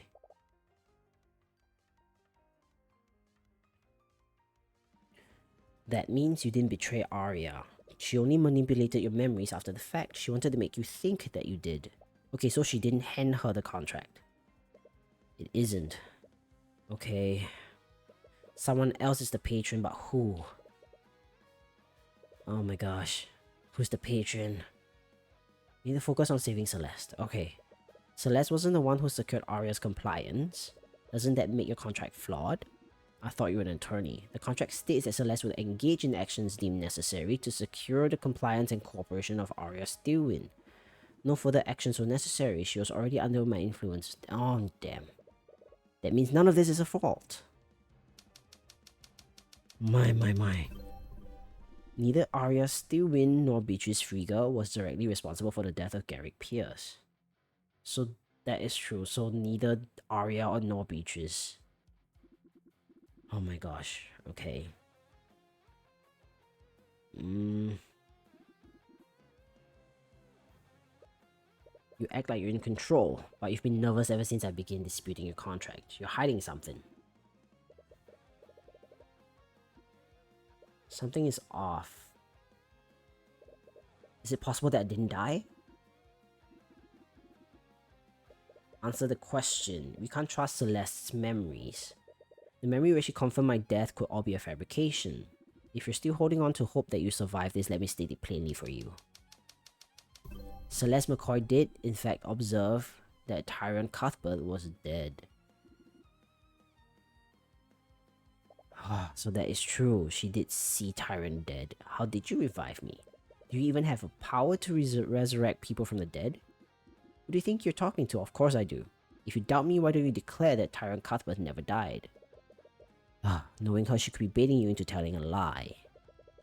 But it's equally likely that she's bluffing. I'll state this. Beings of my power are able to resurrect people from the dead, so that's a truth.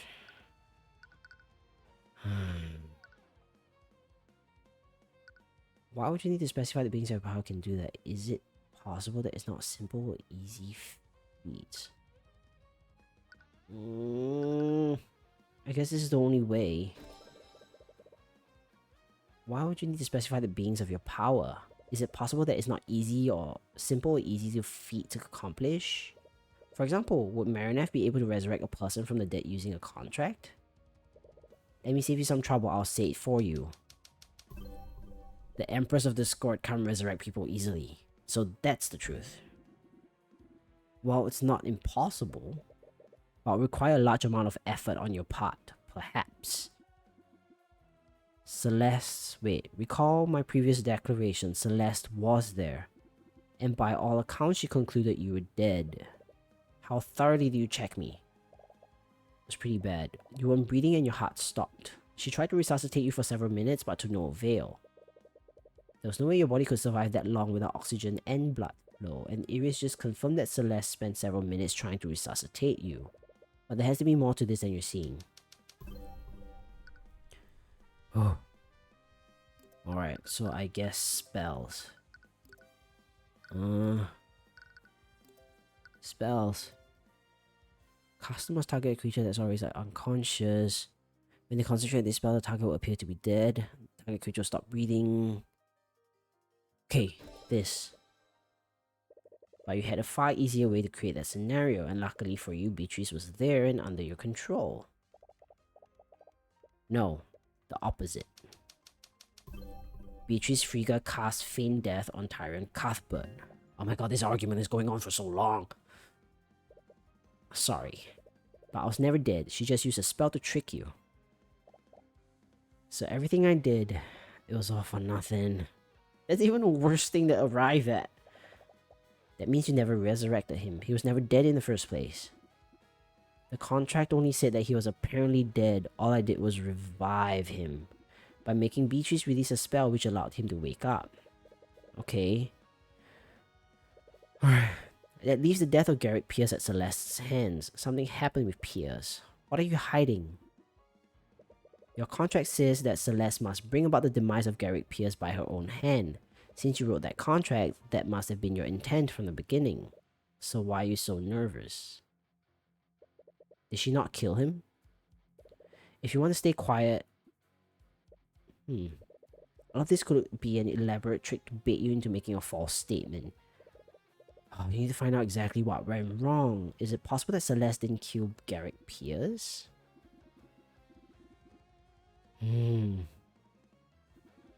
She didn't have a rational reason not to trade his life for yours. As bad as it sounds, that wouldn't be a hard choice.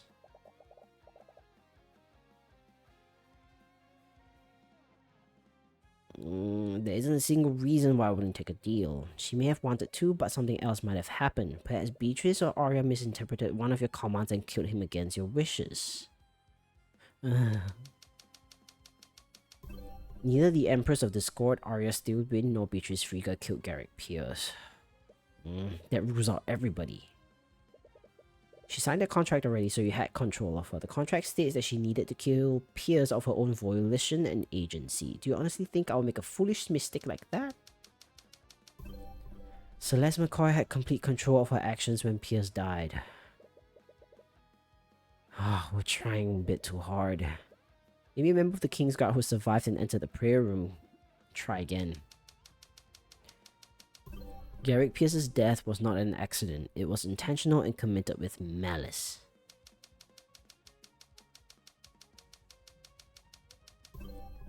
The Empress of Discord, Celeste McCoy, Tyrion Cuthbert, Beatrice Friga, and Arya Steele were the only people in the prayer room with Garrick Pierce. My.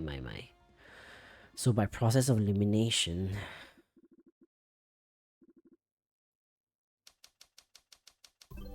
Garrick Pierce's death occurred because of Celeste McCoy's actions.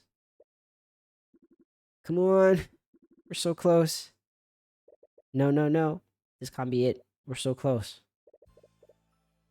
I can't believe you fell for that. You've never thrown consecutive declarations at me like that before. Was this what we were expecting? Was this what we were expecting? It's because I'm getting close. You can freely manipulate Celeste's memories of what happened, and I don't have any evidence that implies what actually transpired in the prayer room. The only person who could tell me that was you.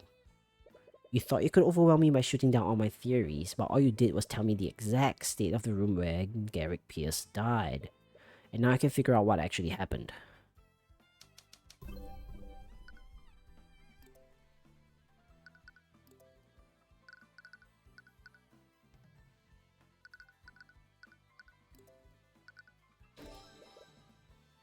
Iris Ilmater, Empress of Discord.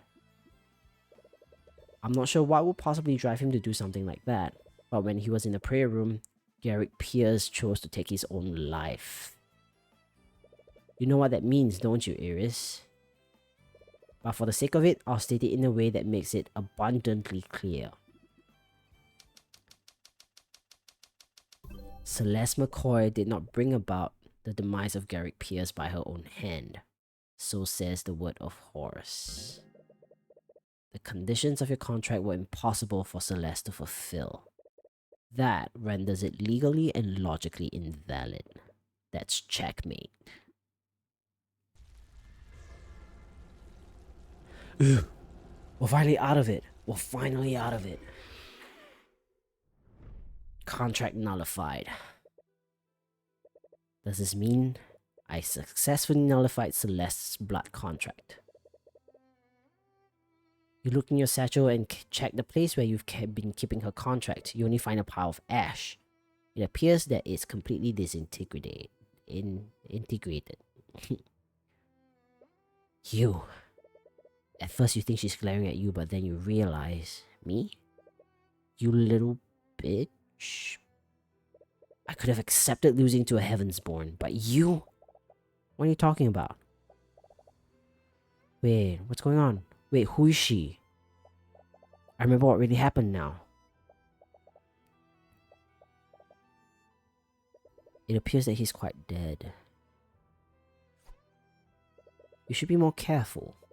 You might hurt someone if you swing that dangerous thing around. I was right about you all along. I should have never trusted you.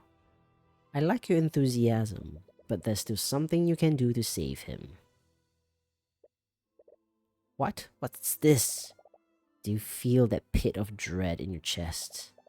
The same fear my dad felt after you stabbed him. And with his life, you have your beloved Tyrion back. She didn't do it. What are you waiting for?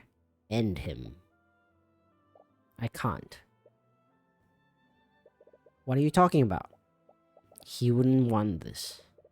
He never has to know. I can protect you from his Eye of Horus. That doesn't matter. I can't do it. It's just... This man literally killed your adoptive father. Not to mention he's a dead man walking. You've lived a lifetime of killing people. What's one more person? I won't suffer your self-righteous pity, bastard. Don't misunderstand me. Right now, I want nothing more than to end your worthless life. But Tyrion's ideals are what saved me. That part of him was so wonderful and so beautiful. I could never betray those ideals. Not even if it's to save him. You're actually serious, aren't you? You seriously sacrifice him to honor his idiotic ideals? I won't do it. I'm not going to sign that contract. Contract? Ah, I see now. So you're his little consort, aren't you? He killed himself. Damn it. Wait, get out of the way. Drop the weapon, Pierce. Don't be stupid. The only stupid one here is you, bastard. You should have known from the beginning. No matter what you chose, they were never going to let me live. They? But if I'm fated to die, then it's going to be on my own terms. I'll see you all in hell.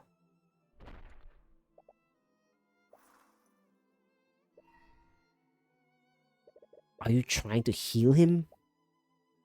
It's too late. He aimed straight for his heart. No. Come on, you waste of human flesh. Wake up. I still need you alive.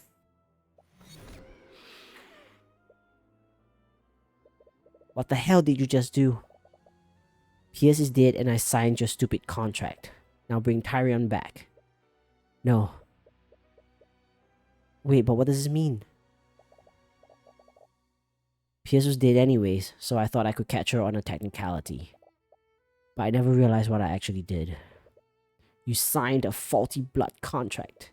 You ruined everything. And where do you get off acting like you're any better than them? What? Ideals? Righteousness? Don't give me that bullshit. I could have accepted losing to Tyrion, but you're human. You're a goddamn killer. All of you are rotten to your disgusting cores. You would tear out each other's throats if I gave you the smallest reason to. Tyrion is the only person here with a trace of the Celestial self-righteous morality. If that's what you think of them, you really don't know anything about humanity. Celeste is far more than what you're saying. She's far more caring and empathetic than I am. I could never even come close. And it has nothing to do with whether I'm a Heavensborn or if she's a human. But I think I understand you a little more, Eris. Is that so? Let me ask you a question, Eris. Did you feel any amount of satisfaction when you killed my mother? What? So you figured that out, didn't you? When you went on that little tirade about killing Heavensborn, I had a feeling. And how does it feel, Tyrion?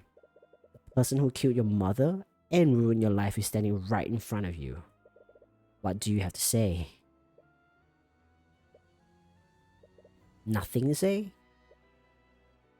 Say something, damn it! I think all I feel for you right now is pity.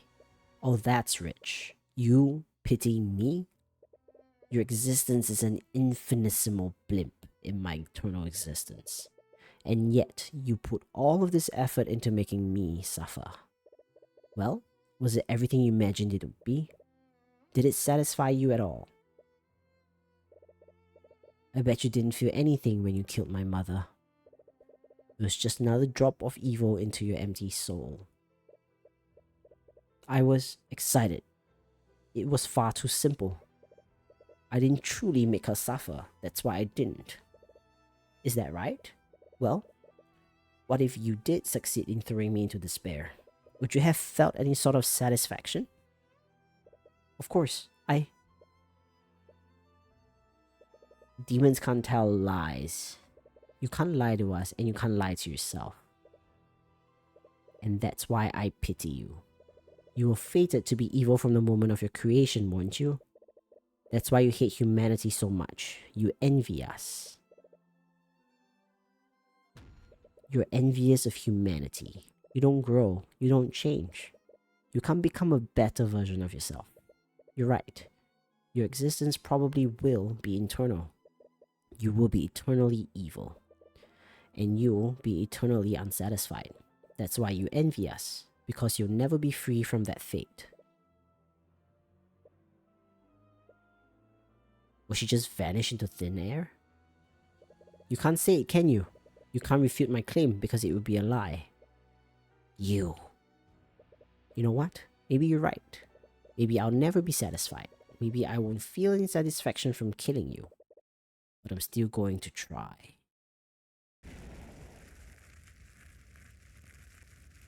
Oh, I forgot there was a dragon behind. I completely forgot there was a dragon right behind there. That was a bit anticlimactic. I thought she would like burst in. I mean, she did burst into flames, but I thought like it would be a bit more climatic. It's a bit anticlimactic. She'll definitely be back one day, and when she does, I'll be ready. For now, let's be satisfied with what we finally discovered. Alright, about that. Are you serious? After all that, we still don't know who the patron is? At this point, I'm just glad Miss McCoy wasn't the true mastermind behind this. Now that I've nullified her contract, Celeste should finally have her true memories back. But it's still really fuzzy. I've really been trying to remember what was on Arya's contract when I caught a glimpse of it. But I think that's the memory Iris manipulated the most. Ah, damn, so who is it?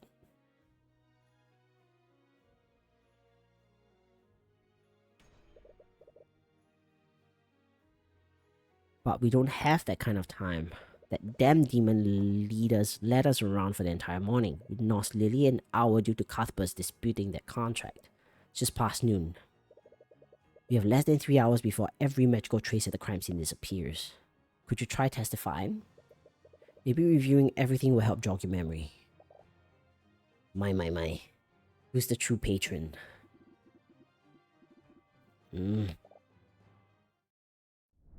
My gosh, who is the true patron? We were meant to meet with Pierce at 1:50 and we heard that commotion outside at 2:20. I saw Arya attacking the guards there and I fought her for about 15 minutes before she broke past me. When I followed her into the prayer room, I found her there with Beatrice and Iris.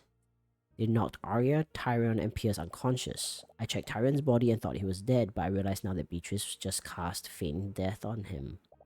Anyways, Iris offered her due to me, but I couldn't go through with killing Pierce. I think you know the rest. A few minutes after Pierce died, Aster, the Inquisition, and the Kingsguard showed up to arrest Arya. Aside from a conversation with Ilmater, that seems to match up with what we already knew. He's clearly not okay. Come on. We need to find out who's the true mastermind here. Okay. We know for certain that the meeting was at 2. She must not have had the power to change them. She merely had Beatrice release feign death. I still can't believe I fell for that. Anyways. Who did you see attacking the guards? Arya or Beatrice? So it's Arya attacking the guards. I had to account for the time I spent speaking to Iris. I had a feeling something was off about that. I knew Tyrion would be really meticulous about the timeline of the murder, so I had to make my testimony match up with the time of Pierce's death. Okay. Ugh. Okay. When I followed her into the prayer room, so we weren't wrong about Beatrice sneaking past you during your fight. Probably a distraction so Beatrice could sneak past me. What is it? If the patron was working together with Iris, why would Iris use Beatrice to knock out Arya? That is true. I find it hard to believe that the patron willingly went along with the Empress's convoluted plan. They clearly needed Pierce to die, and relying on McCoy to do it seems foolhardy. Is it possible that Iris went off script? She definitely doesn't seem like the type of demon to take orders from a human. Okay.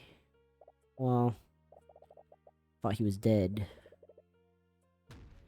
What if you did almost destroy Arya's future? Alright, that's not leading us anywhere. To think one blood contract could have such an effect on the investigation. You're put in a difficult situation, take solace in the fact that you stuck to your ideals. Skilled Lord is being surprisingly sympathetic towards her. A few minutes after Pierce died, Aster, the Inquisition, and the Kingsguard showed up to arrest Arya. I'm surprised Aster went to the prayer room as well. I'd have thought the Kingsguard would have kept him in a secure location. But His Majesty demanded that they secure the cathedral for the safety of everyone. Due to multiple murders and Iris changing people's memories, there might be something you missed. My gosh, what is it? Okay, so we met with Piers at 1:50. We heard that there was a commotion outside.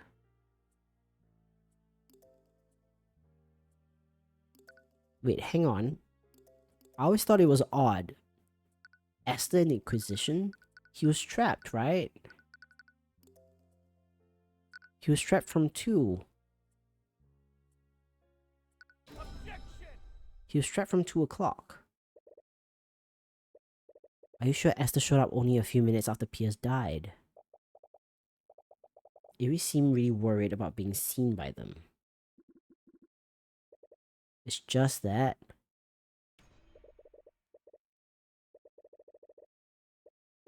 Garrick Pierce died at 2:45 and Esther showed up in the prayer room only a few minutes after.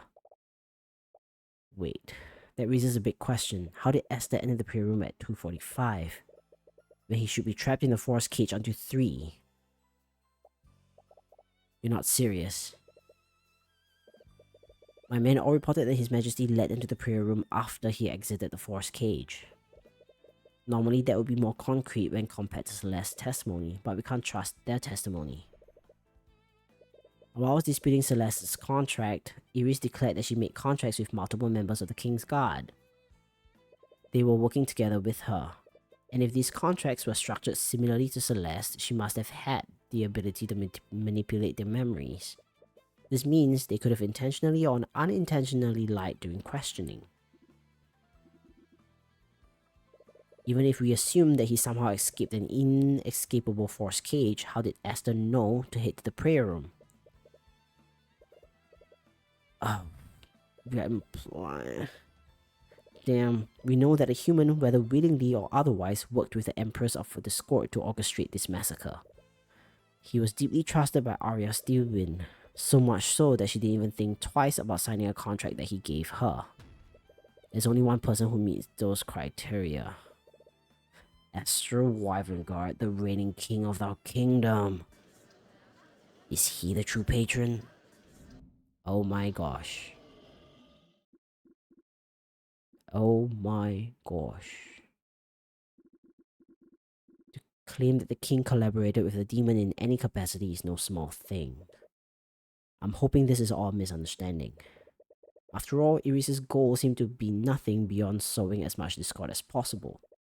She made us believe that Celeste and Arya were both murderers. I want to save Arya, but I also want to believe in the people who believed in me.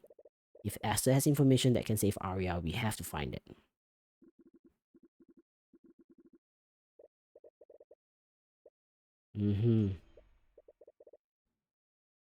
Now down to the king. Tell me it isn't true. I'm hoping you can shed some light on how Arya came to be under the blood contract in the first place. It's possible Iris tricked you somehow and made you carry out the massacre. There has to be something we're not seeing, despite what the evidence points to. Are you sure we can trust? Oh, come on. She's no longer under the effects of the blood contract, which you claim no longer exists. But only you have the power to manifest them in the first place. After everything that just happened, how can we trust you? Why is he suddenly not trusting us at all? The only person who was there with you was Celeste and a demon who can clearly alter people's memories. Isn't it a little convenient she was burnt to a crisp almost immediately after your return? She said it multiple times. That didn't actually kill her. And now you're singling me out as the patron, the one ultimately responsible for the murders of Von Sanctus and Sybil. If that demon made you into a puppet, wouldn't this be exactly what she wanted? Oh, come on! This can't be happening again. I thought we could finally get down to business. Like, just get straight to it. Oh, even the skilled lord looks wary. But I suppose there's one way to confirm your theory. Use your divine edict on me just like you've done several times before. If I truly was in league with that demon, shouldn't I have a contract with her? It will appear, even if I was made to forget about it. No, you're just killing ourselves. We already tried that before and it didn't work. He definitely doesn't have a contract with her. I already tried and nothing appeared.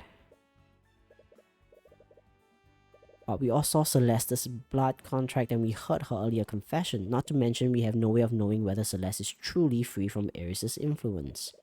If Miss Stewie needs to be saved, we all must accept what needs to be done. I don't like saying this, but I think it's time this trial came to its conclusion, don't you? Come on. We proved her blood contract wasn't valid, but the one who made Arya commit those murders is still out there. Okay, Iris found ways to trick people into signing blood contracts before, so she wouldn't necessarily need a blood contract to trick Esther into accidentally helping her. The question is whether Esther knowingly did this or not. The question is... there had to be some sort of physical involvement on his part. That might have led behind evidence that proves it. While part of the plan required Esther's physical...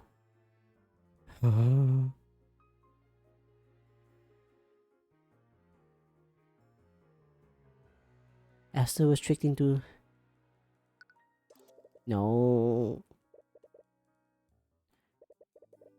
One thing that he definitely needed to do himself. No?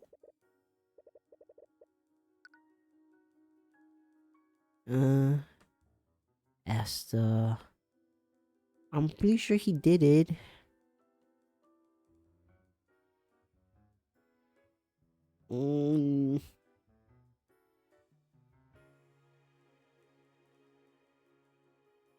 Arya was tricked. Hey. Oops. Okay, so if it's not Esther, then it was Arya. He needed to trick Arya into signing the contract. No, Arya may be a lovesick disaster around him, but she's still an attorney. She would be careful to read any contract she signed. We deduced earlier that her blood contract was disguised as a normal legal document, and I remember when you caught a glimpse of it, you immediately started teasing her. But if I was teasing her about it, it was probably related to her relationship.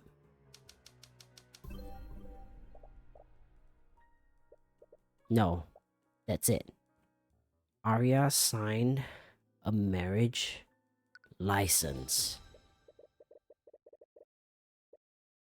The patron controlled Arya and committed each of the murders without having to do anything personally, but this was all contingent on tricking her into signing that contract in the first place. I recall that you went to a meeting with the High Speaker right before the massacre started.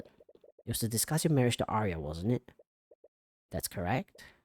The blood contract that Arya signed needed to look like a normal legal document. But I just realized something while reading it. The language used would have made sense under a different context. In that contract, Arya gave you her mind, body, and soul. It would bind her to you as long as you both live. Till death do you part. Wait, it's true?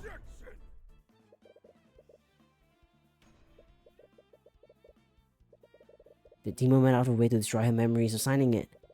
I doubt they would have left any copies of the marriage license. No, come on. Tell me, is it true?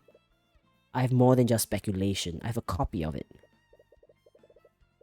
But your divine edict only recreates the terms of the blood contract, not the material that it was written on. The original document wouldn't be visible on your copy. That wasn't the copy I was talking about. Don't you wonder how I knew about that blood contract? Every attorney has a magical runestone. They let us take pictures of the crime scenes and write down notes magically. And did you know Arya took a picture of the marriage license she signed? Oh no, it's true. Even though it was technically illegal. The moment she regained consciousness, she thought she was a danger to others. She had no memories of what she did that day, but she knew something was wrong. That's why she locked herself in the prison with an anti-magic field. She was being rightfully cautious. But had she simply left any of those anti-magic field and checked her runestone, she would have found a picture of a marriage license with the same words as her blood contract. It's true, the king is evil.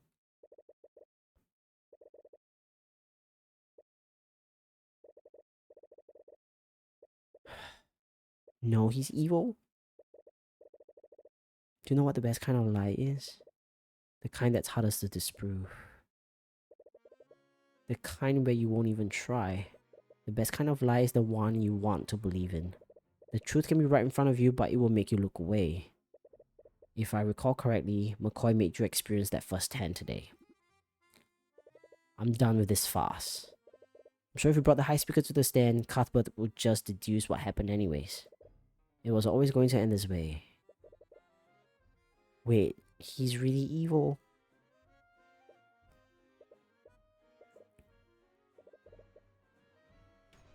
You used my daughter to commit mass murder? What of it? What right do you have to judge my actions, oh great skilled lord? I was only cleaning up the mess you created. If it weren't for Ares' little games, I would have done it in much cleaner manner. No, I think I'll be pardoning myself. I am the king of Wyvernguard, am I not? No. Does this terrify you all? To know that I can do whatever I please with no one who can stop me? Is this not what you've all been doing to the rest of this country? Do you seriously expect to get away with this? I do. Who has the power to stop me? The skilled lord? Exactly. That's why he hosted this trial in the first place. I didn't ask who could stop me, Tyrion. I asked who was going to. No. Wait. Yes. Thalion had me arrested, put my 7-year-old brother on the throne. I'm sure history will tell you exactly how a kingdom fares when the child sits on the throne. Or would you take the throne for yourself? You spent all those centuries huddled away in this ruined city.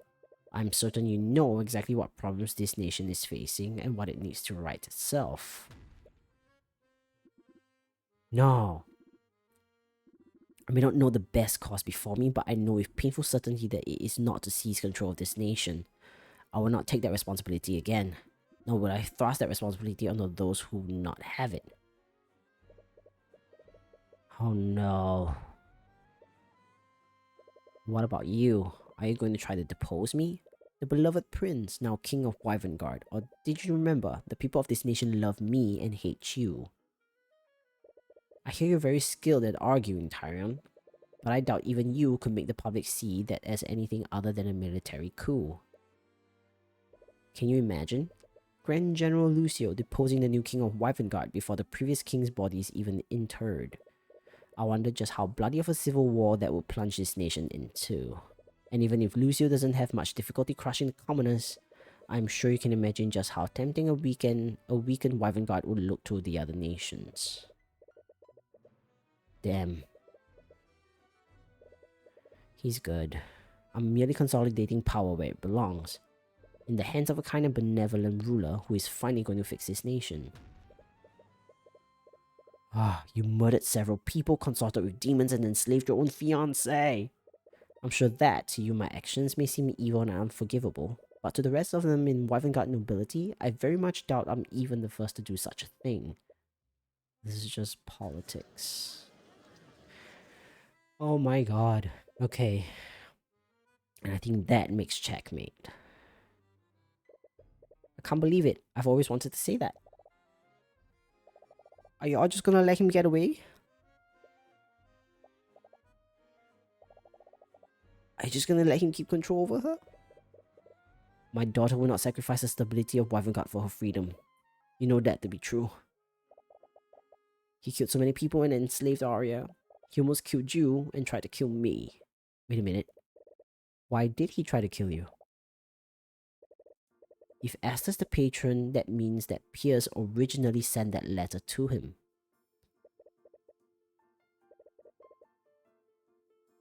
Right. Hang on. Esther is the king's eldest child and he's of pure royal blood. McCoy would have no claim to the throne under this circumstance. If you were his half-sister, you wouldn't have a claim to the throne, so why would he go to so much trouble to kill Pierce and you? He wouldn't have Ares kill Pierce personally if it wasn't important. He needed both you and Pierce to die during the massacre, which means you two were just as important targets as Von Sanctus and Sybil. If that wasn't a problem, why would he be so scared of Pierce's blackmail? Would the line of succession be the only reason why he'd be scared of Celeste's parentage?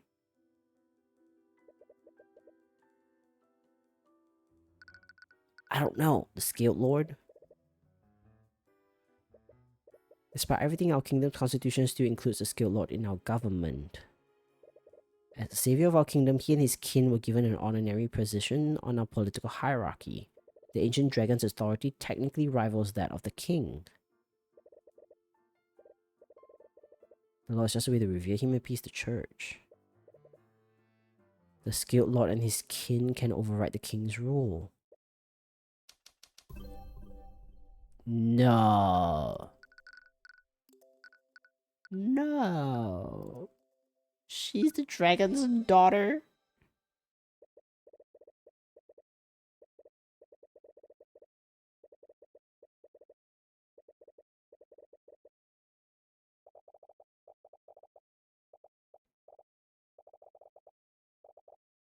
No way.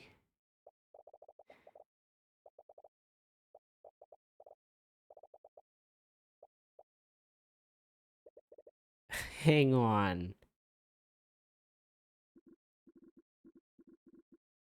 Even with my human form, I have always had the strength of an ancient dragon. No way. Her ridiculous strength, her natural talent for learning magic, she inherited it all from him. There's no going back. Oh my. This is the only way to save her in Wyvern. What I'm about to do will change your entire life, possibly in a way you don't want it to. You'll place an unimaginable responsibility on your shoulders, but it's the only way to save Arya and stop him. So I'm sorry, please forgive me for doing this. Do you think one life-changing event would ever change about how I feel? Are you sure? I owe you and Arya for what I did, but we need to do this to save Arya. It's partly my fault she's in this situation. But if my life is really going to change because of this, promise me one thing. What is it? Take responsibility for what you're about to do? Of course, I was always going to do that regardless of what happened. Good. You have nothing else to say. But he's older, ain't it?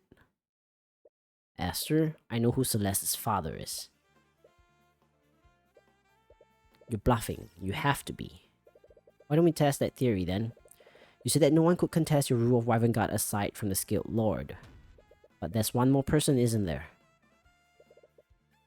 Only the Scaled Lord has the political power to override the will of the king. And his kin. Esther the Wyvern, you needed Celeste to die during the massacre. It's because her existence would always pose a threat to your rule. People of Wyvern nobility, your current king was fearful of my bodyguard's parentage, and now we know why. Celeste McCoy is the daughter of the Scaled Lord Rathalion, ancient dragon and creator of all arcane magic.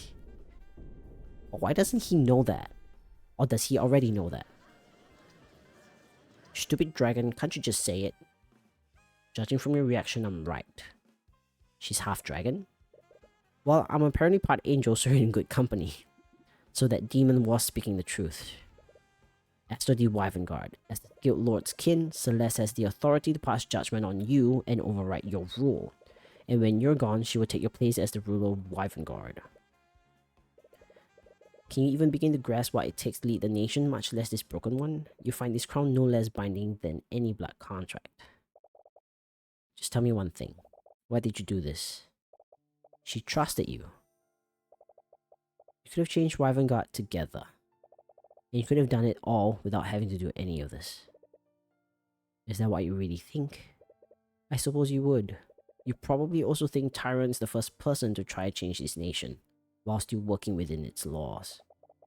There's nothing wrong with having ideals and working within the law. My father was like that too. He was a man of ideals, once. But I watched for my whole life as he was forced to compromise on everything he believed in, one ideal after another. It was to keep the peace. We must maintain the stability between the noble houses to uphold law and order. And do you know who paid the price every time? Not him, not me. Not any of the nobles gathered here, no. The people who paid the price were the common folk. The kind of people you two are always trying to save. I would have honestly thought you understand by now. A gulf exists between what is just and what is lawful in this kingdom. I'd have thought that you two, out of everyone, could have understood why I did this. We know it's not fair, but we're capable of changing it, and you had the power to do just that. I am changing it. You worked so hard to find the truth behind Von Sanctus and Sybil's murders. But here's a little bit of truth that's evident to everyone in this room except you two. Half of the people present here today are glad that they're gone, and the other half wants to be the ones to replace them. The blood I shed in a single hour did more good for this kingdom than you two would have done in years. So that's how you plan on fixing this country's problems? By working with demons and killing your way to a brighter future? If I have to, why not? Every day across this nation, commoners are killed and oppressed at the hands of the very nobles gathered here. They bleed this country dry and feed on these people like carrion. I'm merely returning a much needed sense of equality. Damn. Do you really think any of you are in the position to judge me? All of you who came running at the news of my father's death? Also, you could be the first to fill my ears with your sycophantic praises. Do you know what the difference between the Empress of Discord and all of you is? That demon was just a bit more honest. Arya wanted to change that. She would have helped you. Arya is too stupid and too naive to do anything. She loved her idea of me. She loved the weak and infatual prince who would have borne watching his kingdom rot with a damn smile. She loved your kindness. This is kindness.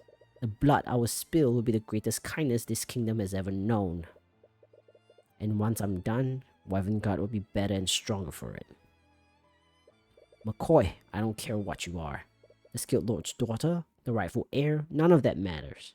I will save my kingdom and its people, and I will carve the rod out of his heart, piece by bloody piece. Nothing will stand in my way. I am Esther de Wyverngard, king of Wyverngard, and consort to the Lord of the Six. Consort? Nothing but a dead man.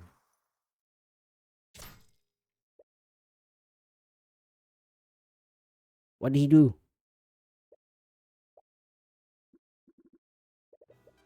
The blood contract. My daughter's blood contract, does it still exist? Its conditions have been fulfilled, haven't they? Because they no longer both live. This is not what we discussed. My daughter would never be free as long as that wretch lived.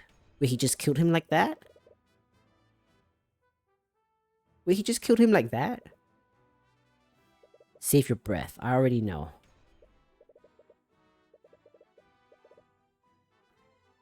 He's willing to go to jail for that. Or at least prison for that. Damn. This isn't really something to celebrate. To think that His Majesty was so far gone that he consort with a demon. Also, he could save the common folk. He did have the same goals as you. He truly wanted to make things better for the common folk. Even with the Eye of Horus, you never caught a hint of the pain he must have been feeling. He closely guarded his true emotions from everyone, including Arya. No wonder Iris was able to manipulate him.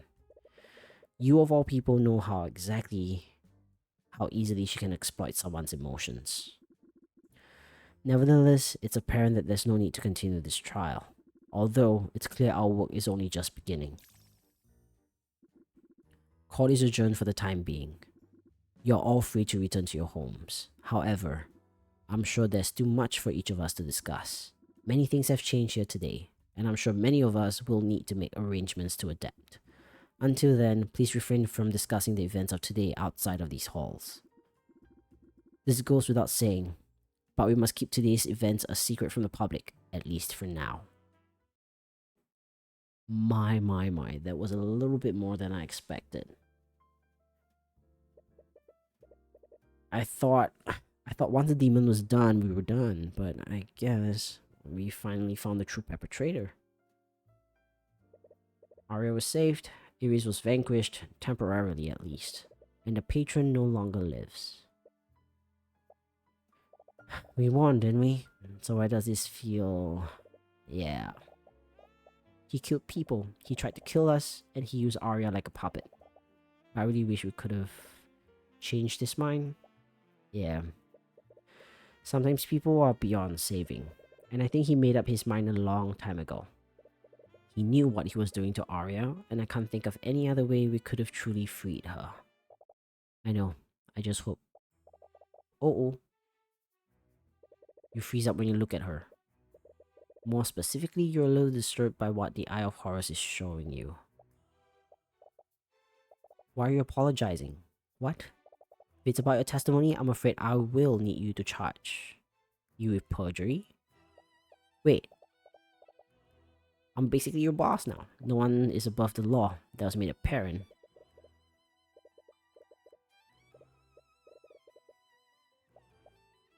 Anyways, I'm sure it's nothing to worry about. You do have the talented defense counsel after all.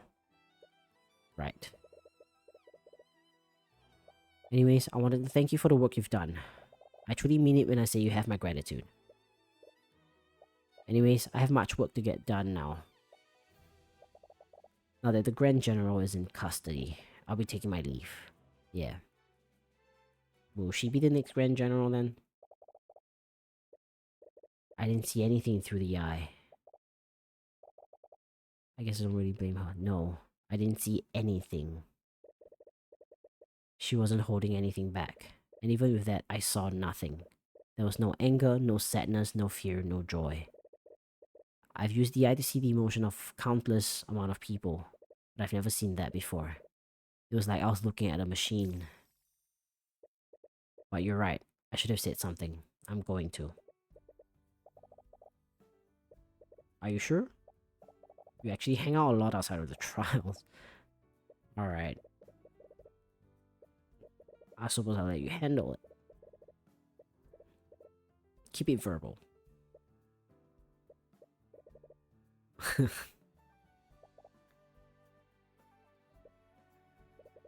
Looks like you've gotten the acquittal of yet another client, but it didn't tie up quite so neatly as you hoped. What do you mean she's gone? You may not know what the future has in store for the two of you, but perhaps that's okay. You have a feeling that as long as you have her, as long as you have everyone, you can begin forging your own path. A path that is completely chosen by you this time. Ooh. Are they gonna do a roundup? Oh. Alright, so this weird drawn, like this weird dude's her father. You're looking for Miss Stillwin, aren't you? She's been sitting outside my lair for a while. I tried speaking to her, but I get it. I'm gonna try talking to her, of course. But Thalion? I'm not mad at you, you know? I'm not sure why you left me at the McCoy Tavern, but because of that, I got to be raised by my mom and dad. If I didn't live there, I would have never met Tyrion or Arya. I could never be mad about you giving me a life like that. Plus, now I know that I'm half dragon, that's pretty cool. Don't be so formal. I'm technically your daughter, aren't I? How is he so stoic about this? So I've been meaning to ask about you and Mr. Cuthbert. Are you two...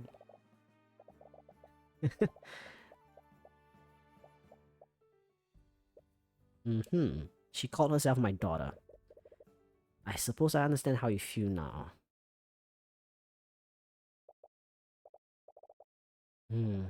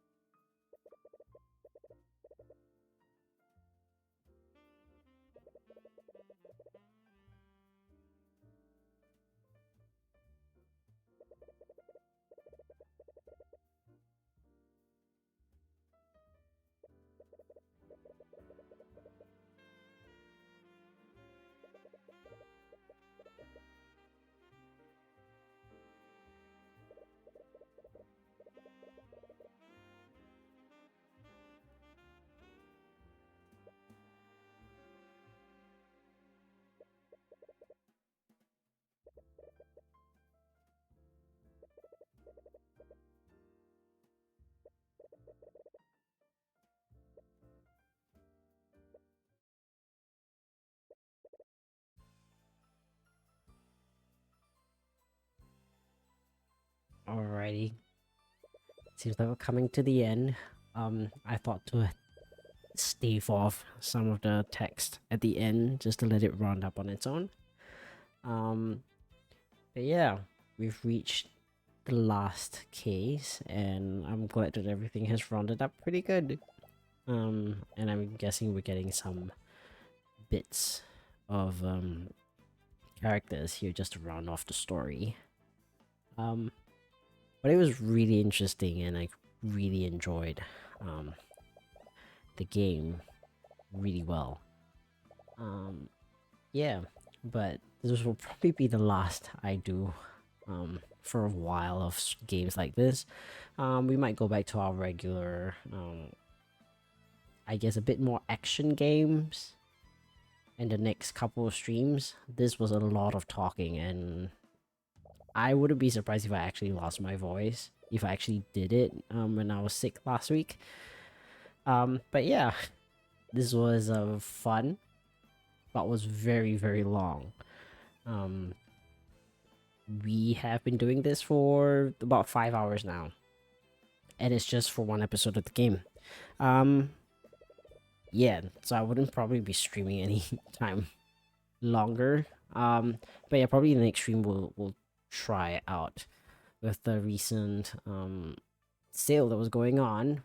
I've downloaded quite a few games which I haven't gotten to yet, so we'll see what comes up. But I definitely do want to go back to playing Zelda again. As soon as I get my Switch back, we will finally complete Zelda. When I get my Switch back, Miss Yushimi, yeah, when I get my Switch back, thank you very much. Your next comment better be a yes. You're sending it back tomorrow. Okay, anyways, I'm just gonna let the video play out before we end the stream today. Just to let all the characters sound out and let all the credits finish.